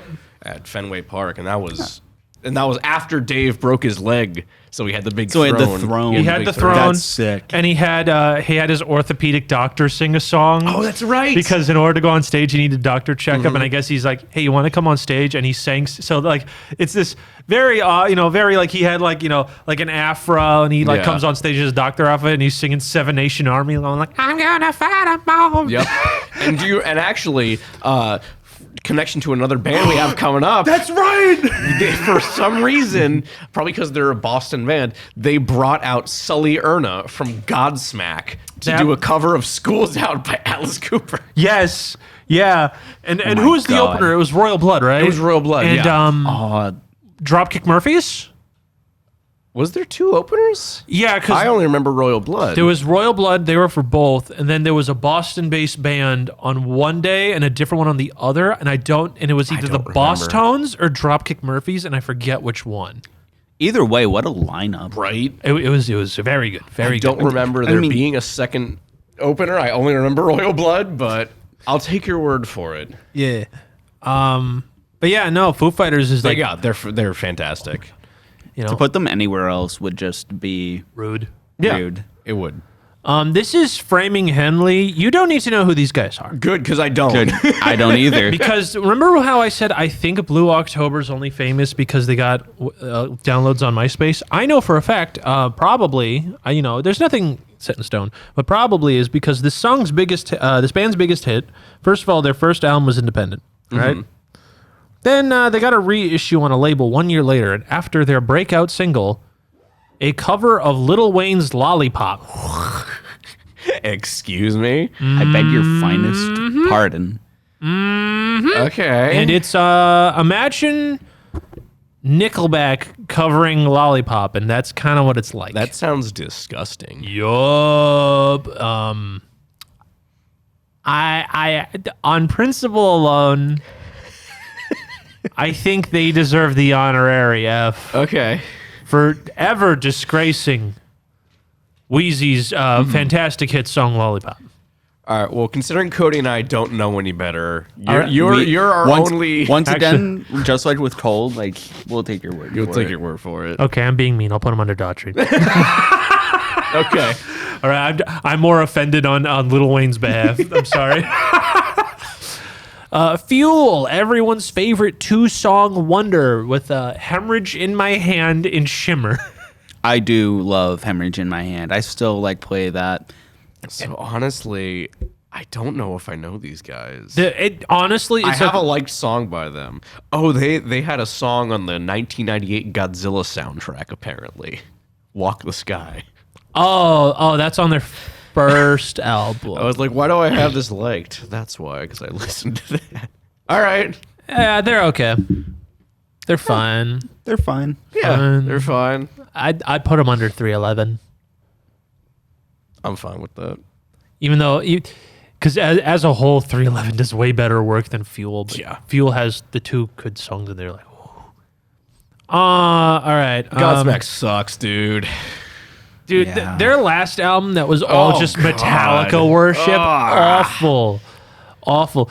And I ironically listened to 10,000 Horsepower because that's so corny of a victory song, like the time to rewind, and I'm like, please don't rewind. There's like a fun song or two. There's a couple fun songs on their debut. Yeah. But yeah, it never picked I back would up. I would put E. Yeah, maybe I put it under 5 Finger Death Punch. Yeah, because Daughtry I don't like, but Godsmack annoys me, like irritates me. So actually, maybe. I was gonna put them on either side of Death Punch, but whatever you. All right, we'll put Godsmack under 5 Finger Death Punch. It's like it's bad. They literally, other than I Stand Alone, which is a corny song. They have not made anything worth contributing to society. No. Except the one time when we saw Salierna do Schools Out with Foo Fighters. That's the only thing. Exactly. Yeah. Basically that. Okay. Serious time. I also think Hinder's an F tier. Oh, I swear to God, if I had my Gwimbly gun on me right now! Bro, he got the Gwimbly. He got the Gwimbly.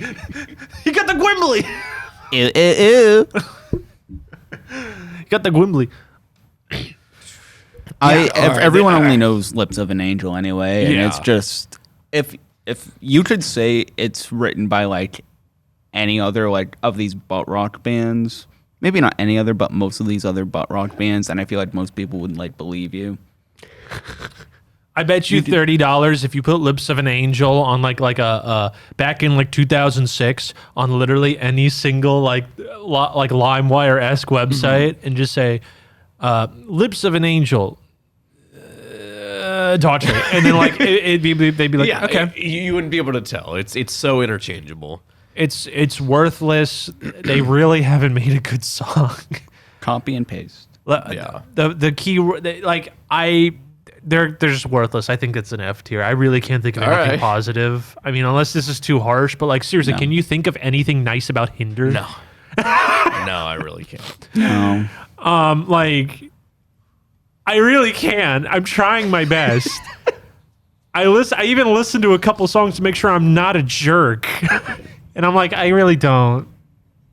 I don't get it. Hoobastank. I don't know. I don't have. Do none of us have anything to say about Hoobastank? If you're naming your band Hoobastank, you're setting yourself up for failure. Like minute one. I was shocked to find out they were also like a new metal band because everyone only knows like the reason. Yeah. And also how he can't sing. Do we have a story, some lore on the name Hoobastank? All right. Well, while I Google that, there was. You're right. They set themselves up fairly with that name. In 2009, there was because rock was, that was probably the last time rock was relevant. Yeah. There was, listen, I'm being honest here, if we're not counting indie rock, like that's the last time. So IHOP ran a promotion. Where is this going? That had a bunch of meals named after bands of the time. And there was one for Hoobastank called the Who Burrito. Oh, I love that. The Who Burrito. Oh, I love that. I don't remember what was in it. I can look it up later, but I'm gonna look up the Who Burrito. I think it was IHOP. IHOP. It was a whole menu of a bunch of bands from the time. Yeah, IHOP did do a lot of like promos. So remember when Despicable Me came out? They came out with the Cinnamonion. Yeah, and I remember that. To this day, I think it's the Denny's. best thing. I think it was Denny's. Denny's. Okay, wonderful. Ooh, hold on. There's a bunch of things on there. This is a post from Reddit. Okay. And the title is Revealed Ingredients of the Hoobastank Burrito. Yo, we got the Hooba Burrito. We got the Who Burrito link. We got the Who Burrito link. All right. Write that down. Write that down. And they also mentioned that they feature dishes inspired by Taking Back Sunday, Katy Perry, and Boys Like Girls. That's what it was. There was another funny one. All right. So the ingredients were fried chicken, fried onion strings, barbecue sauce, cheese sauce, and pepper jack cheese. Served with a side of ranch and a side of the same cheese sauce that's already on the burrito. That sounds like a lot. That sounds like heartburn. Yeah, it does. Heartburn, calcium deposits, just no rice.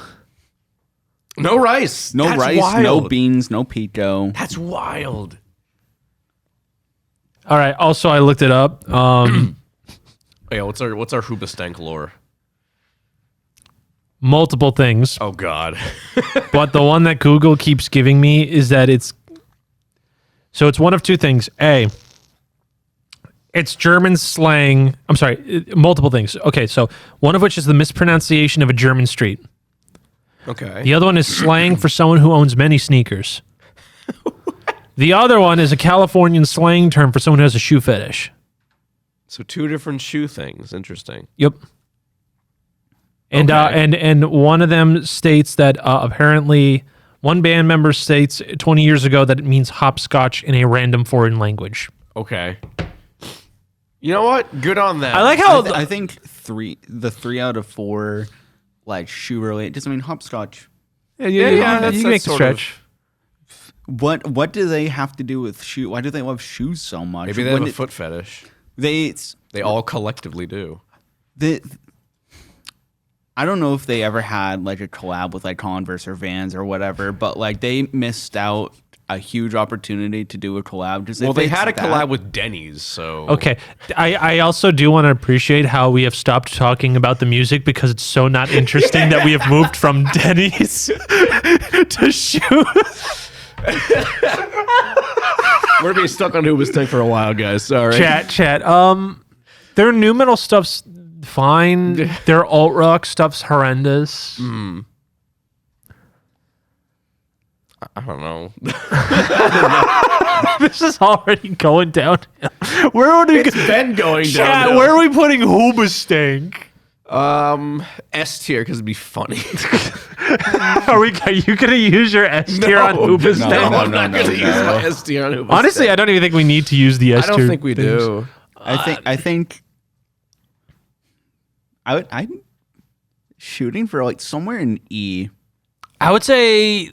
I would say D. Okay, under Creed. Under Creed, Okay. yeah, that's fine. Under Creed in D, borderline E tier, I think. Okay, Hootie and the Blowfish. Another one album wonder. Yeah, we're batting 1,000 with these names too. I know, right?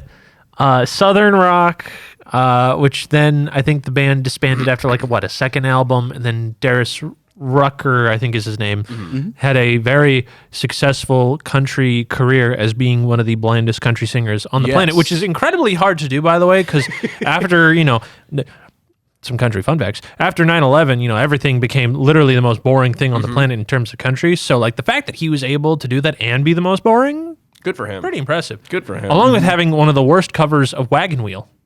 I don't think I've heard that.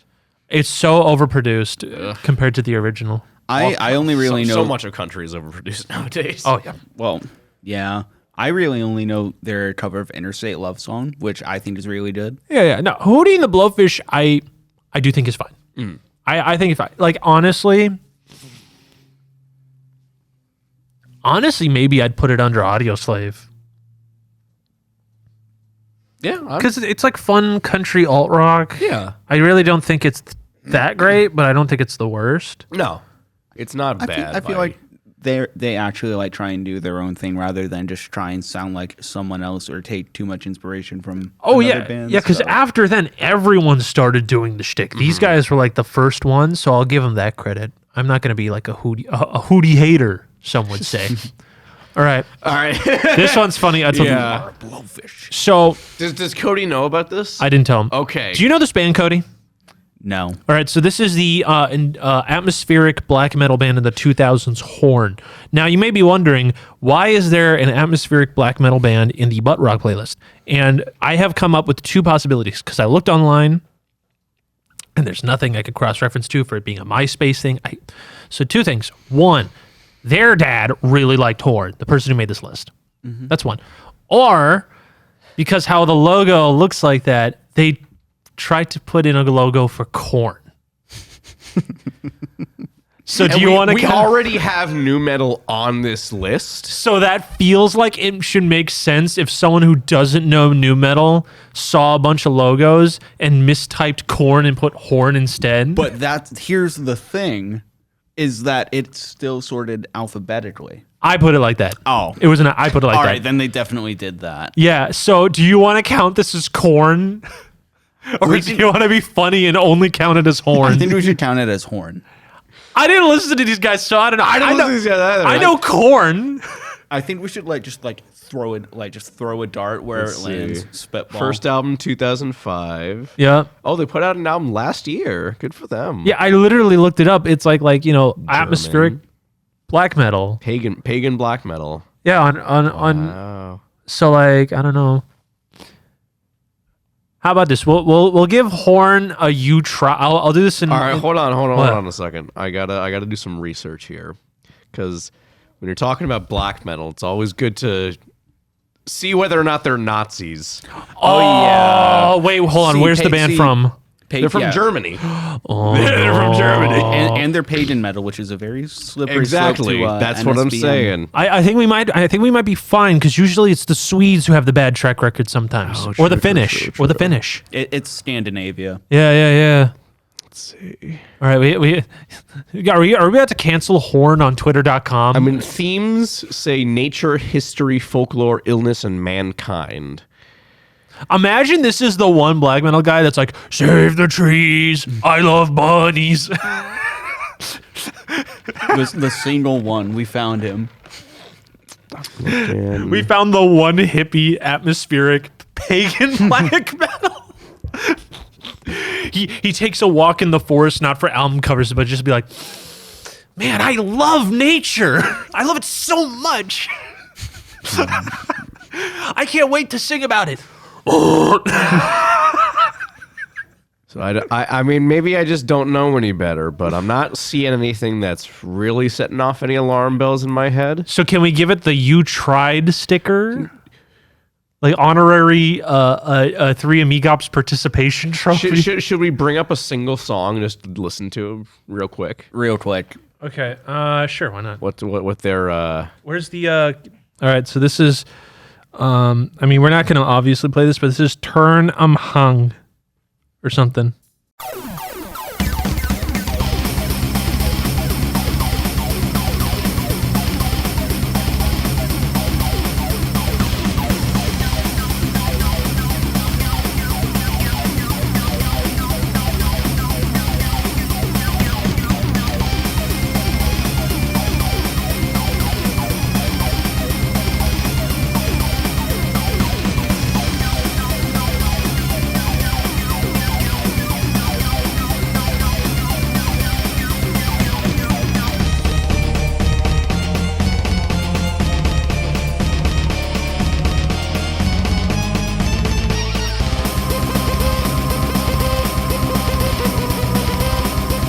Okay. Well, I mean, they sound like nice people. The music, that song didn't sound too bad. What about Okay. All right. Idea time. Okay. All right. I'm listening. Oh, this is gonna be a pain to edit, but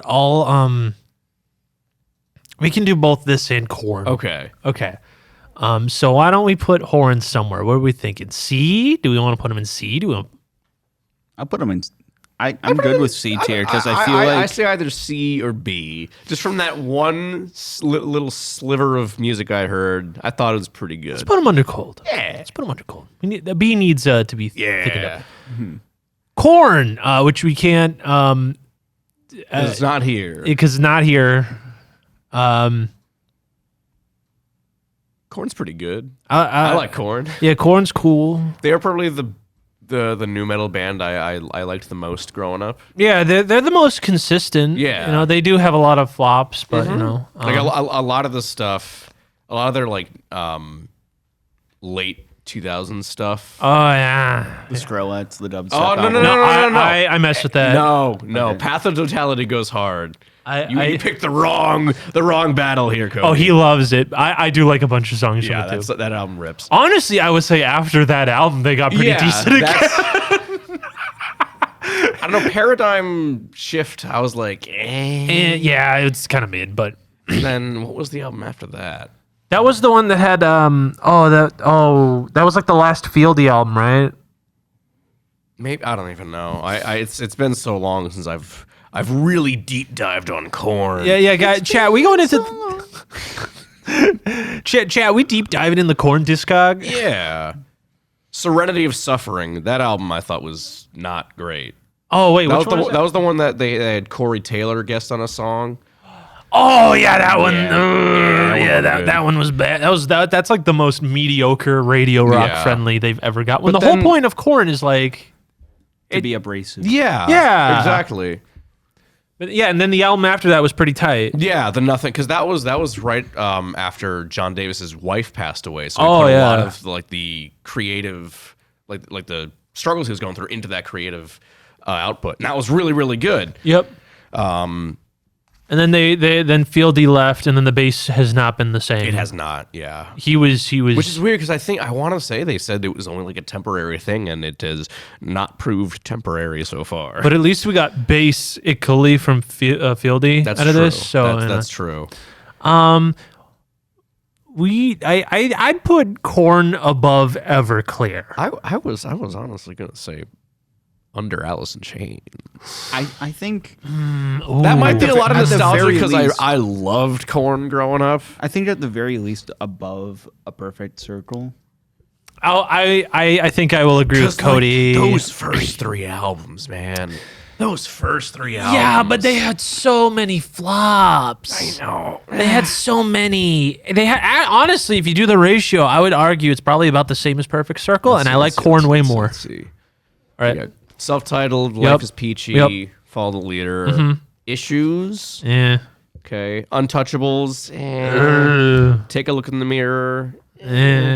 See You on the Other Side. I like See You on the Other Side. It's okay. Yeah.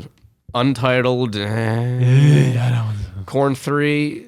It's fine. Yeah, see, notice how much we're getting the Yeah, okays. okay. You know, I do like a bunch more Korn songs and a bunch more Perfect Circle That's songs. true, So that's I'm true. okay with Korn being Yeah, the yeah. highest in B. Yeah, well, let's do it. Let's do Yeah. it. You know, that's like an You've 8. convinced me. That's an 8 out of 10, Yeah. right? Like that's great. You've convinced me.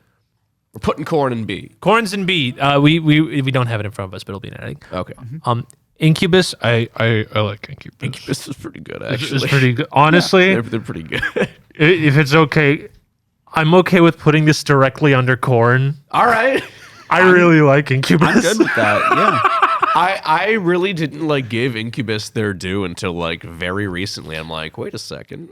These guys kind of slap. Yeah. These guys are kind of good. Because like on paper, everything about it is this sounds like the most generic thing. And then I listened to like the album that had Drive on it, and I went, I get it now. Yeah. This rocks. Yeah, I put it under Korn above A Perfect Circle. Okay. I really enjoy it. And then their new metal stuff's fun. Their alt rock stuff's Yeah. fun. Everything's fun. Is it the best? No. You know, some of their newer stuff's kind of boring. Sure, But it ain't the worst. Yeah, that could be said for a lot of these bands. But which, you know, to transition, another actually good band, Jane's Addiction. Jane's who are in the process of breaking up? Question mark? Question mark? Maybe. Who knows? I don't know. That happened in Boston too. That fateful show. Yeah. You know, Boston. Let's go. Woo! We ruined Jane's Addiction. You're welcome. Merry Christmas, Boston. Jane's Rehab. Jane's couples therapy. But the thing is, I've never gotten too into them. No, neither have I. Like, there's a couple songs that like Been Caught Stealing. Stop. One of my old Stop especially is really good. That whole album is so good. At one of my old jobs, I used to work at a PacSun, and Been Caught Stealing used to play all the times, and all my coworkers would talk about how they hated it because of the dogs barking in the beginning, and I'm like, this song like rocks. Like, what are you talking about right now? Oh yeah. The wispy little guitar with the bass line combo. Mm-hmm. No, and nasty. It's so good. The bass in Mountain Song too. Oh my god, yeah. Honestly, we could put it, even though we're not super into it. I mean, B or A, I think is fine. I'd be okay with putting an A because Alice in Chains looks really lonely up there. Yeah, that was half the reason I wanted Korn in A too. Well, we'll put Jane's Addiction in. All right. Okay, Jane's Addiction. Kid Rock. Put him in F. You know what? Honestly, I'll put him in the lowest. There's Kid Flop. Yeah, no, literally. First of all, I'll say this, okay? Say whatever you want about Kid Rock. I hated Kid Rock before. Before it was cool. Yeah, right? Because again, new metal kid, and everyone's like, dude, it's like, that song's awful. That's awful. His new metal stuff is awful. His personality, obnoxious. Him coming out with like you know, his pimp code being like, I can rap. Let me rap about wanting to have sex with underage girls in Osmosis Jones. That's really great. I just want to look up how old Kid Rock is. I forgot that now. Osmosis Jones song was a thing. Yeah. My parents loved All Summer This Long, is a which 54-year-old man. Yes. Yeah. Yeah, then he did the country alt music shtick because he doesn't care. He doesn't care at all about musical integrity. No. He's literally, by definition, the biggest sellout on the planet. So whenever I hear a boomer guy goes, you know, people don't write songs nowadays, it's all blah, blah, blah, blah, blah. This rock band sold out. And it's like, oh, you like Kid Rock? The biggest poser in music history? Yeah. He did country alt like music. He then went to full alt rock. Then he went to full country. Yeah. And guess what? No one cares. And now he goes, I'm MAGA rock. No one cares. You're a loser. You are washed, bro. Just hang up your red hat. You can't be doing Coors Light in the backyard anymore, bro. You need to go take care of your kids. You need to get a job, bro. You're a loser. Like, and I would be okay. Like, I don't think switching genres is bad. Beyonce did that 2 albums in a row, going from like, you know, R&B to house and dancehall, then to country. And I think both those transitions were phenomenal, fantastic. But Kid Rock just sucks. Yeah. Keep him in It's F, bottom of F. Beyonce did it because she had like an actual connection to the music. Kid Rock did it because he's a grifter and wanted to make money. Yeah, he's literally like, I would say, the most popular music grifter on the planet. I really can't think of a bigger sellout other than maybe like Ted Nugent. Oh God. But I think I like more Ted Nugent songs than Kid Rock songs. So you know, whatever. Yeah, honestly. Yeah. Lifehouse. I gotta double check that these are the guys. The hanging by a moment dudes, right? My hot take is I think Lifehouse is actually pretty decent. Halfway Gone's the song I know them by. Okay. I actually think they're pretty decent. They're all right. I don't think I've heard a single song other than Halfway Gone. I've listened to like, you know, a couple songs. They're pretty all right. I think I'd put them probably under Flyleaf. That's fine by me. Fair. Yeah. And then we have Matchbox 20. Now this is my little personal bias because my mom liked Matchbox 20, so I listened to a lot of Matchbox 20, and I understand, like, yeah, there's a lot of trash songs, but like I grew up on it, so I have like I have a little heart. Okay. You know, I don't know what people's thoughts are on Matchbox 20, and like They're another one I'm ambivalent towards. And Push is an awful song. Yep. I don't like Push. I like 3 a.m. off that album. You know, I like Bent. That's a good song. Unwell, that song's overproduced as hell, but it's fun. Unwell is another one of those songs that like I listened to when I had a headache, and so now I always get a headache whenever it comes on.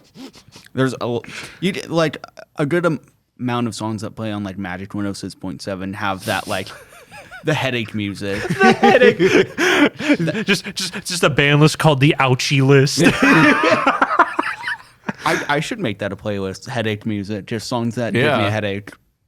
You'll never listen to it, but it's there. So I actually really don't know where I'd put it, because I am really biased. Because I like, I'd put them above Audio Slave, but I know no one.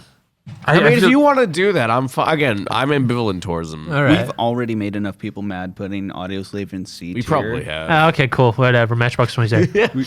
Mudvayne. I actually think their first album's kind of good. They're solid, but like everything else, and then it gets like worse as they keep going. I'd take most other new metal bands over Mudvayne personally. I can't say I've ever really gotten into them. I know like maybe one song by them. That one. Yeah. That's why I was confused.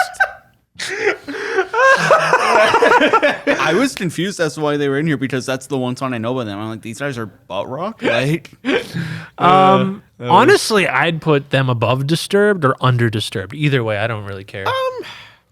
I would put them above. Yeah, above Disturbed. Because like, it's just I like the first album Mudvayne had more than most Disturbed albums. So like, that's my reasoning. It's a little more consistent, just from the one album at least. But all right, now the big one. It's Nickelback. It's Nickelback, the one everyone hates. You know, this is the obvious one. Everyone knew it was coming. Overhated. For sure. Sure. Are they bad? Oh yeah. They have the same like resurgence as like Creed, where nowadays people are really into them. I can respect them though. Yeah. Well, first of all, they're cool guys. Yeah. Like I don't know if you guys ever seen the Nardwuar interview, but they're like really chill. I don't know if I saw this clip. It may have been from the Nardwuar interview. I don't know, but it was Chad Kroeger talking about like that meme, the look at this graph, and he was like, "Yeah, we could take that down if we wanted to, but we thought it was funny, so we left it alone."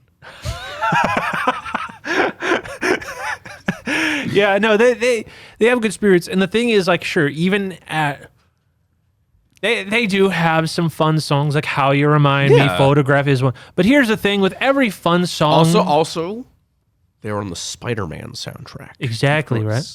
But then with every song that you tolerate, there's like 5 absolutely disgusting and horrendous songs.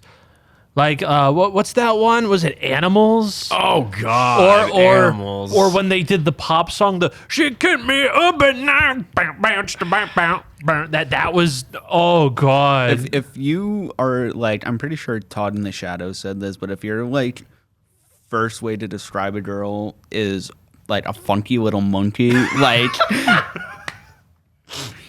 You know what's crazy you should too? Stay away from women. You know what's crazy too is I'm pretty sure that song was written about Avril Lavigne, because Chad Kroeger and Avril Lavigne were married. They were. I forgot about that. Yeah. What a track record she has. She has Derek, what's his face from Sum 41, and Chad Kroeger from Nickelback.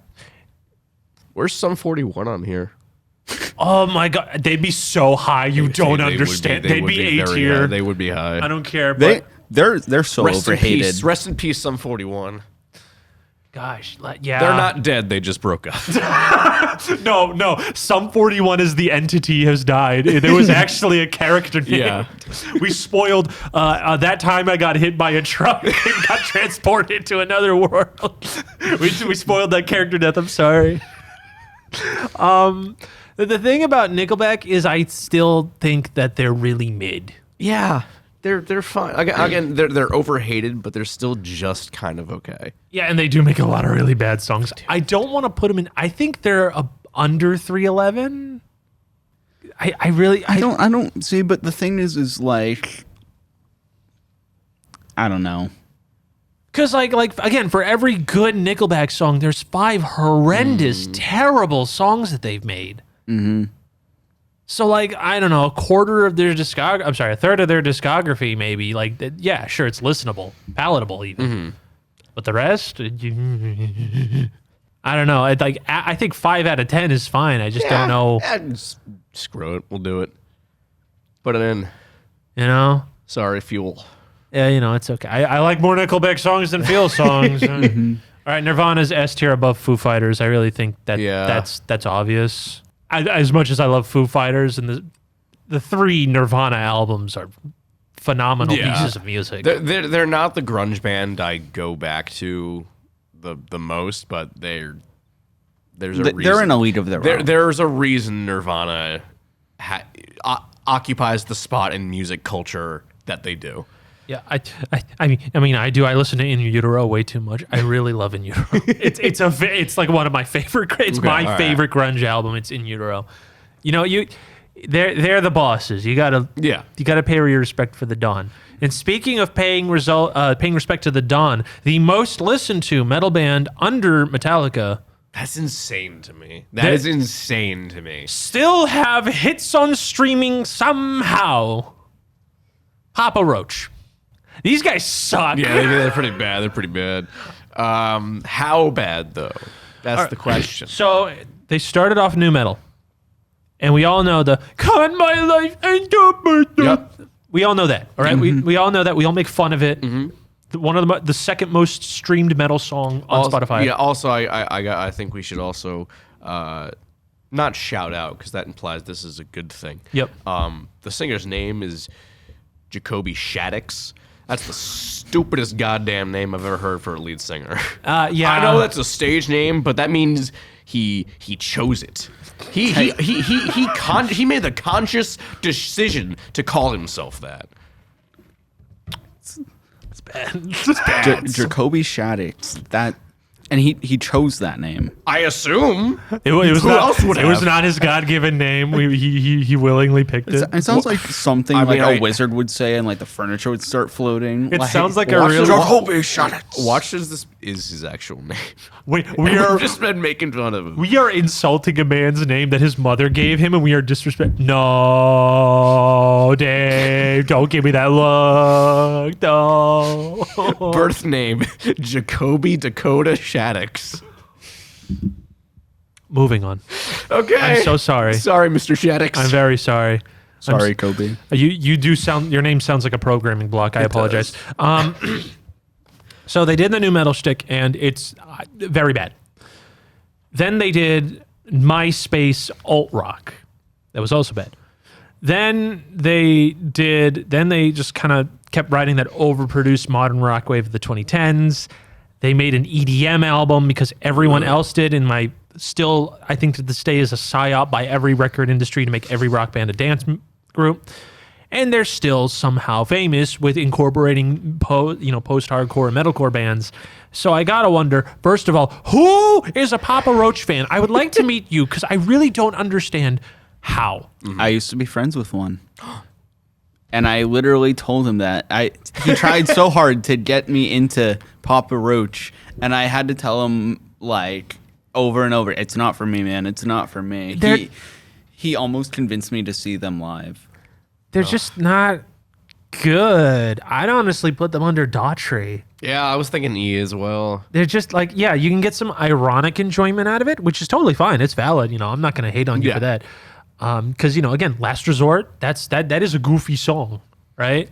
That's it. But just, I couldn't even name another song other than Last Resort, honestly. There was Last Resort and then like Between Angels and Insects, and that's the only two that I can think of off the dome. But we got to talk about Pearl Jam.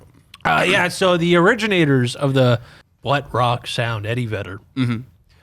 I still think 10 is probably up there in like comedically enough, top 10 best grunge albums. Yeah, and they're I agree wholeheartedly, and they're not even a band I'm like super into.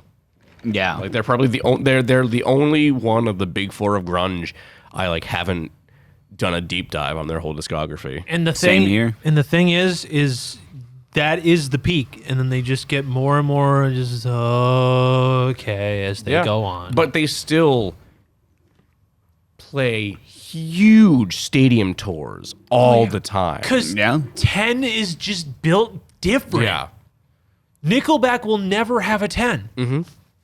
Like, I'm sorry. Like, if even like the B-sides like Jeremy are like beloved songs, like that is insane. Yeah. It's just built different. So I mean, I don't know if we should give it like A out of respect. I'd be down with A, maybe like lowest in A. I was thinking below lowest in A James. or highest in B. But even that feels too low. Putting Pearl Jam in B feels too low. I think lowest in A should be fine. Okay. Lowest in A is fine. Yeah.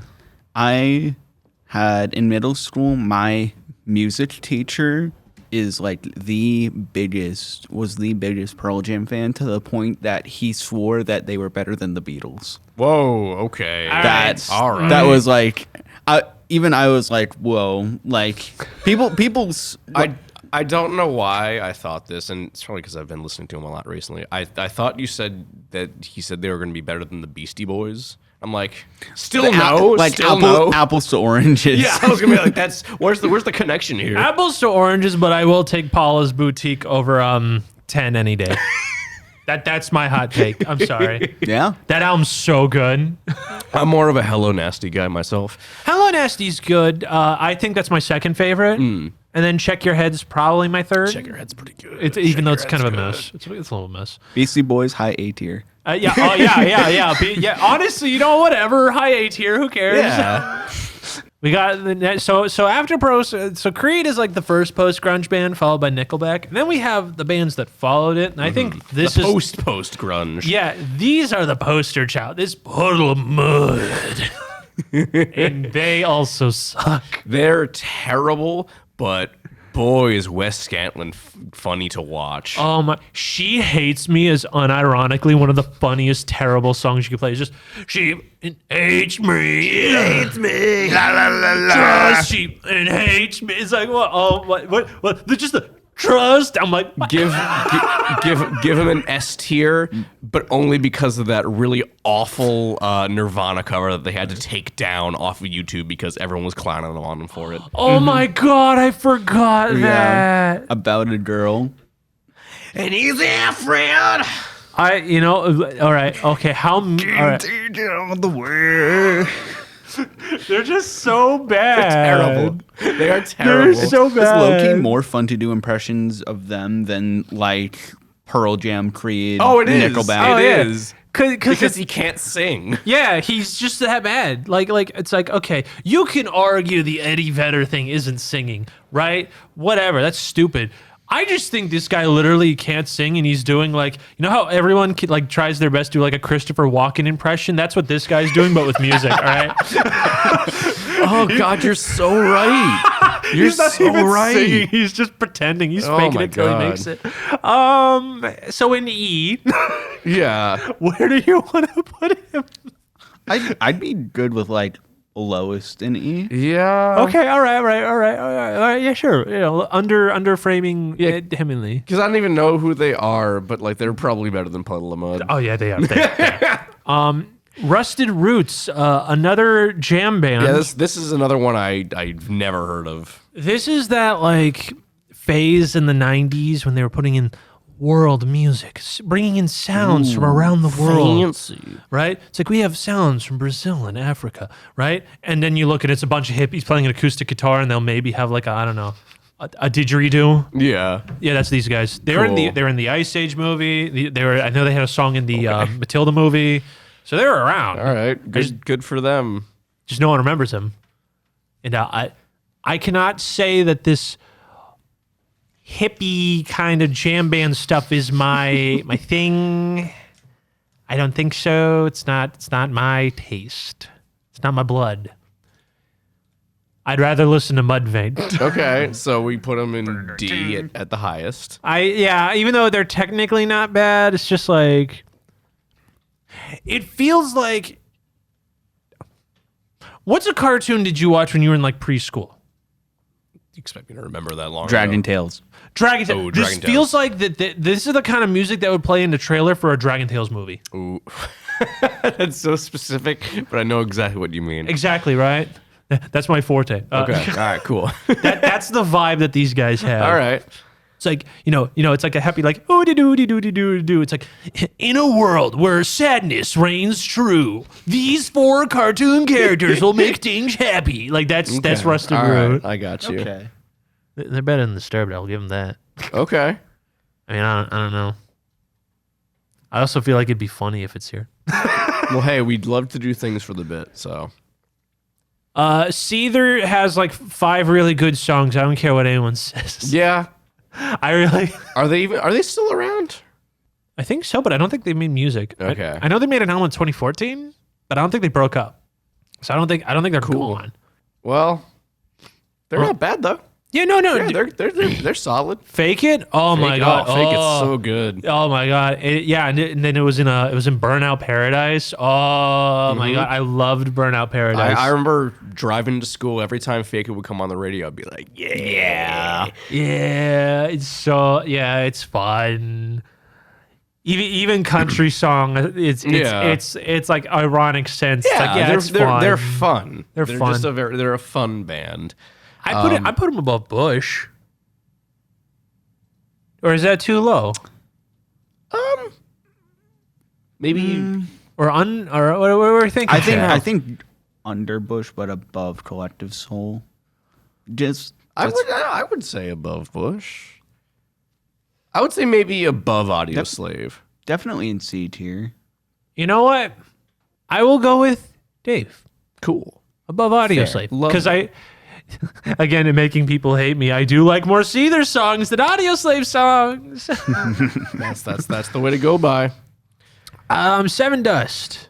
Seven Dust is one of those bands where I see their T-shirts like everywhere, but I couldn't tell you a song by them. So right. They're like so right. Yeah, and like I again researching for this, I listened to a couple songs. I'm like, I swear I have memories of hearing this, but I can't pinpoint it specifically. They're just there. That's the thing. Like they're good, but not in any way memorable. Yeah. It's so weird. Yeah. Because like I remember they put out an album like last year. And I'm like, oh, this is pretty solid. And I couldn't tell you a single song off that album. I went on Rate Your Music because I'm like, I don't think I've ever listened to a full Seven Dust album. Yeah. I went on Rate Your Music. I did. Oh. In 2018. Okay. I don't remember it. No. That's the thing. They're good, but they're not memorable. They're the forget me not of butt rock bands. Yeah, and like, yeah, it's like it's so inoffensive. Yeah, and like does its job correctly. That like it's just, I always see it in every like. Here's some of the best metal bands of the '90s or the 2000s. It's like I'm trying my best, and I don't want to be rude, but they do a very good job. But like, I just can't. I can't remember. Yeah, it's strange. I think by that our logic, we have to put him in C. Oh, I don't want to be mean. Where are we going to put him then? That's the thing. What are we going to put him in then? Maybe highest in C because they are good at what they do. They're going under Seether then. I'm not under giving Seether? Yeah, I'm a Seether stan now. Okay. We can't. This is when Cody's really hurt because he's like, man, I'm the biggest Seven Dust fan. Why you do that? How dare you? I'm okay to be mean to Shinedown now. I heard they're, I'm okay. I don't know what the thoughts are of Shinedown. I think Second Chance is like the butt rock dad rock song. I think it's the like definitive one. but I feel like that's all they've got going for them. They have the most divorced dad energy of anyone on this list. They do. And do you remember my history with Shinedown? Was it the Boomlay song? No. No. So right, I think it was right around when they started, maybe not when they started doing it, but when I think it was the first time I had done a Spotify Wrapped. Oh my god. Somehow Shinedown was my number one artist listened to of that year. I don't know when, I think it was when, I gotta look it up. Not the most, not even the two most recent albums. It was like 3 albums ago, I think. I guess I just really... we were all like in college and we were like we were interrogating you. It's like, did you listen to Shinedown? And we shined the lamp into your eyes and he's just like, no! But somehow... Oh, so it wasn't even the year that album came out. Yeah, Because no. that album was in it was Threat to Survival, 2015. What the heck? Yeah! What is going on here? And like, wasn't like a quarter of your top 100 Shinedown songs? Yes! Someone Yeah, I had to have don't- been using your account, man. I don't know. Because, like, I did listen to a decent amount, but not enough for it to be my number one artist in all the songs in my top 10. Yeah. Half of them be Shinedown. Shinedown themselves hacked into your account and just... I mean, I do like a lot of Shinedown stuff, but the last 2 albums, no. Oh, their last album, the Conspiracy Yeah, Theory the one? COVID Conspiracy album. Oh my god. Yeah. They're doing like, they're trying to control you. Yeah. It's like, oh my god. 'Cause I like Sound of Madness. I like Amaryllis. I like Threat to Survival. I think those are really solid hard rock albums. I guess it's butt rock, I know, but like for 2000s butt rock, like it's pretty solid. But everything else, there's some good songs off the first album. What's the Yellow album titled again? Attention. Attention. Oh my god, I forgot the Pop album. Yeah. That was so bad. I had a coworker that like her favorite bands were Shinedown and Breaking Benjamin. Oh, God. And she had me like listen to that album and like the Diary of Jane album. Should have been a good Shinedown album. That's what I'm saying. But she Should have been a good album.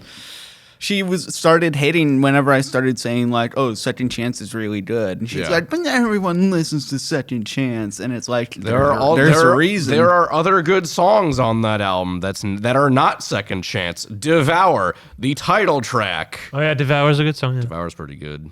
I do like the title track. I also do like their Simple Man cover, Leonard Skinner. That's a good cover. See, so I understand Dave's argument. Mm-hmm. However, the last bunch of albums are so horrendously Really bad. bad. Really I bad. really don't think we should let them outside of highest and C. I think you're right. I think if they had stayed the course of that 3-album run of Sound of Madness, Amaryllis, and Threat to Survival, they'd be higher. I would put them in B. But those last 2 albums, especially the last album, was just so unbearable. Oh yeah, that was probably one of the albums I hated the most that year. Yeah. It came out. It was really bad, especially that year because a lot of bad stuff came out. Apparently, I just saw they put out a new song recently, January 24th. Oh boy, what's it called? It's called It's 2 songs, 365 and Dance Kid Dance. All right, I don't even want to know. I'm gonna listen to them when I get home, and I'll let you know. Hello, Skillet. You're an F tier. Under Buck Cherry. I wonder, are they also a Christian band? Looking at the cross in their logo. The potentially AI generated logo. Yeah. So, speaking of COVID denialism, so it is kind of a theme that a lot of butt rock bands just naturally gravitate towards that kind of thing. Yeah, I wonder why. Yeah, this album. So Skillet was like, I have a monster inside me. Only God can save me. It's like, okay, come on, bro. Like, no one's listening. This is lame. And guess what? It is lame. Then they were like over generic, very vague. Like they did get kind of a big hit with like, they kind of went towards more like generic rock anthems about being good and cool. And now they have dipped down to, don't believe anything you said. I have the truth. I know the truth. Gonna say the truth. It's a conspiracy. They're hiding it from you. They're doing that now. Yeah. And and then through all this course, nothing's good. There's nothing good. You can try to be like, oh, you know what I really like about Skillet? And I go, no, there's none. You like something about Skillet? Nope. Scientifically impossible. Literally, I don't understand the appeal of Skillet. It's bad. And I think it's worse than Buck Cherry, because at least Buck Cherry I can laugh at. Skillet's like... I can laugh at Skillet. Not at how popular they are. That's the issue. I guess that's fair. If they were not popular and losers, I'd be like, okay. Yeah, that's fair. Soundgarden, S. I literally was about to say Yep. easy S tier. Yes. They are my favorite of the big four. Honestly, grunge. I feel like I'd put them above Foo Fighters. I would put them above Foo Fighters too. Yep. Super Unknown. On a personal, Oh, God. on a personal bias, I would put them above Nirvana, but I'm sure that would be sacrilege to a lot of people, because, like you said, Super Unknown. For me, Bad Motorfinger is just like untouchable. But I'd say both. I'm team both. What do you mean both? Both Bad Motorfinger and Super Oh, Unknown. okay. I thought okay. Yeah. No, I'm just trying to think. It's like duo. I'm good. I'm good keeping it as it is. Yeah. I'm just saying on a personal level, I would put them above. I'm just trying to rank. It's like, do I rank like Bad Motorfinger and Super? Like, are they better than In Utero? Does Bad Motorfinger have a spoon solo? But In Utero, though, It's not In Utero. it's not In Utero. I would say it's better than Nevermind in my opinion. But both are better than Nevermind to me. Wow. Okay. Because I love. I agree. I love they're both very good albums. I love like those are. It's like In Utero. Those two. We'll throw 10 and then Dirt. Yeah. Like those are easy top 5. Because like grunge. unlike Alice in Chains, unlike sort of Pearl Jam, because they're just on a steady decline, not really bad, but not really good. Soundgarden don't really have a bad album either. I mean, their first album when they were still kind of punky is like kind of whatever, but then like from Louder Than Life on, it's all just like banger after banger, Banger after after banger after banger. For sure. That's well, that means we have the top 4 of grunge ranked actually. Wow. So that's we did kind of something cool. right. So you know what? So speaking of good bands, we should transition to something not good instead. With Stained, yuck. Yeah. Very whiny, but not as funny as Puddle of Mud. Yeah. I'm eyeing that bottom of E tier. They're bad. And I'm saying that as someone who's seen them alive. Oh my God, I forgot about that. Oh no. And keep in mind, I didn't go. It wasn't a pleasure trip to see Stained live. It was work. Yeah, it was a job. Yeah, it was a job. I think under Puddle of Mud is fine. I got paid to laugh at Stained. I would hope you were compensated. I was compensated. I will say, I don't think that like version of Outside with Fred Durst is that bad, because I know sometimes that'll play on like. Where's the rock Limp radio. Bizkit on this list? Exactly. Limp Bizkit would go in A. Now, All right, cool. we have solved that entirely because my argument is rolling. Now, but yeah, Stained. And the funny thing is, I do like Fred Durst's on the Outside, the little dreamy vocals he has with to the point where he sounds way better than the actual lead singer. Fred Durst is a good singer. Yeah, like you know? he doesn't sing as much as he should, because he's like a good singer. Yeah, he has like a very good voice for like a good type of music, you know, very ballady voice. But you know, Stained, nah. Stone Temple Pilots, I liked Interstate Love Song. They have. I like that first album a lot. They have Core is really good. Core is good. then- Purple's good. I like Purple. They do have some hits afterwards that I like. The issue is the Alice in Chains issue, but it's worse. Yeah. Is once the lead singer died, they came back as an alt rock, folky kind of band. It's not good. It's horrendous. It's really not good. If that came out in the 90s, that'd be seen as a hack. Like that's Yeah. how bland it is. I remember buying the first album that they had with the new lead singer on iTunes. I'm like, oh, this is gonna be so good. And then listen to it, I'm like, oh. Oh no. So, with that in mind, we have to consider that. So I would say maybe highest in B above Korn. I was Incubus. thinking B as well. Cause like I'm sorry, those last two albums, you can't psyop me. They're just so lifeless. Yeah. If they just hadn't come back after Scott Weiland passed, they'd be A easily. Oh, easy A tier. Easy A tier, but I'd even put them above Pearl Jam. Yeah, I probably would too. You know, it's just the folks. They should have named it a different band. Should have. Theory of a Dead Man. A band I forget exists most of the time. I feel like this is also another easy F. Yeah, it's gotta be. But here's the contest. Is it better or worse than Buck Cherry? I mean, I'm a little bit biased for it being worse than Buck Cherry because Not Meant to Be plays at my job every single day. We shall honor you, my good friend. Right under Buck Cherry. There we go. Thank you, my friend. We only got 3 more left, and then we're out. 3 Days Grace. Awful. This is where my autism comes in. No! This is where my autism comes in. Cody's using his Hail Mary. I'm not gonna use my Hail Mary. I first discovered 3 Days of Grace from a Star Wars video game. Like this was still 2008, 2009 YouTube where gameplay was really badly recorded. I don't know if it was Battlefront 2 or Knights of the Old Republic that it was, but there was a battle between Anakin and Obi-Wan. And just Animal I Have Become was put over it. And then there was also, you remember how I was talking about a Sonic AMV earlier? Yeah. It was Yeah. T-Pain, and it just showed a bunch of really sad photos of silver covered in blood. Okay. Classic. So my history is that as a kid, when YouTube was a thing, I liked the song Pain by Jimmy Eat World, and then I found Pain by 3 and I went, this sucks. Yeah. And then I didn't think about 3 Days Grace because they weren't in Guitar Hero, they weren't in Rock Band. I really didn't, or the ones I had. So one day, little Josh was looking because he read the manga that Naruto got a sequel with Naruto Shippuden. It was out in Japan about 1.5 years before I came to America, maybe even 2.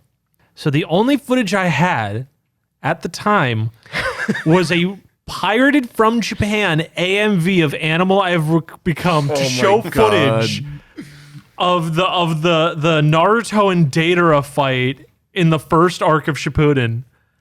And I went, and I had to deal with it because that's the only footage of Shippuden I would ever see for 2 years. Oh my god. Is the Animal I Have Become. That's amazing. So put him an S in that case. No. No, I'm vetoing any Hail Marys. See, I even liked a break. I like a good handful of 3 Days Grace songs, but I mean once Adam Gontier left, he's back by the way. Yeah, he's back now. Yeah, they're doing the double singer. Which is really cool. I wish more bands would do that. Me too. It's not just all right, you sucked as our lead singer, old guy comes back. Yeah. It's there's good in both of you guys. Yeah. You know how I'm shocked hasn't done that? This is a total aside. What? I'm shocked Killswitch Engage hasn't done that. Oh my because gosh. I think they've toured with Howard Jones's new band. Yeah, like the Torch, right? Yeah. Yeah. But I don't think they've done a full set with both him and Leach on vocals. That'd be really nice. That'd be so nice. Like they could switch off cleans and screams, that'd be really cool. Take notes. Take notes from 3 Days Grace. Come on, Killswitch Engage. Well, they got a new album out, so. Yeah, and it's So with that said, 3 Days Grace, it has to be D tier, man. I'm fine. I with that. will accept a D tier. I'll accept D tier because they're funny at least. I'll put him above Mudvayne. Or is Mudvayne's first album way better than? I think Mudvayne. I think Mudvayne is just better. Okay, we'll put it under Mudvayne, but above Rusted Root because I think that would still be funny. Now, for sure. All right. Speaking of things that are funny. Headstrong, I'll take you on. Oh, it's so funny. It's so bad. Pandora's favorite rock band, by the way. Yeah, that's right. No, are you for real? I'm for real. There was one thing where it was Pandora's #1 stringed rock song is Headstrong by Trapped, which I think is just hilarious. Goes to show you who uses Pandora. No, Headstrong. Oh my god. Okay. Trapped sucks, man. They suck. Now we have to determine where in F they're obviously going to go. Oh god. I would say I think under Skillet. Personally, for me, under Skillet. I would go as far as to say under Kid Rock. Really? I You know personally like, because I feel like at least like Kid Rock is like acknowledged by like a certain group of people. I feel like Trapped just kind of like pushes everyone away. Like Honestly, they went on that whole like Twitter tirade Yeah. against all their critics. Yeah. Oh yeah. So you know what? We'll put Trapped under Kid Rock because you know what? Honestly, the original Kid Rock run, I could see, even though I hate it, and I think he was obviously a poser. He obviously was just, I'm the same boring new metal, but I'm stealing black culture a lot more openly than everyone else. Yeah. Right? I can see why people would like him. I do not see why you would like Why Trapped. people like Trapped. Okay. I'll accept that. That makes sense.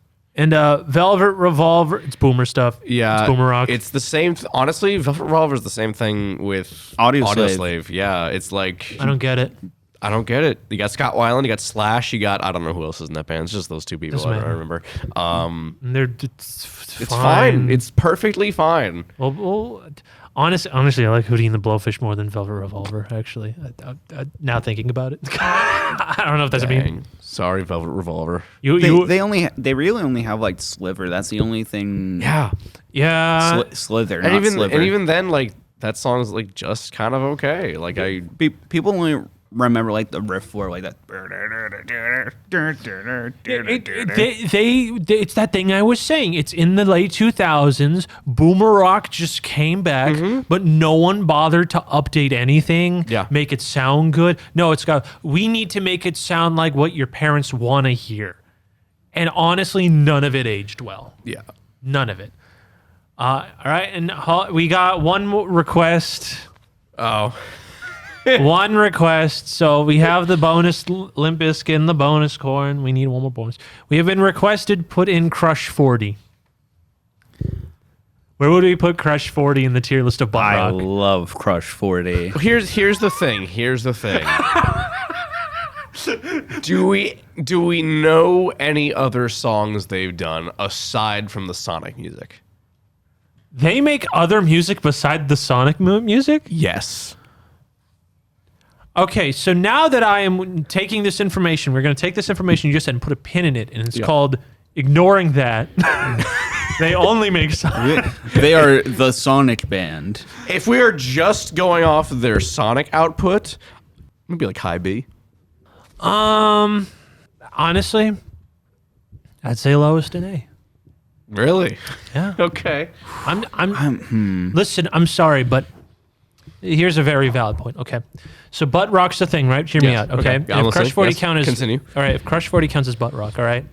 Name any Nickelback song that's as good as I Am All of Me. I mean, fair. Okay. Now look at I am more of a Sonic Heroes kind of what I'm made of. That's Okay. what I was gonna Well, no, say. I was I'm- gonna say what I'm made of. Well, I'm just saying, like I Am All of Me is the most. It is trying too hard Yes. to be a That's- butt rock that's song. fair. That's fair. And that's why I was using that for example. It's not even my favorite, and I do agree with that. But like, so if the litmus test of when Crush 40 is trying to sound like Nickelback, they made I Am All of Me, and most of those bands cannot even hit that caliber of ironic talent. They have to go in low A. Okay. Okay. Okay. You know what? You've convinced me. You know? And like that's not even all about rock. You know, we've heard their other songs. You know, they can do other things. Yeah. They can do other flavors of modern rock at that time. You know, I'm just saying. Okay. You know? I mean, even ignoring all that, like they're bangers. Regardless of like context here, they're bangers, man. Yeah. They are just an all-around solid band. Yeah. I wish they would make more music. I wish they toured live so that way I can see Dave mosh in the pit to any literal singular Sonic the Hedgehog song. I feel like that. Yeah, see, he has the biggest smile on his face for everyone listening. You can't see, but I'm like looking off into the distance all wistfully. Imagine the pit to friggin' All Hail Shadow. Oh my god. Oh my, yeah. Listen, I understand. I'm almost 30 years old. I'm not what I used to be in the pits. I'm out of shape. I get winded in the pit very easily. If you put me in a Crush 40 pit, I would not leave. I would tough it out. I might die. I might pass out, but I would. You will it would die be worth happy. It. I will die happy. Shirts off, but like the Sonic the Hedgehog painted on his chest, going hard. Bro, the party ended 40 minutes ago. Yup. He's still doing it. I'm still going. And so yeah, that's my take. So, you know, Crush 40. Do a tour, please. I know they do the Sonic Symphony thing, but like I think you guys should do a tour. Yeah, You'd make a lot of money.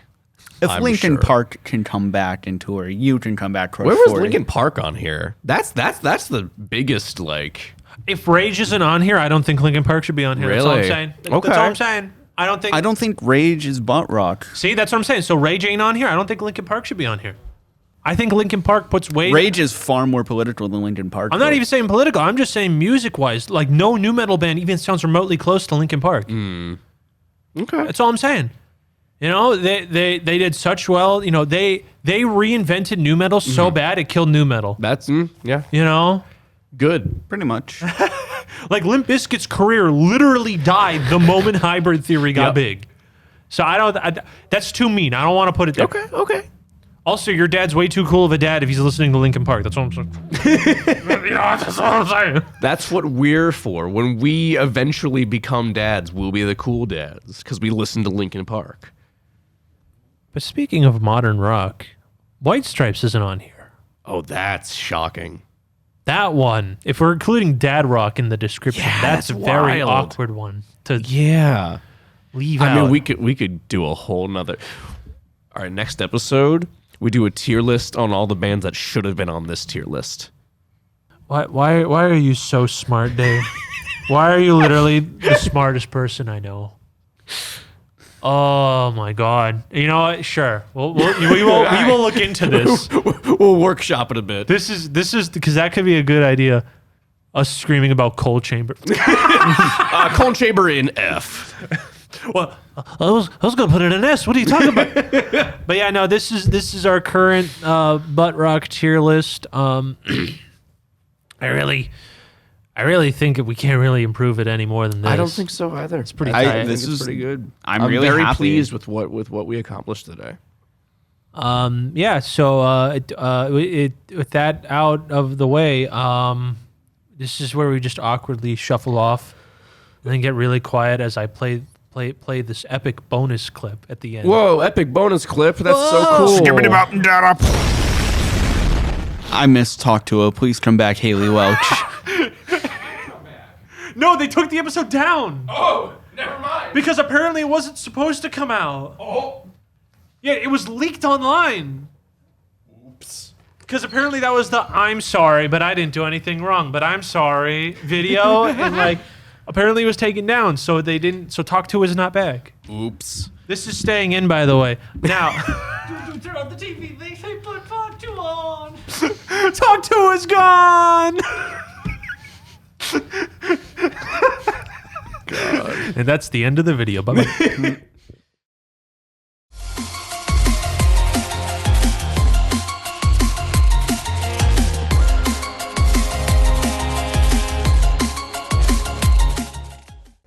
I'm Quackler. I'm awesome. Oh, they don't know who I'm messing with. They call me the Big Q. I'm Quackula. I go for gold and I get gold. And then I sell the gold to get more gold. Call that triple down comics. Shirley tried to steal my Lunchable. So I packed her up like a side salad. No dressing. 6'3", Louie. I like that one take, Hooper. Cut. Print. Slap on the pepperoni. Damn straight. I'm an animal. Unchained. No chain can hold me when there's a half gallon at stake. I miss my wife. Go untended, and you'll get no matches. I'll use a razor scooter to break your ankles, and my smile to break hearts. You put one shred of lettuce on that plate, and I'm gonna smack that mustache of yours right off your face. 6, 7! Tearing up on my scooter so fast that if you even see my ass, it's an after image, loser. I am him. I'm banned from all 13 hood milk plants.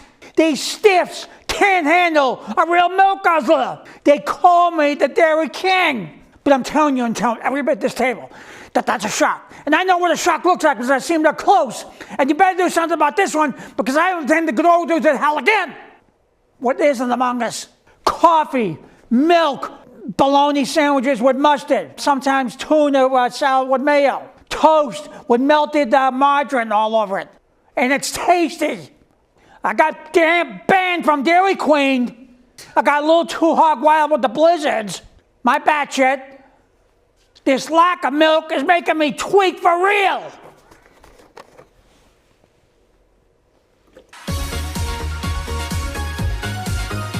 Chat, clip that. If Robin don't use the utility belt, I don't want none of that. Enough is enough. I've had it with these monkey biker snakes on this Monday to Friday planet.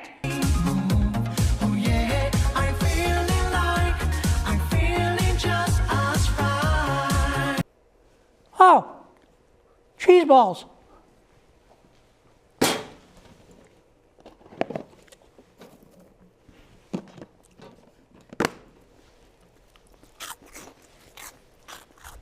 Huh.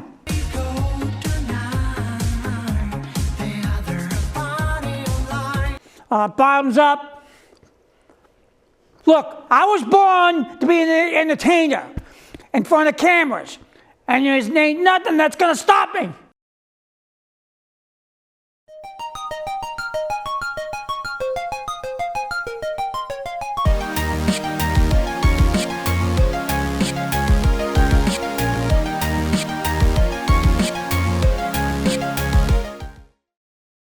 I have received some unfortunate news, Steven. Uh-oh.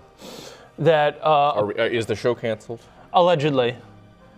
So in order to get back our prospects, we have to go on a witch hunt. A witch hunt? A witch hunt, or what I Okay. call woke hunt. Ooh. You lost me, and then you had me. I love finding things that are woke. Yep. Now, because we have lives, we never covered this, but there is a Steam group of Steam curators that are called Is It Woke / Woke Content Detector. Now, there's multiple because multiple people have no lives and they dedicate their time to this. That's why there's multiple. Along with that, people grift for money, and all of this was because of Epstein. So awesome. This was our discourse for 15 years. We grew up with this stuff, and I just firmly believe your brain is pudding if you use these words, unironically. So we covered Conservapedia. We got to go for our next target. It's called How Woke is Our Video Games? This is going to determine what we do and do not play in the future. Who we are standing and who we are violently against.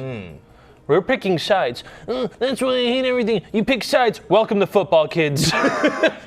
You pick a league and you keep it for life, okay? All right.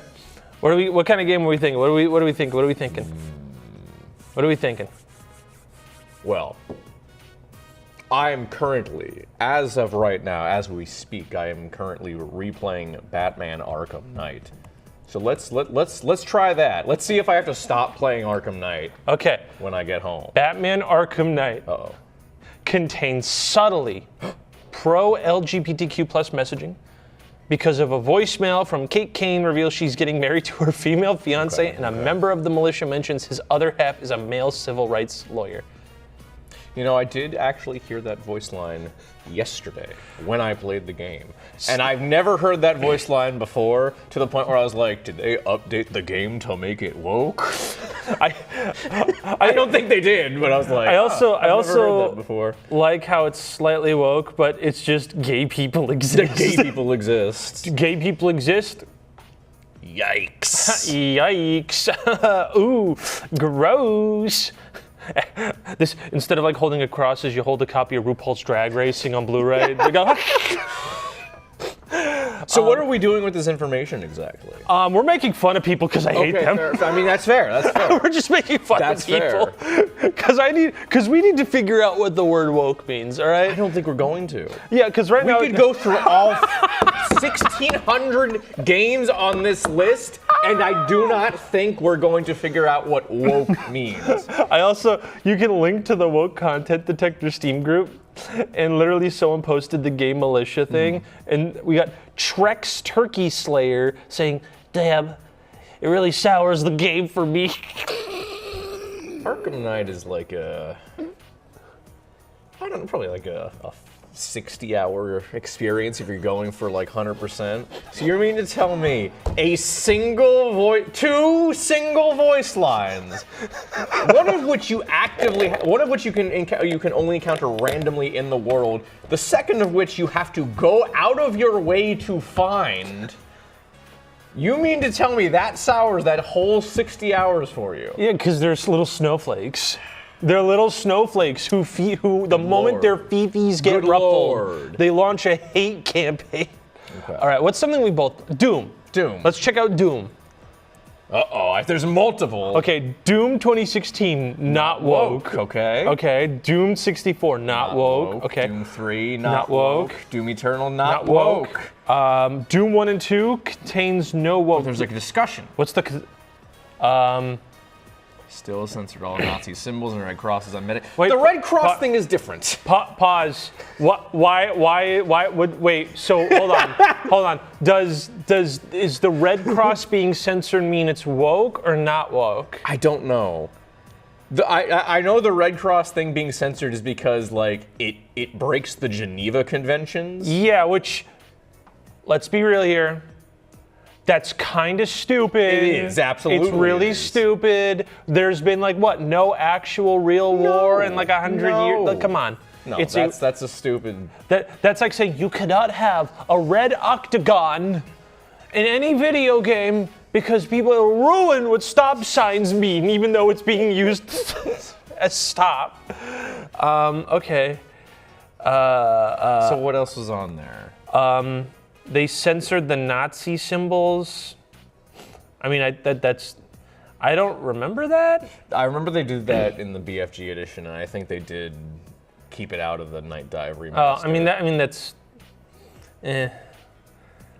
The game's creator likes trans people and is in support of Ukraine. Okay, hold on. What? Wait. Supporting Ukraine is woke? Apparently that's woke. Which goes with the theory that all of this is done by foreign agent bots who just are grifting to make money because they don't care about video games. They just want to steal your money and make you a little freak. Also, Damn. I'm assuming that this is obviously this is going off of comments that John Romero made relatively recently. Doom is 35 years old. Yeah. 30 years old. It's older than you who's whining. Shut up. You're okay, whatever. All right. Go back to that. There was yeah. Okay, There's one other thing. Okay. Comment on there. The no Nine Inch Nails reference in E4M1. Are you telling me that the lack of Nine Inch Nails means it's woke? Are we saying Trent Reznor's not Trent Reznor's not woke?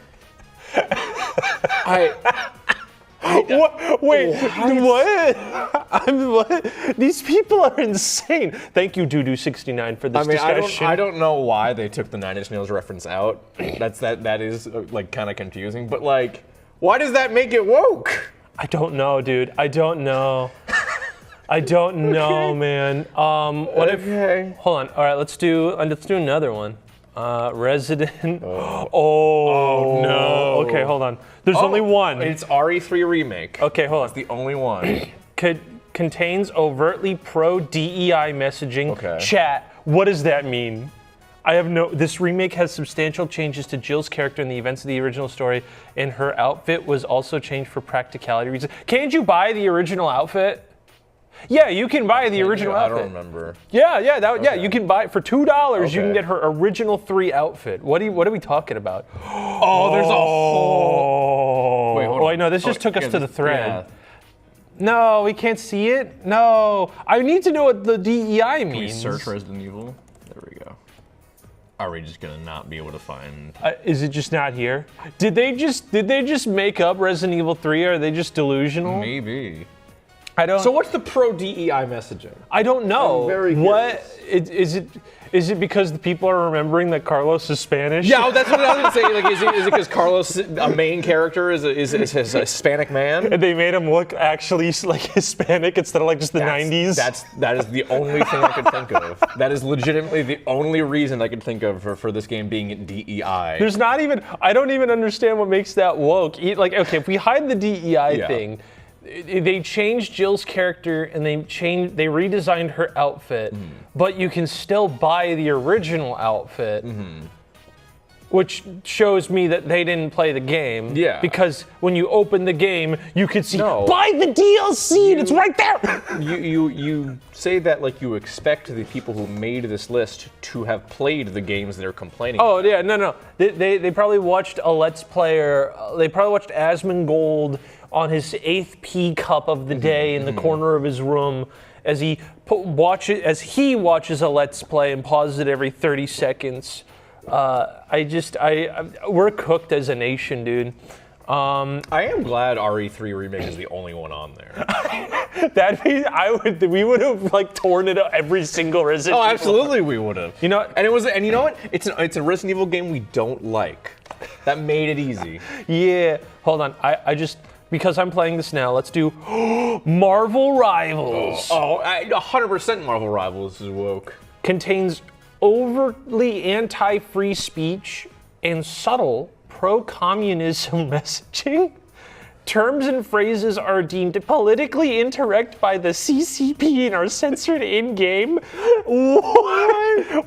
You mean to tell me, hold on, chat, I'm gonna post a picture of Season 7, okay, just a screenshot of Black Cat, okay? And you're gonna say it's woke? It's woke. They're about to put in Devil Dinosaur and not Moon Girl, apparently, in the leaks, okay? All right, I think, okay. Chat censoring. Oh, Asmongold reacts. Oh my god. Is it just people don't want to say the N-word in the chat? It might be. Apparently, you can't write Dalai Lama or Winnie the Pooh. Oh, because people use Winnie the Pooh to make fun of.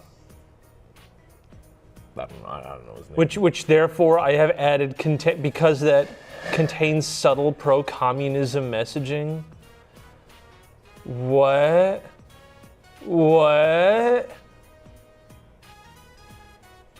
Okay, I like this one. Okay, thanks Demonity for saying, okay, this is stupid. Marvel Rivals isn't woke at all. It's a kid's game. No shit, they will censor the chat.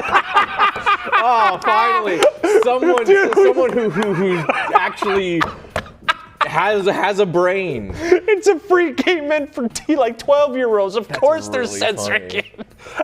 That's really funny. Okay. All right.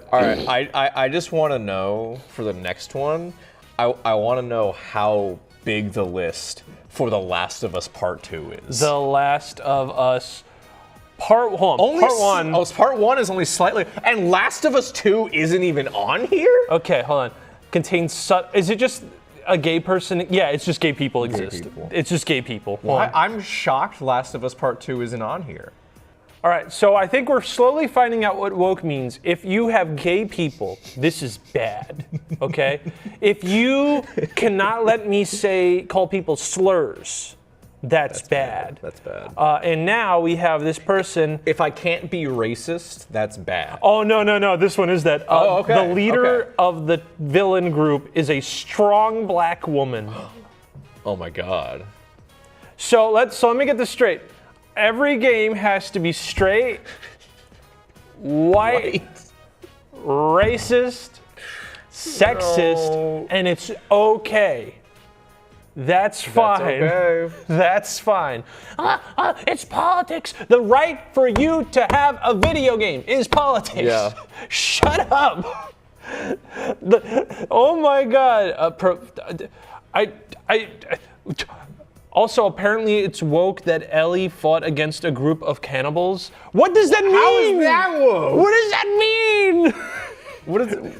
Yeah, see, in the section of the game, Ellie, a 14-year-old, fought against an entire group of experienced cannibals. Are they just like upset that it's a kid taking on these people? Did you just really power scale a little girl in a video game and went, if she wins, it's woke, if she doesn't, it's not woke? What the fuck does that mean?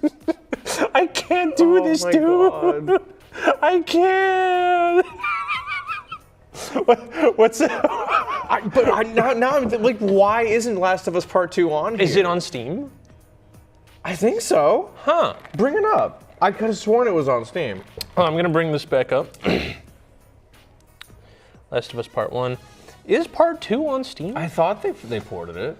Store. I mean, God of War Ragnarok is on there, so it would have to be. That's Part 2 remastered. Huh. Maybe it's too new. Oh, hold on. I see $50. No one can afford that. That's fair. You mean to tell me? Two is significantly more woke. There is a transgender character in there. Oh. And he's like an important part of the story. Listen, man. I don't know. They just be making up So stuff. I think that this list kind of sucks. You're not committing. You're not committing to the hate. I'm sorry. You want to have a definitive list of what's woke and what's not? Do your jobs. No half measures here. No half measures. All right. Good Lord. All right. What do we got for Street Fighter? Okay. Okay, so Street Fighter V is slightly woke. All right, so Street Fighter. Okay, hold on. I just want to. Okay, Street Fighter V is slightly woke. Contains gay people. Mm-hmm. The character Seth has a feminine appearance in this game, but retains his male voice and still uses male pronouns. That's because Seth. Have you seen Seth? I don't think I have. Seth, I don't even think is a person.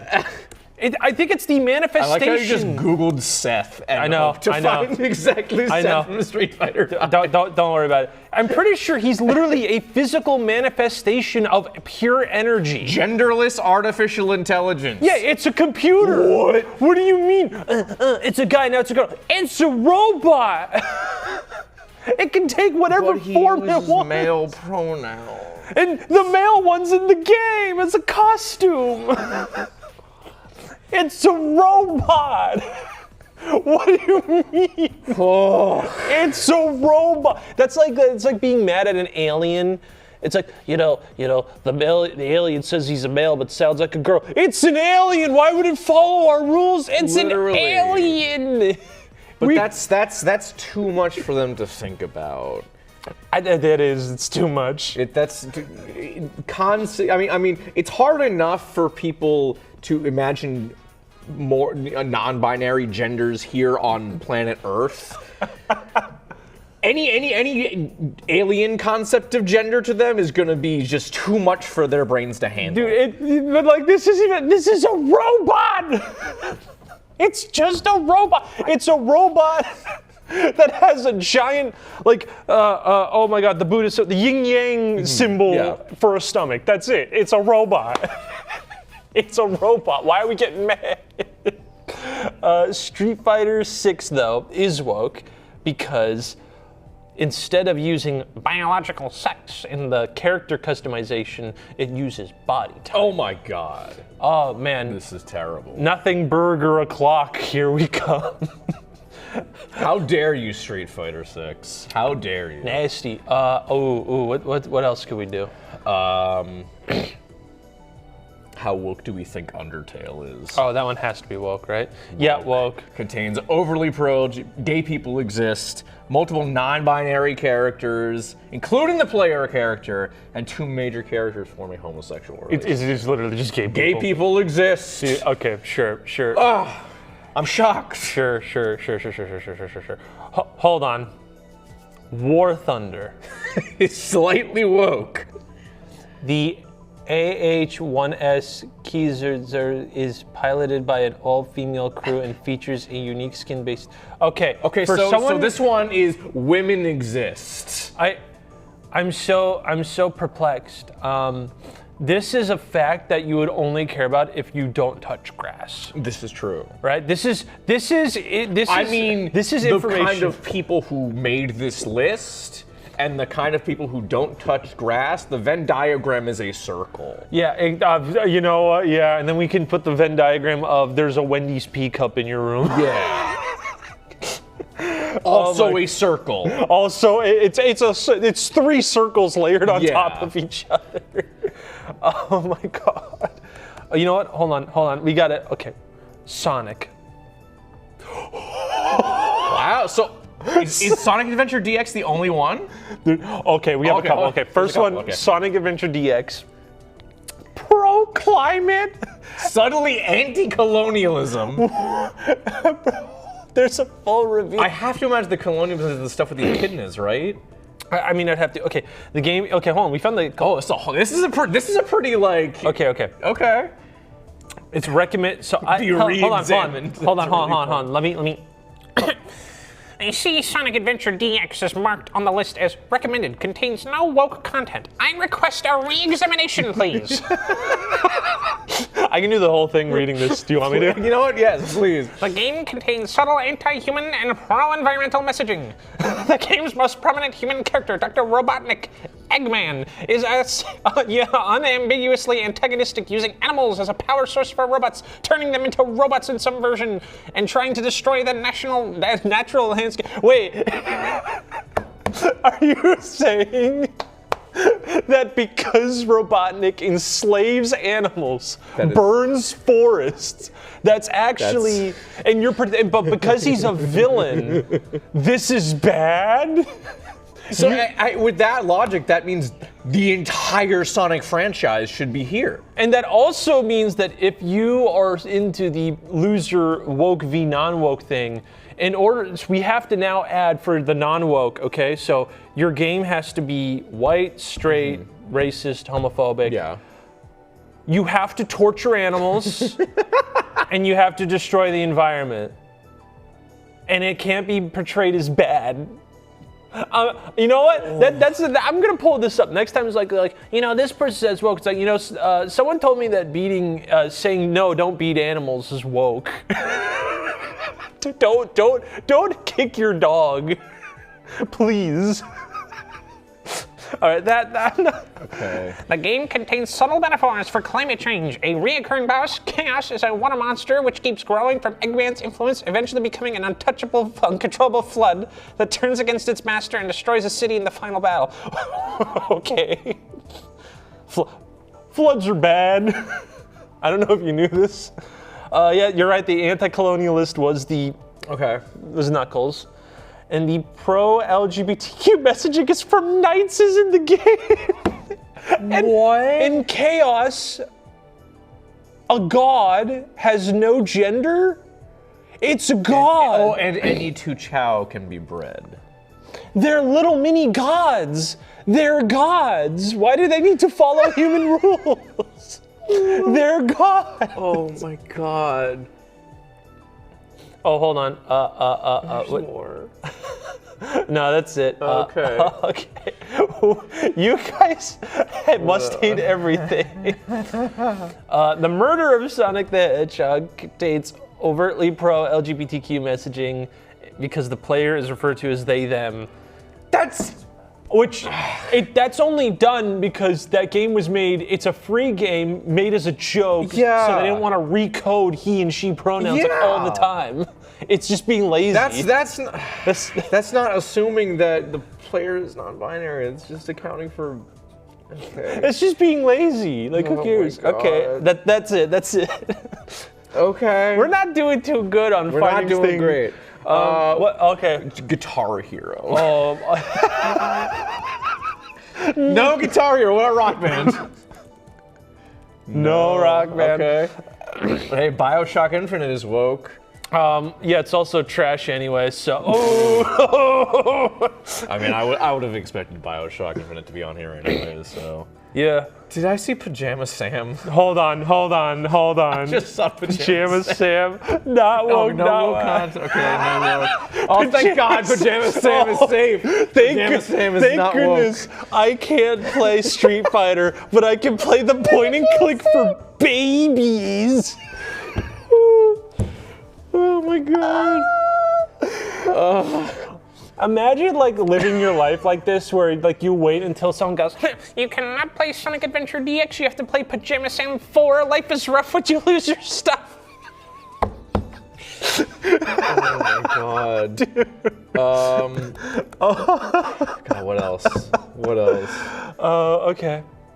Oh, there's gotta be something really. Tomb Raider. Oh, okay, so I already know what's gonna happen. I'm gonna type this up, and it's gonna be nothing but the remakes, and it's gonna say it's woke, and then it's gonna have the Legacy Collection, and it's gonna say it's woke because they did a texture wrong and it accidentally got rid of like a Laura pinup poster that was an Easter egg, which they immediately fixed within a week. Okay. But basically, I think the texture of the wall and the poster just got swapped. Gotcha.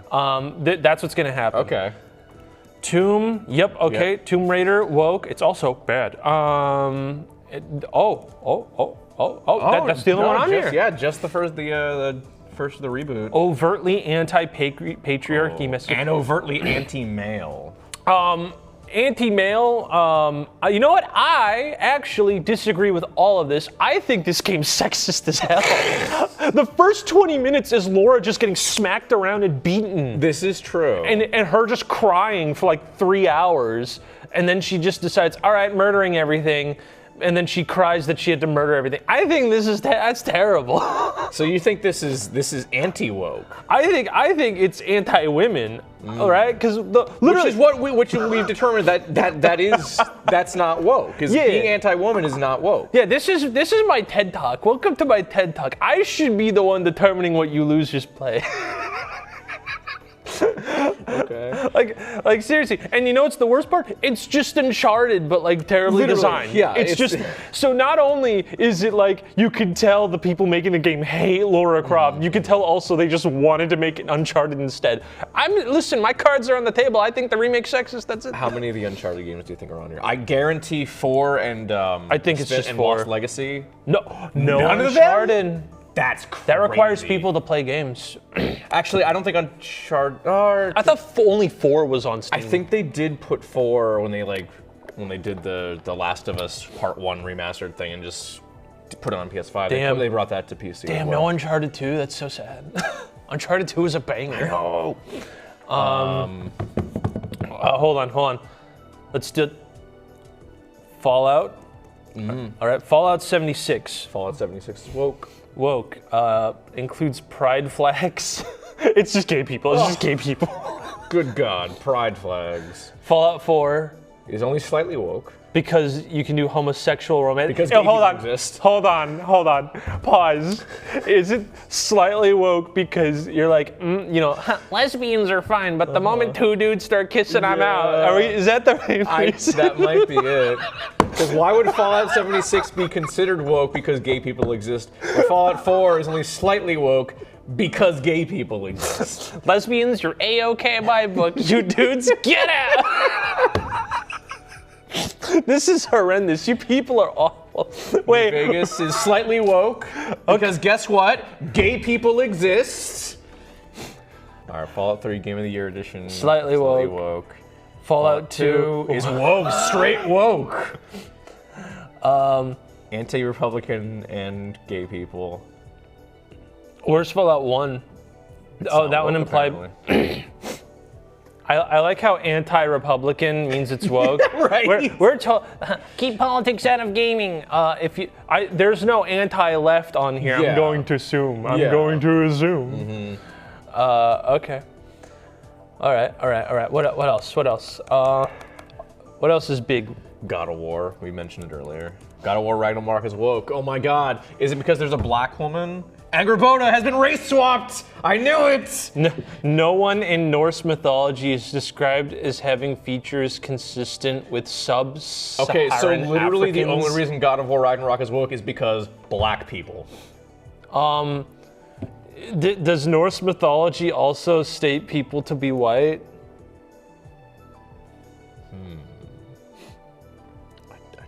This is when some dude. so. Yeah. Hold on. think so. Like, come on, guys. Come on. I don't think so. This is when someone goes, you know, this person said it, and I look it up at some like VTuber that says the N-word every single hour. It's like, this is my source. Looks like that's the only one on here. Okay. Very sad.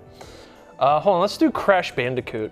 I was thinking Crash Bandicoot as well. Crash no Bandicoot. content for Insane Trilogy. There's a discussion. There is a discussion though. Hold on, is it just because Coco is playable? Oh my god. As a main character now? Might be. No. Oh, this is just no. Oh yeah, this is nothing. This is a nothing burger. Oh, but I saw someone in that comment, Wolfenstein. Oh, we gotta see if we okay. gotta see Wolfenstein. New Colossus and Wolfenstein 2 New Colossus is woke. I can't believe is an anti-white feminist. Player character's father is revealed to have been abusive and racist. So again, chat. Looking at this list is making me an anti-white feminist. I don't know about you guys. The player character saved by pregnant women. What does that mean?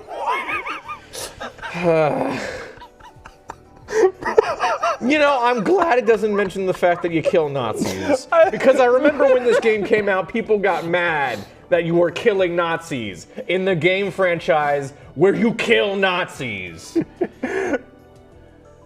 The pregnant woman fights Nazis. That's it. Stop romantic communists. Did they even do that in the game? I haven't played Wolfenstein 2 since it came out because it's not good. Yeah, that is true. That is a separate argument entirely. And like, yeah, there are historical implications like how the KKK did not like they didn't like each other in real history. Mm-hmm. But I think the point was there was a point of why they got along in the game that was pretty overtly obvious. Also, this means that you can be abusive towards your children, and that's not woke. That's okay. Remember, guys, in every Doom game, I want you to have a mini game where I can beat a child. Yeah. What is wrong with you people? What is wrong? Oh my God. So beating pets, okay. Beating animals is okay. Beating children kids is okay. But a pregnant woman making sure she doesn't die. Good Lord, no. No. Never in a million years. A kid fighting back after getting abused. You know, it is interesting because, like, wasn't in the game, wasn't BJ, he was friends with the black girl and that got him in trouble? Why was that not part of it? Why was that?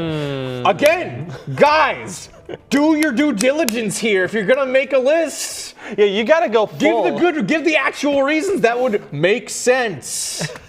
Man, we're doing this better than you. We are! We could so be. What does that say about us? We could easily be Republican grifters if we really wanted to. I could use the pocket change. What was that thing Chris Ray Gun said? It's everyone got a blank check to become one of these people, and it's totally clear who took the check and who didn't. I know, because I was offered the check. Yeah. All right, what else? All right. What's another video game? What's another big? You know what? Let's do Silent Hill. Okay. Silent Hill 2 remake is woke. Contains overtly anti. I love how I'm texting this. My little brother just texted me, "Woke is back." Okay, well now we need the context. It's just Metopia. You can set pronouns separate from gender and choose what formal wear your Mies prefer regardless of gender. Woke is back, everybody! Okay. Silent Hill 2 contains anti-family, overtly anti-male, overtly anti-patriarchy, overtly... Guys, James is a bad human being. If you relate to James from Silent Hill 2, no! That's like reading Berserk going like, yeah, man, that Griffith guy... I really identify with him. Yeah, no, James is the whole point of Silent Hill 2 is that James is a horrendous person. He's bad. He's the villain. To the point where he made the Okay, all right. The reading comprehension devil has strike. There was one more that I... Where's Dragon Ball Z? Dragon Ball Fighters, no Not woke. woke. Xenoverse, not woke. All right. Xenoverse 2 is not woke. Breakers is not woke. Sparks. Wow, not a lot of woke in Dragon Ball. Is that it? Man, I would have thought not including Mr. Popo or including would like make it so that it'd be on the list. Be woke, yeah. Because Fighters doesn't reference Mr. Popo, and they're like, my favorite character, Mr. Popo. I'm gonna put him on screen. That guy, he's not in the game. Oh my god. God, there was one I was thinking of. Oh, I saw Dave the Diver earlier. Dave the Diver. Dave Woke. the Diver's woke. Improbable. What is improbably diverse cast? What does that mean? Improbably diverse. What does that mean? You did the nerd. Hold on. You did the nerd statistics. If we're talking about the main cast, there's a single black dude. That's not statistically possible. I've run the calculation. Cobra's tan, but like Dave is fat, I guess. That's what it says. The player character's fat. Oh yeah, the sushi chef is black. There it is. What? The character is fat. That means it's woke. What do you people like? Oh my god. So wait, hold on. Oh my god. The game can't have women. The game can't have minorities. Can't have fat people. Can't have fat people. Do you just want the guy from Infamous to be every character? I guess so. I want my character bald, shaven, broken, and beats up everyone. Grrr. Goo goo gaga. I just want to be evil. Oh my god. What's the thing? Something, Biggie was fat. What is wrong with these people? Okay, hold on. You know what? It's a game. What about Forza Horizon? It's just cars. It's just cars. It's gotta not be on here. It's woke. It's woke. It's woke. Combines overtly LGBTQ plus pronoun selection included as an option for they them. Uses unlabeled presets instead of clearly defined male and female options during character creation. You drive cars. Do you even see the character models ever? Actually, this is the first game where you can do that. Oh, okay. So what I did was you can have prosthetic arms. So I gave myself all prosthetic limbs in the creeper head. Nice. So I'm on like a little motorbike looking like a robot with a creeper head. It's actually really sick. Imagine it's the sickest thing ever. I'm in an ATV. I'm jumping off a volcano in an ATV with robot arms and robot legs. It's the coolest thing in the world. And like, I don't know, I think Jack White's blaring in the background. It's not cool because it's woke. I'm sorry. Where's Devil May Cry? DMC Devil May Cry is the only one on here, and it's not woke. What's the discussion on this? Okay. I need to know. Hold on. Okay. Oh, it's just a list. Hold on. All right, hold on. Okay. Okay, so it's not. Okay, so I did see in that list that they posted, Darksiders 2 is on there. I'm curious if Darksiders 3 is there because you play as a woman. That's a good point, but I'm just trying to think in DMC Devil May Cry. It's a very sexist game, so that's why it's fine. Because spoiler alerts for DMC Devil May Cry, Virgil, the main villain, is a character in the prequels. He fights on a moral compass. He does not fight people who are weaker than him. Because that's his whole goal for power. In this game, he shoots a pregnant woman right in the belly. Oh, okay. Yeah, killing the baby in her. That's not woke. And then Dante's like, why did you do that? And Virgil's like, for the power. And then they fight.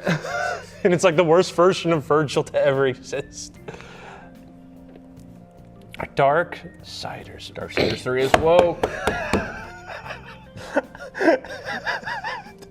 But it doesn't say that it's because you play as a woman. It's because the NPC Lust is androgynous in appearance. Yeah, it's lust. What? Every gender experiences lust. Of course it would be like some like homunculi that appeals to everyone. What are we doing? That one's pretty shallow. Compared, like relatively, compared to everything else. Like, yeah, that one's so weak sauce. Come on. Do we think Faith is woke? Faith? Faith's not on here. Oh. What about Dusk? Dusk isn't on here either. Metro Exodus Hold is on, woke though. Hold on, we gotta look up the Metro series. Metro. Metro Exodus is woke. Complains pro DEI messaging. Multiple female frontline combatants, 2 of whom are also leader figures. Weren't there also female soldiers in the other 2 Metro games? Yes, there were. I don't think they played any of these games at all. I quite remember there were multiple female characters. What's the pro DEI messaging in Exodus though? I don't know, man. How to run train cars, dog? I don't know, dude. Maybe. I still need to play it. Oh, you haven't played it yet? I know, because I want to get the bundle with all, because it has so much DLC, and I wait for the DLC to go on sale, and then I just never, I never see it. It's bucket list for sure. But I there's no now hate you reason. can't play it because it's woke, so you'll never get around to playing it. Well, I'm a real fan and played the originals of both and the Redux, and these posers only played the Redux, which Metro 2033 Redux, completely different game. Yeah. Completely different It actually works. Exactly. But because it works, it's just Metro Last Light but with the 2033 campaign. Literally.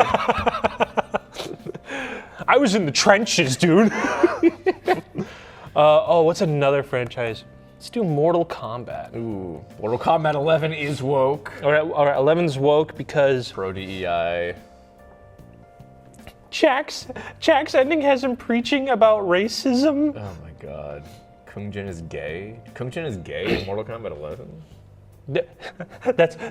Imagine us trying to remember Kung Jin. Right? Who actually remembers that character? Who is Kung Jin? That's one of the combat kids in 10. Is he the one with the bow? I think. Okay, I think he's Liu Kang's son. Okay. No, wait. No. Who's Takeda? Is Takeda Liu Kang's? Takeda's the guy with the whips. And that was Liu. I think that one's Liu Kang's son, and the bow guy is. Is that Kung Jin? We have to look this up. This is how not memorable the combat kids were. Kung Jin. Yes. Okay, it is the bow guy. It's the bow guy. But who is his? I don't remember him being in Mortal Kombat 11. Oh, he's not even a. Is he not someone's kid? He's a cousin of Kung Lao. Okay. And he's a former thief. Okay. All right. Whatever. It's a Mortal Kombat 10 character. Mortal Kombat X is gay people exist. Kung Jin is gay. It's the same stuff as Mortal Kombat 11. Incredibly lame. Except MKX is not DEI. It's no DEI. Okay. We still have not received any information what a DEI is. No. Mortal Kombat 1 is DEI and also gay people exist. Retcons / emasculates multiple male characters. Gender swap character offered as DLC. What does that mean? What character even was? Also, like from what I even know of what a DEI means, like if you you guys know that like subtitles count. You guys need to get on your game. If your game has subtitles, it's DEI. It's DEI, guys. Like what do we? That's a very good point. It's what diversity, equity, and inclusion. Yeah. Being not able to hear is like that's part of it. So if you use subtitles. If there's audio options in your game. Most video games have subtitles on automatically. Dude, is every video game woke? Every video game is woke. So this list is trash because it doesn't have every video game ever made. You know what? I'm just gonna raw dog. What is just the woke? I'm sorry, no, not woke. That's what I want to see. Not woke. Metal Slug, is not woke, okay. Curse of Dead Gods, Overload, Orcs Must Die trilogy. How is this sorted, by the way? This is basically this is a fan. So this is a fan thing of someone who does not like this. Essentially to help us out, so we can make fun of them easier. Hold on, I'm sorry. I just found something. Dead Space is woke. Dead Space is woke. but Dead Space 3 is not. Dead Space remake, mind you. So there's gay people, there's DEI, multiple characters from race swap. Jacob Tell's now bisexual, and my favorite, the ship's bathrooms are now gender neutral. Okay. And more diverse ads, whatever that means. I like how like the main pattern of not woke is the game really sexist? And that always is a because Dead Space 3, for those who don't know, in Dead Space 2, the main girl character, basically she gets her eye stabbed out, right? I'm sorry, but like that's like one near the end of Dead Space 2. Dead Space 3, she has a new face, her eyes back, they never explain it, and she then has a bigger, bigger curvier body for no reason, and she also hates the main character now. No reason for any of this. That's why Dead Space 3 isn't woke. Yeah, and she only shows up in like 5 places. So like, you just have to be really sexist to be hit with the not woke stick. That's it. Guys, I found the cheat code. No women allowed at my club.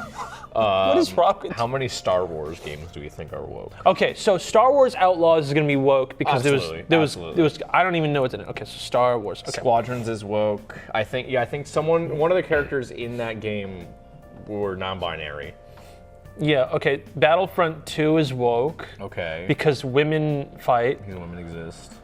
Okay. The campaign player character is a woman of color. Man, okay. Jedi Survivor, there are gay people. Okay. Fallen Order, there are gay people. Old Republic, slightly woke. Okay. It's because there's gay people. Yep. But Battlefront Classic is woke. That's really surprising, actually.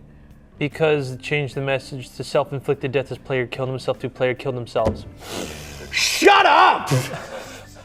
Half the cast is robots.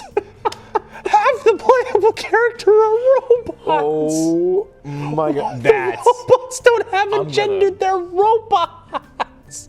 Holy god. Oh my god. That's the Old Republic is slightly woke. Okay. Gay people. Okay, that's it. That's it. Okay.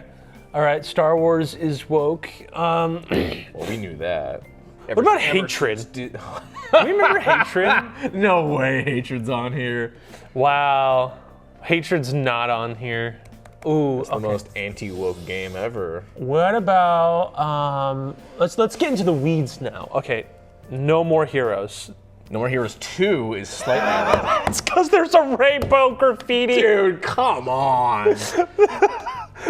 You need to tell me the game in which, in order to recharge your lightsaber, because you're a dumb weeb, is you just like jerk it off in the air to charge it. Slightly woke. Slightly woke. Oh, Travis touchdown! You're still my goat, no matter what. What else? Let's do Naruto. No Naruto. No Naruto. Okay. One Piece. One Piece Pirate Warriors 4 is very woke. Okay. Because Yamato's a guy. All right, well, Yamato's a DLC character, so they're counting DLC, which I don't know if you have seen Yamato. I have not. Okay, all right. Nothing. Quick plot synopsis, okay?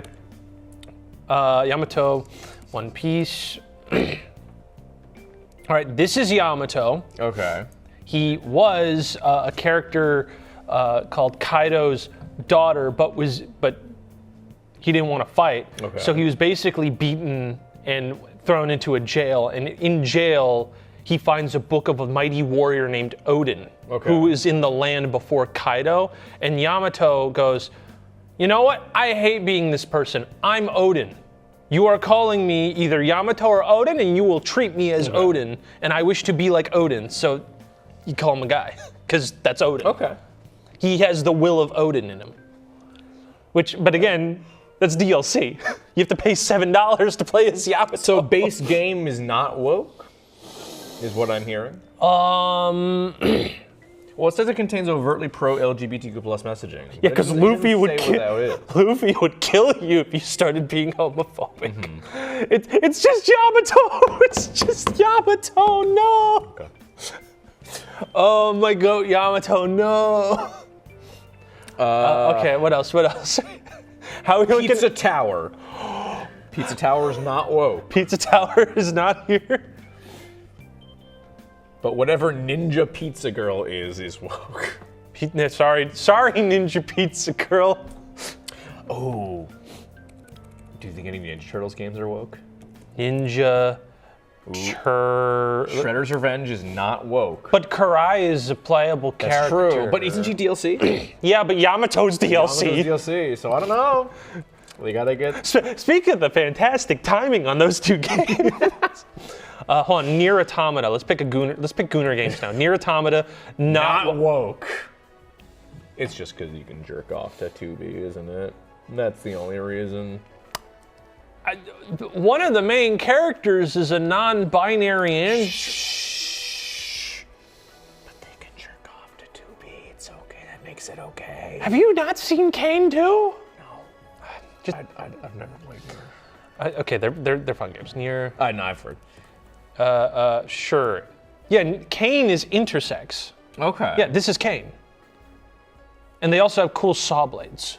That's pretty cool. Yeah, right? And I mean, like, come on. That's, you mean to tell me? Yeah. Yeah. See, we've discovered the connection. It's not woke.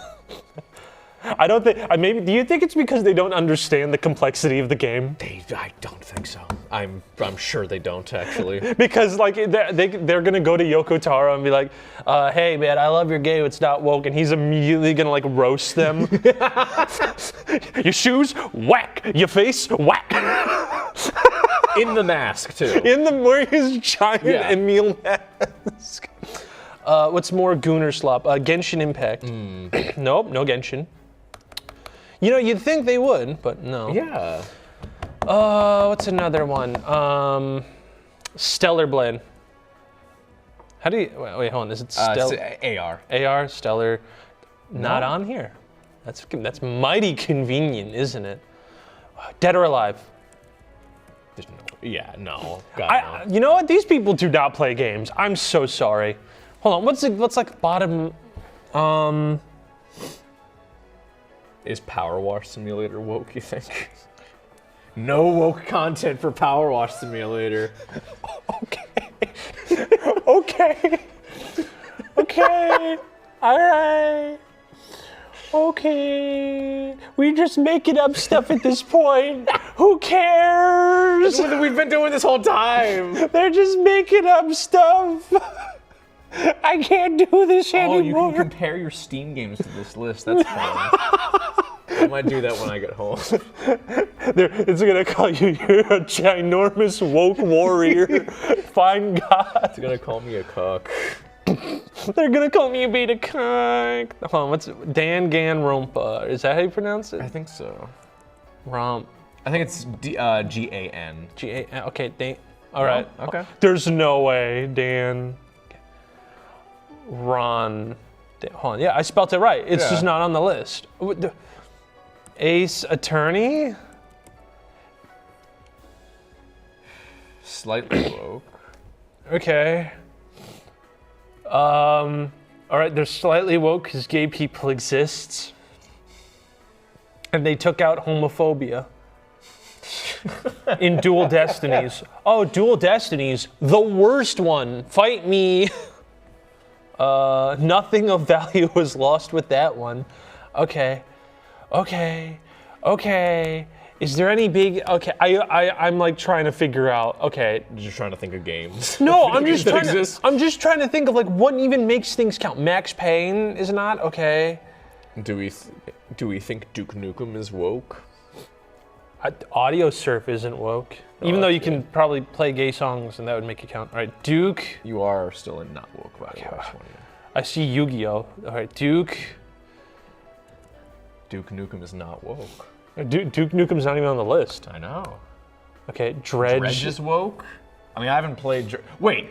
Out of place diversity in what appears to be a 20th century setting.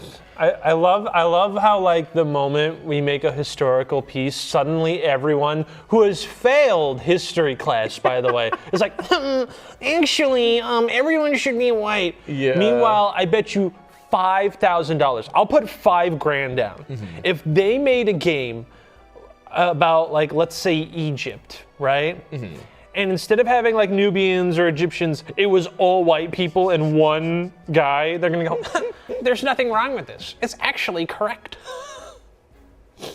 It's only white people and Japanese games where people are like this, by the way. It's only those two. It's only, imagine, because I've seen people go, you know, Afro Samurai couldn't happen. No, duh! It's a work of fiction. Grow up, loser.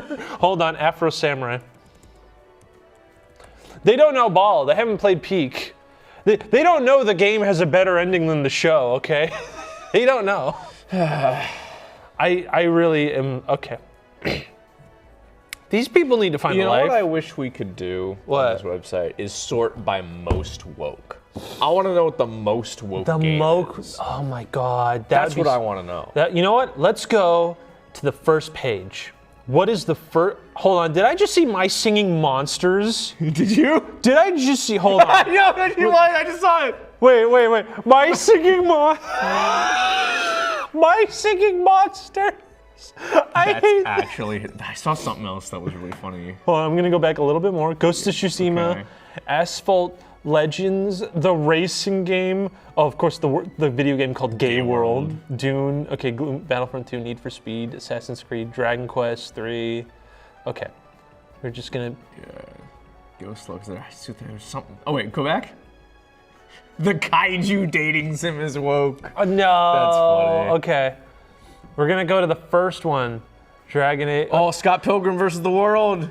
It's woke. Wait. Hold on. It includes the Wallace add-on, which allows the player to play as the gay character Wallace Wells. Dear God. Guys. So, Scott dating knives.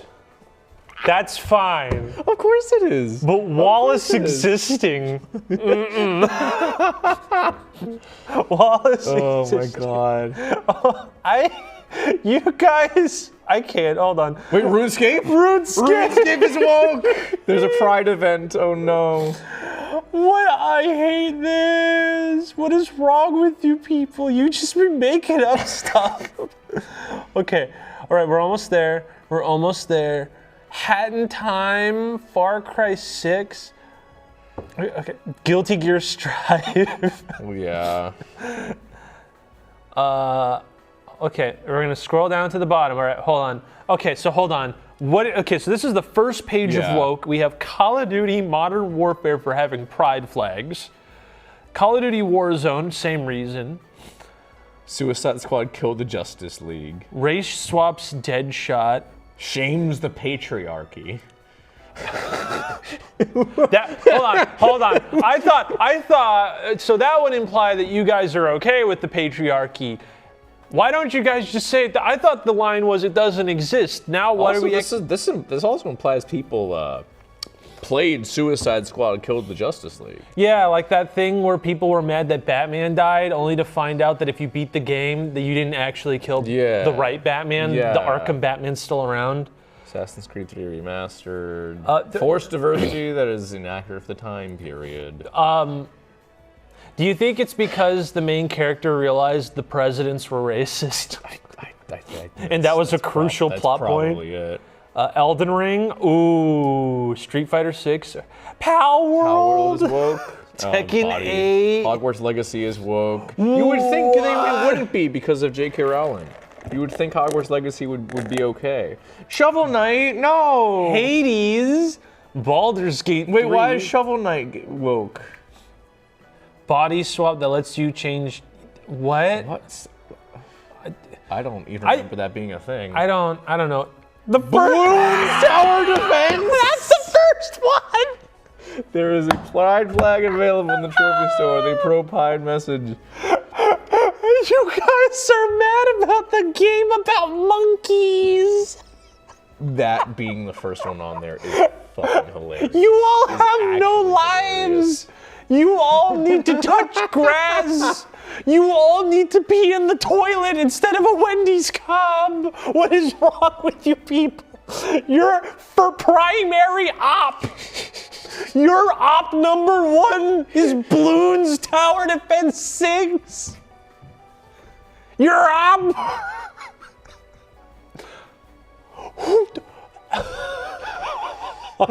Kit, you people are gone. We need to have we need to lock all these people in a room. I think we do. And we need to teach them A, how to be nice people. B, how to be a normal human being. Yeah. And C, have fun in life. This can't be healthy. God, no, it's not. You're all delusional. No one cares about any of this. I'm just curious. Cassette Beasts, okay, Borderlands 3 and Borderlands 2. Wait, hold on. You know what? I'm gonna be that guy. DEI is a recent thing. How is a game from 10 years ago DEI? Oh, that's a good point. You guys are making it up. You guys just literally just say slop and get mad at things because you're all little snowflakes and babies. Team Fortress 2.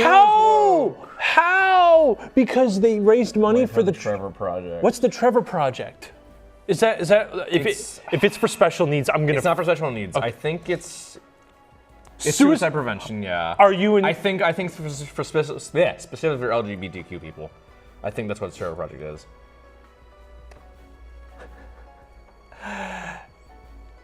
So queer kids killing themselves is not woke. That's okay. I am. That's okay. Actually sickened by you people. Gary's mod is woke. Gary's mod is woke. Oh man, you guys suck so much. I got allergies, dude. What? Retroactively introduced a blanket prohibition on Nazism. So, all right, so they're just straight up saying being a Nazi is okay. This is what I'm getting. Okay, I also see that in order for you to also say things, people think New York City's all white. Literally right here, all prominent characters interacting in New York City are people of color. It's New York. Have you been to New York? Okay, so in order for a game to be not woke, you A, have to never leave your basement. Yeah. B, pee in a cup. I'm ensuring that you guys are disgusting and filthy. C, never take a shower. You then have to be sexist, racist, homophobic. You're on you have the Thanos gauntlet of hating every single thing on Earth that isn't a white straight man. Yeah. You have to be okay with beating kids, beating your pets. If you see a rainbow, you'll cry, which is why you stay in the basement all day. That's smart. They're smart for one thing. You can't use subtitles anymore. You have to be a Nazi. What is wrong with you people? This is the dialogue for 15 years, and we haven't figured out the moment someone says woke, we literally should just put like the BioShock Infinite mark, just a giant loser. Your opinion means nothing. You're an idiot. You're a buffoon. No one likes you. I mean, that's you will what never most find people love. do. Like, if anyone says, "Oh, that's woke," they just immediately stop listening. Yeah, like that's what we should do. Why should I listen to you? I'm already doing. You're like actually subhuman and stupid. You have the IQ below a steamed vegetable. You are unlikable to the point where even your pets hate you. All right? Like, do you even play games? No, I don't think they do. Like Cookie Run or some garbage. Is Cookie Run here?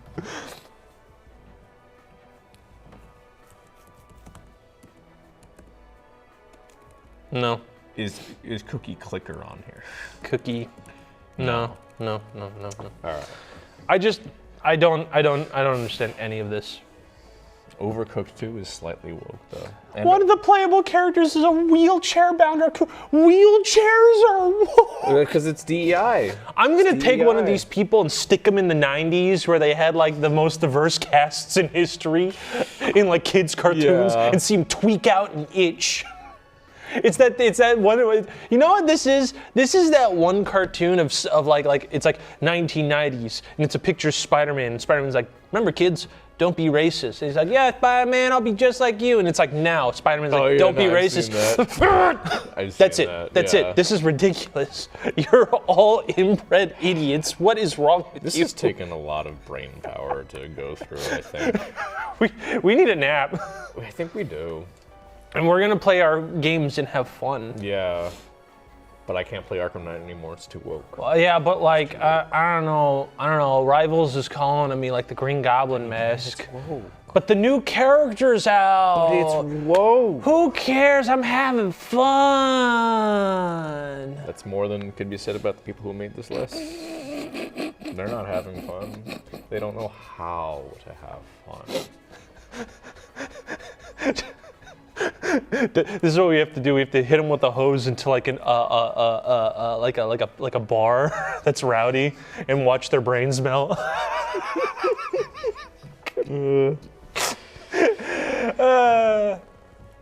Well, see you next April Fools, fellas. Bye. Our show's canceled forever. Yeah, we were too woke for TV. No!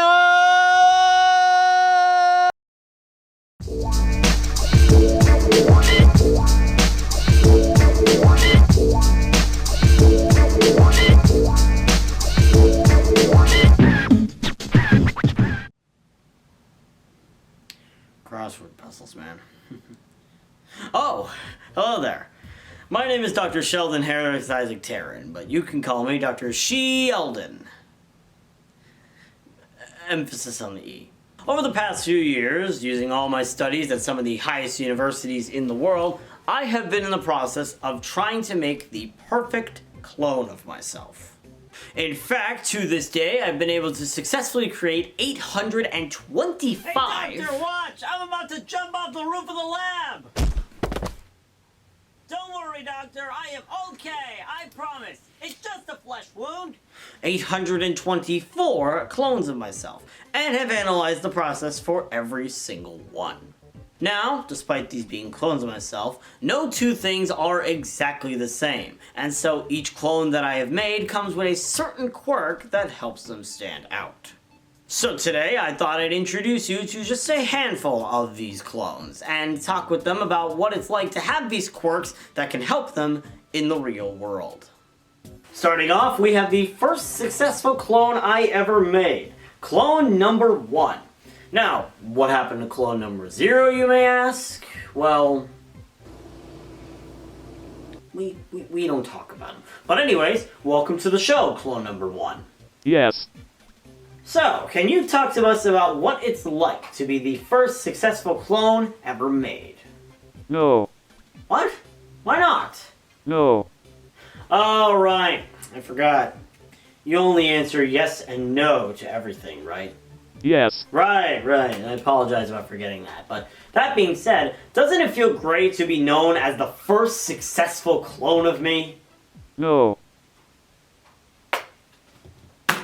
Thanks for coming on, clone number 1. Now, as you can tell, trying to get the cloning process correct is a very difficult task. So naturally, after clone number 1 comes clone number 2, who is a slightly improved version of clone number 1. Isn't that right? Yes. For example, I have more words than I can speak, and don't just use yes and no. See? That's awesome, and it shows the essence of improvement. Now, clone number 2, since you have a more varied library of words, give us your most complex sentence yet. I just did. My word choice is very small, and trying to say more hard words will make me shut down. Oh. Okay. Clone number 3. Now, you were the first clone that was the most normal speaking of them all, so congratulations on that. Oh, thank you. It's great to have a complex dictionary. However, it does come at a very slight cost that hinders my day-to-day operations. And that being, well, in exchange for speaking, you made it so I cannot stand. I see. Well, thanks for coming on regardless of that, and I wish you luck in trying to sort this issue out. Thanks. Well, after those beginner clones I tackled one step at a time, now I'd like to introduce you to clone number 4, who is the most advanced of all the starter clones. Well, thank you for having me, and thank you for the compliment. Not like it means anything coming from a loser like you. I'm sorry? Oh, no. I should be sorry. For you. I mean, you're a high school dropout who got drunk so many times on the bar he now lives on top of, until one day you got so wasted that you thought about the idea of making clones of yourself. Now, wait a second. You know that I'm an accomplished scientist who was able to make a lot of great technology in my time. Oh, my mistake. Because you totally created those cloning devices in your lab, even though you sold them from a top secret facility. And did I say lab? I meant your room, by the way. Your lab coat isn't even that genuine. You got it on sale at a Goodwill of all places. Oh, and let it be known to everyone out there, only the top scientists in the world have more anime posters than they do technology pieces in their lab. Isn't that right, Doctor?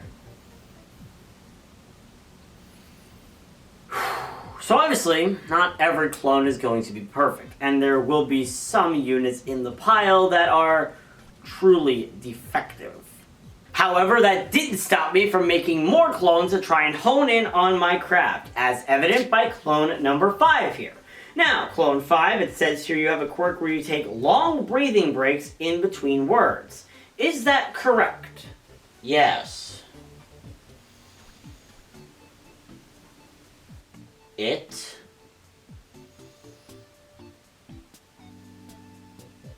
is. Alright then. Well, if you don't mind me asking, what's it like living with this habit of yours? Well, it makes... We're gonna be here for a while, I fear. Talking. Clone number 6. You have a different operating basis compared to the prior clones, which makes you run and perform actions in a very different fashion. Can you describe that for us? Of course. When you made me, I was created to run on Windows XP, which is a suitable choice, especially for running a complex program like a human clone, for instance. Well, I mean, that's why I chose it. And you're certain that there's no major issues with this, right? Oh, definitely. Except, occasionally I will crash. That's another clone I gotta fix later. Now, clone number 7. You run exclusively on cloud software, meaning you don't have any issues with faulty programming like clone number 6 does, correct? That is correct, but I do have issues when I disconnect from the internet. Right, should have considered that, but overall it's not that big of a hassle, I assume, for you, right?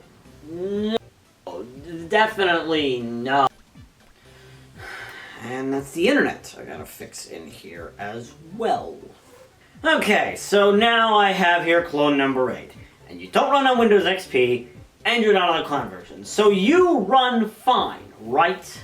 Mostly, yes, although I do have a slight problem that what? You didn't finish the sentence. Well, that's the issue. I can't properly finish my... Alright, that was you who could ever respond to me in a conversation. Well, have you tried adding extra nonsense words to the end of your sentence to try and counter your defect, perhaps? I have, yes, but the amount of words at the end of a sentence I cannot finish is always random, so there's no telling what words will and will not come out. Raw spaghetti. Of all words you had to choose, why those two in that exact order? Well, it tastes good when you get used to it, like other things I eat. Skunk juice. Please leave before I lose my appetite. And now we have the next clone, clone number 9, who, in testing, could actually finish their sentences. That is correct, sir. After hundreds of hours of testing at Henderson Labs, located at 128 North Bellows Street, Waco, Texas, I've been authorized for recreational use due to my grade B speech. Though they did mention I have an issue where I reveal too much information.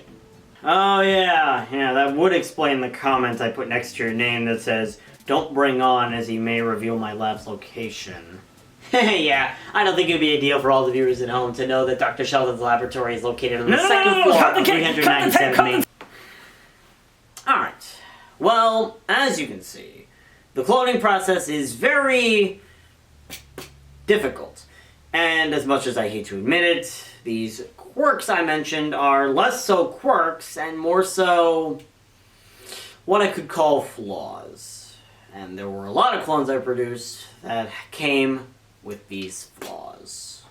Clone number 10, described here in my notes as the Chatterbox. So, my friend, how are you doing today?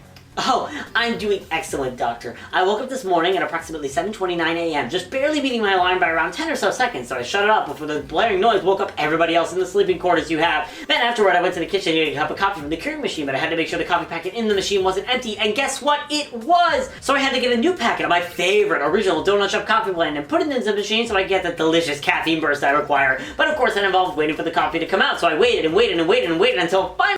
Alright, I'd like to welcome clone number 16. Come on down here, let's talk a little bit.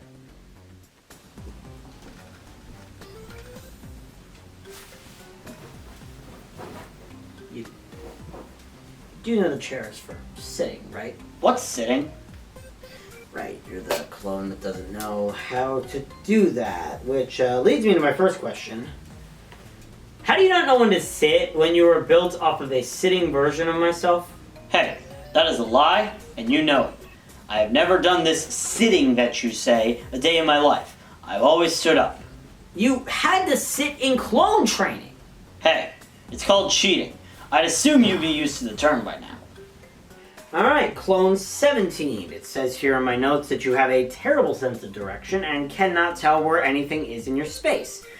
Do you care to say anything about that? Yes, I would, Doctor. I would like to say that a heinous statement like that is an absolute lie and is severely untrue. Excuse me, clone? Let me finish, Doctor! As I was saying before I was rudely interrupted, I have a perfect sense of direction and have no issue knowing where everything is. That's great, but you do realize that you are not looking the right way, correct? And that's not meant to be an insult. The camera's over here. Oh, really? Well, then, my mistake, Doctor. The error is mine. Let me just turn to all the lovely people at home so that they can know that what these notes say about me is entirely factual and incorrect! Clone number 36. It says here you have an obsession with plush toys. Yes, that is correct. Can I ask why you have this obsession? Well, they're very comfy. Alright, that's fair. As long as you haven't named all the plushes that you have, and I'm fine with it. You did, didn't you? Just tell me their names. So here I have clone 109, which according to my notes is said to have a drinking problem, which, first off, I'm truly sorry. I 100% understand your struggle. If you don't mind me asking, how did such a thing happen, if you're willing to share it? Why, thank you. It means a lot. Yeah, my drinking problem developed after a very bad breakup with clone number 69. And ever since then, it's persisted and really shown no signs of going away. I see. Well, I happen to notice that you have a glass of water with you here, so obviously it must be improving if you're drinking that instead of alcohol. Well, sadly, no. See, it's still a problem. I see. Note to self. Tell the lab to give me more specific notes.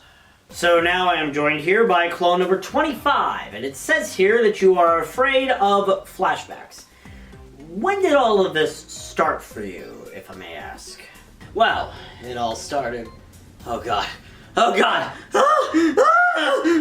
Hey. It's okay, my friend. Just remember the last time we had a conversation like this, when I told you to recite something. And here we have clone number 12, who has a flaw where all of their clothes are inside out. Now, I could sort of understand this if you were to wear a normal shirt to this, but you're putting on a graphic tee and even your jeans are inside out. How? Well, I mean, I'm really unsure. I just keep putting them on inside out and I don't really recognize it until it's too late. So do you just, never check if your clothes are inside out when you're taking them out of a dryer and folding them, for example? Well, I mean, I always try to check, but I just keep getting stumped and I just fold them like normal every time. Or, in this case, I keep folding them inside out every time. You anger me. And here we have Clone 51, which, I would explain your flaw, but I think you can describe it better than I can.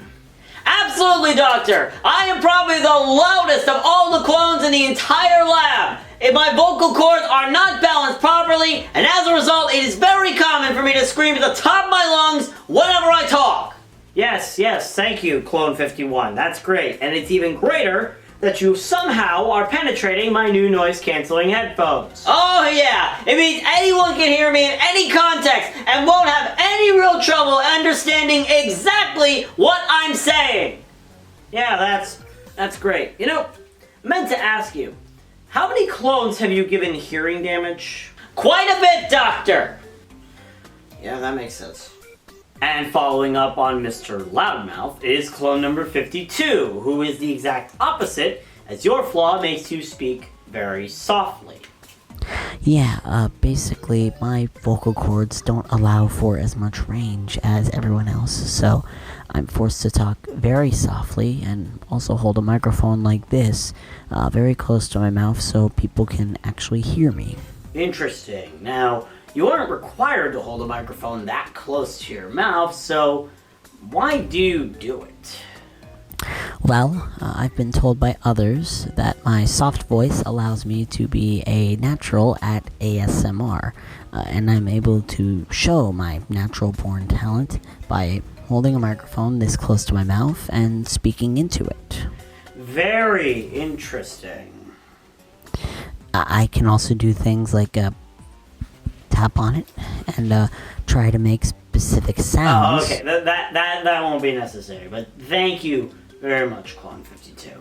Next up I have here is clone number 62, who is wearing a lot of coats because, as it says here, test revealed you're always too cold. Correct. It doesn't matter how hot it is, I somehow am always cold. I see, interesting. So, is that the reason that upon your arrival I started getting a very hefty heat bill? In the middle of summer? Potentially. And now here I have the literal polar opposite of Clone 62, Clone 63, who is always too hot. Yep. I've tried everything. Ice on my back, hundreds of fans, even standing outside naked in a blizzard, but I'm always just too damn hot. Yeah. Now, that third point. Please tell me you were at least wearing underwear or boxers or anything when you were doing that. Nope, nothing at all. It was still as hot as an oven. That also explains the police report I got in the mail last winter. Next up, I have here clone number 72, who... Yeah. I think that does all the explaining there. They're always asleep. It's funny, I don't think I've ever seen them awake. And when they sleep next to clone 51, you know they're never gonna wake up. Alright, next up is clone number 87, who was an experiment to see if I could make a clone with a robotic arm. And, as you can see, they have a robotic arm. So, how's that arm working out for you? You know the answer to that question. It works horribly. I can't grab anything with it. It keeps falling off and I have to rewire and reapply it on, and it's a clunky mess in any context. So the answer is great, right? If I could make this hand into a proper fist, I would punch you in the jaw so hard right now. And here we have clone 155, who according to my external lab notes has a, quote, heavy potty mouth.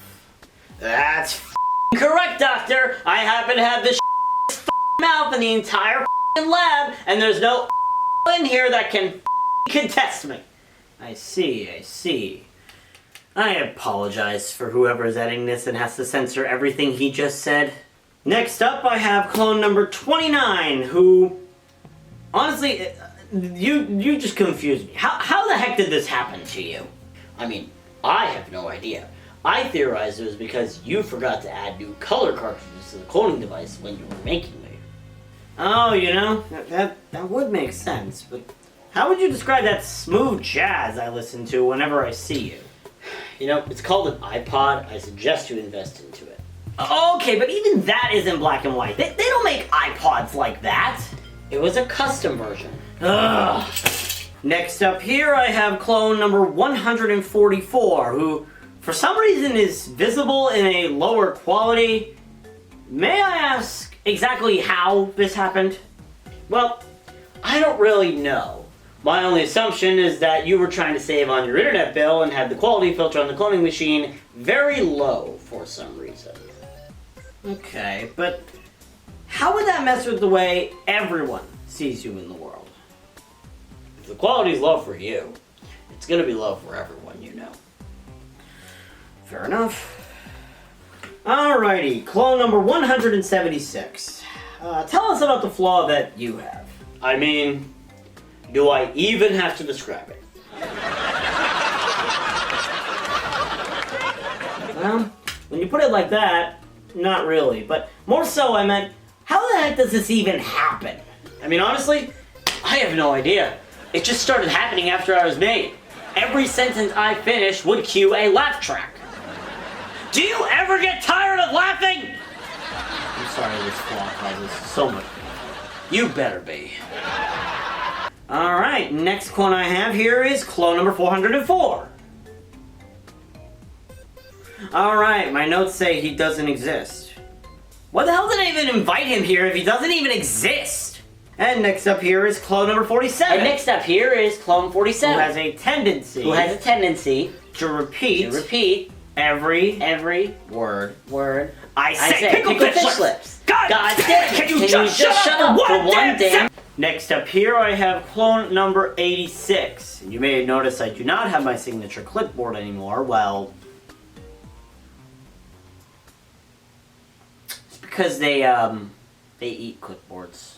Oh, I don't. New clipboard needed. And here I have clone number 56, which is probably the most interesting of all the clones, as they speak exclusively in Japanese. Care to share some words of wisdom for everybody watching at home? Anata wa obakamono desu. Watashi wa anata ga kirai desu. I have no idea what you just said, but I assume it was some very kind remarks about me, so I thank you for that. Next up, I'd like to bring on clone 111, who is the tallest clone of them all. Come on in here, my friend. Let's talk a bit. How do you expect me to fit in that chair? The same way I expect you to fit in a room with an 8-foot tall ceiling. And here we have clone 99, who sounds a little bit off, but according to the lab report, it's because you speak backwards, correct? And how do you... Okay, well, whatever way you're speaking backwards, it's obviously made to sound like it's actual normal text. So, how the hell do you think this happened? I have no idea. Maybe even process backwards. Oh, you know, that would make sense. Thank you for pointing that out, by the way. Alright, next up here I have clone number 22. Right. You're the one who acts like a fish. And I don't have a fish tank handy, so...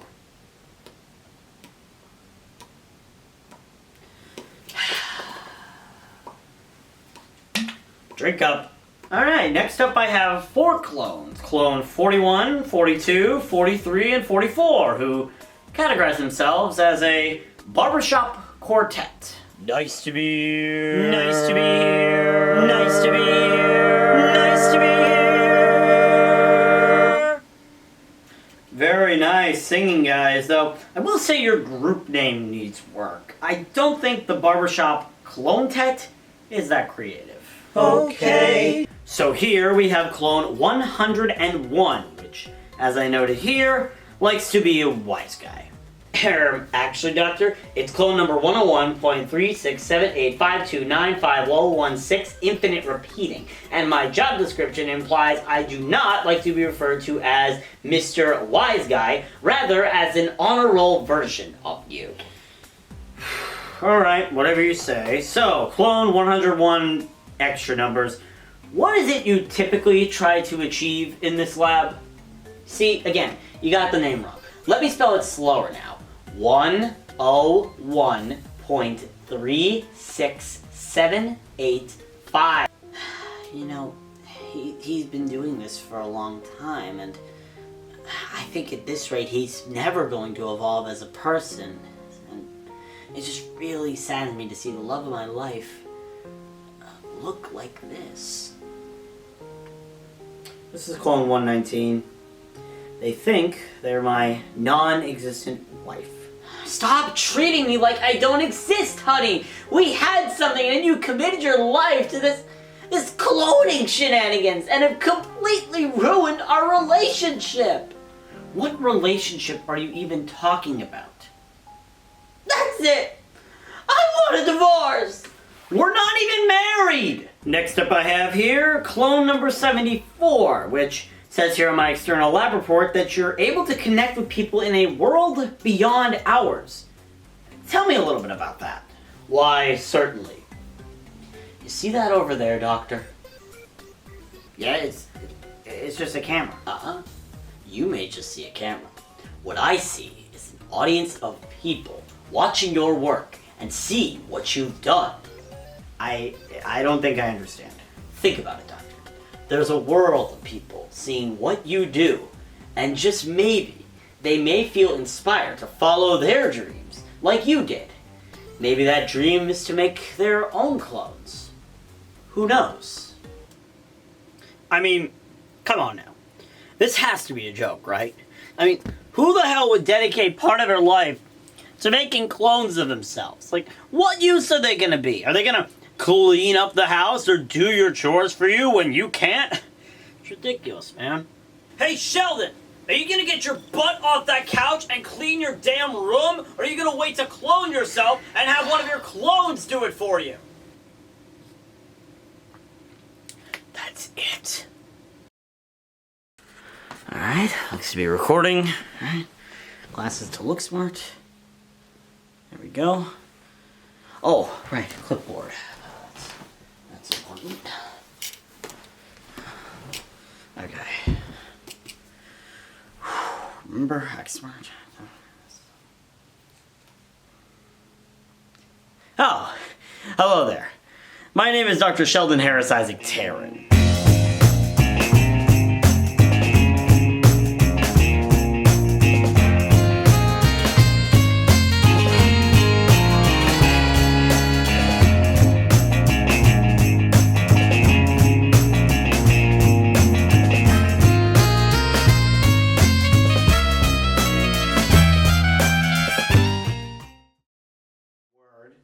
I say pickle fish lips! God damn it! Can you just shut up for one damn second? I did not think that would break the clipboard.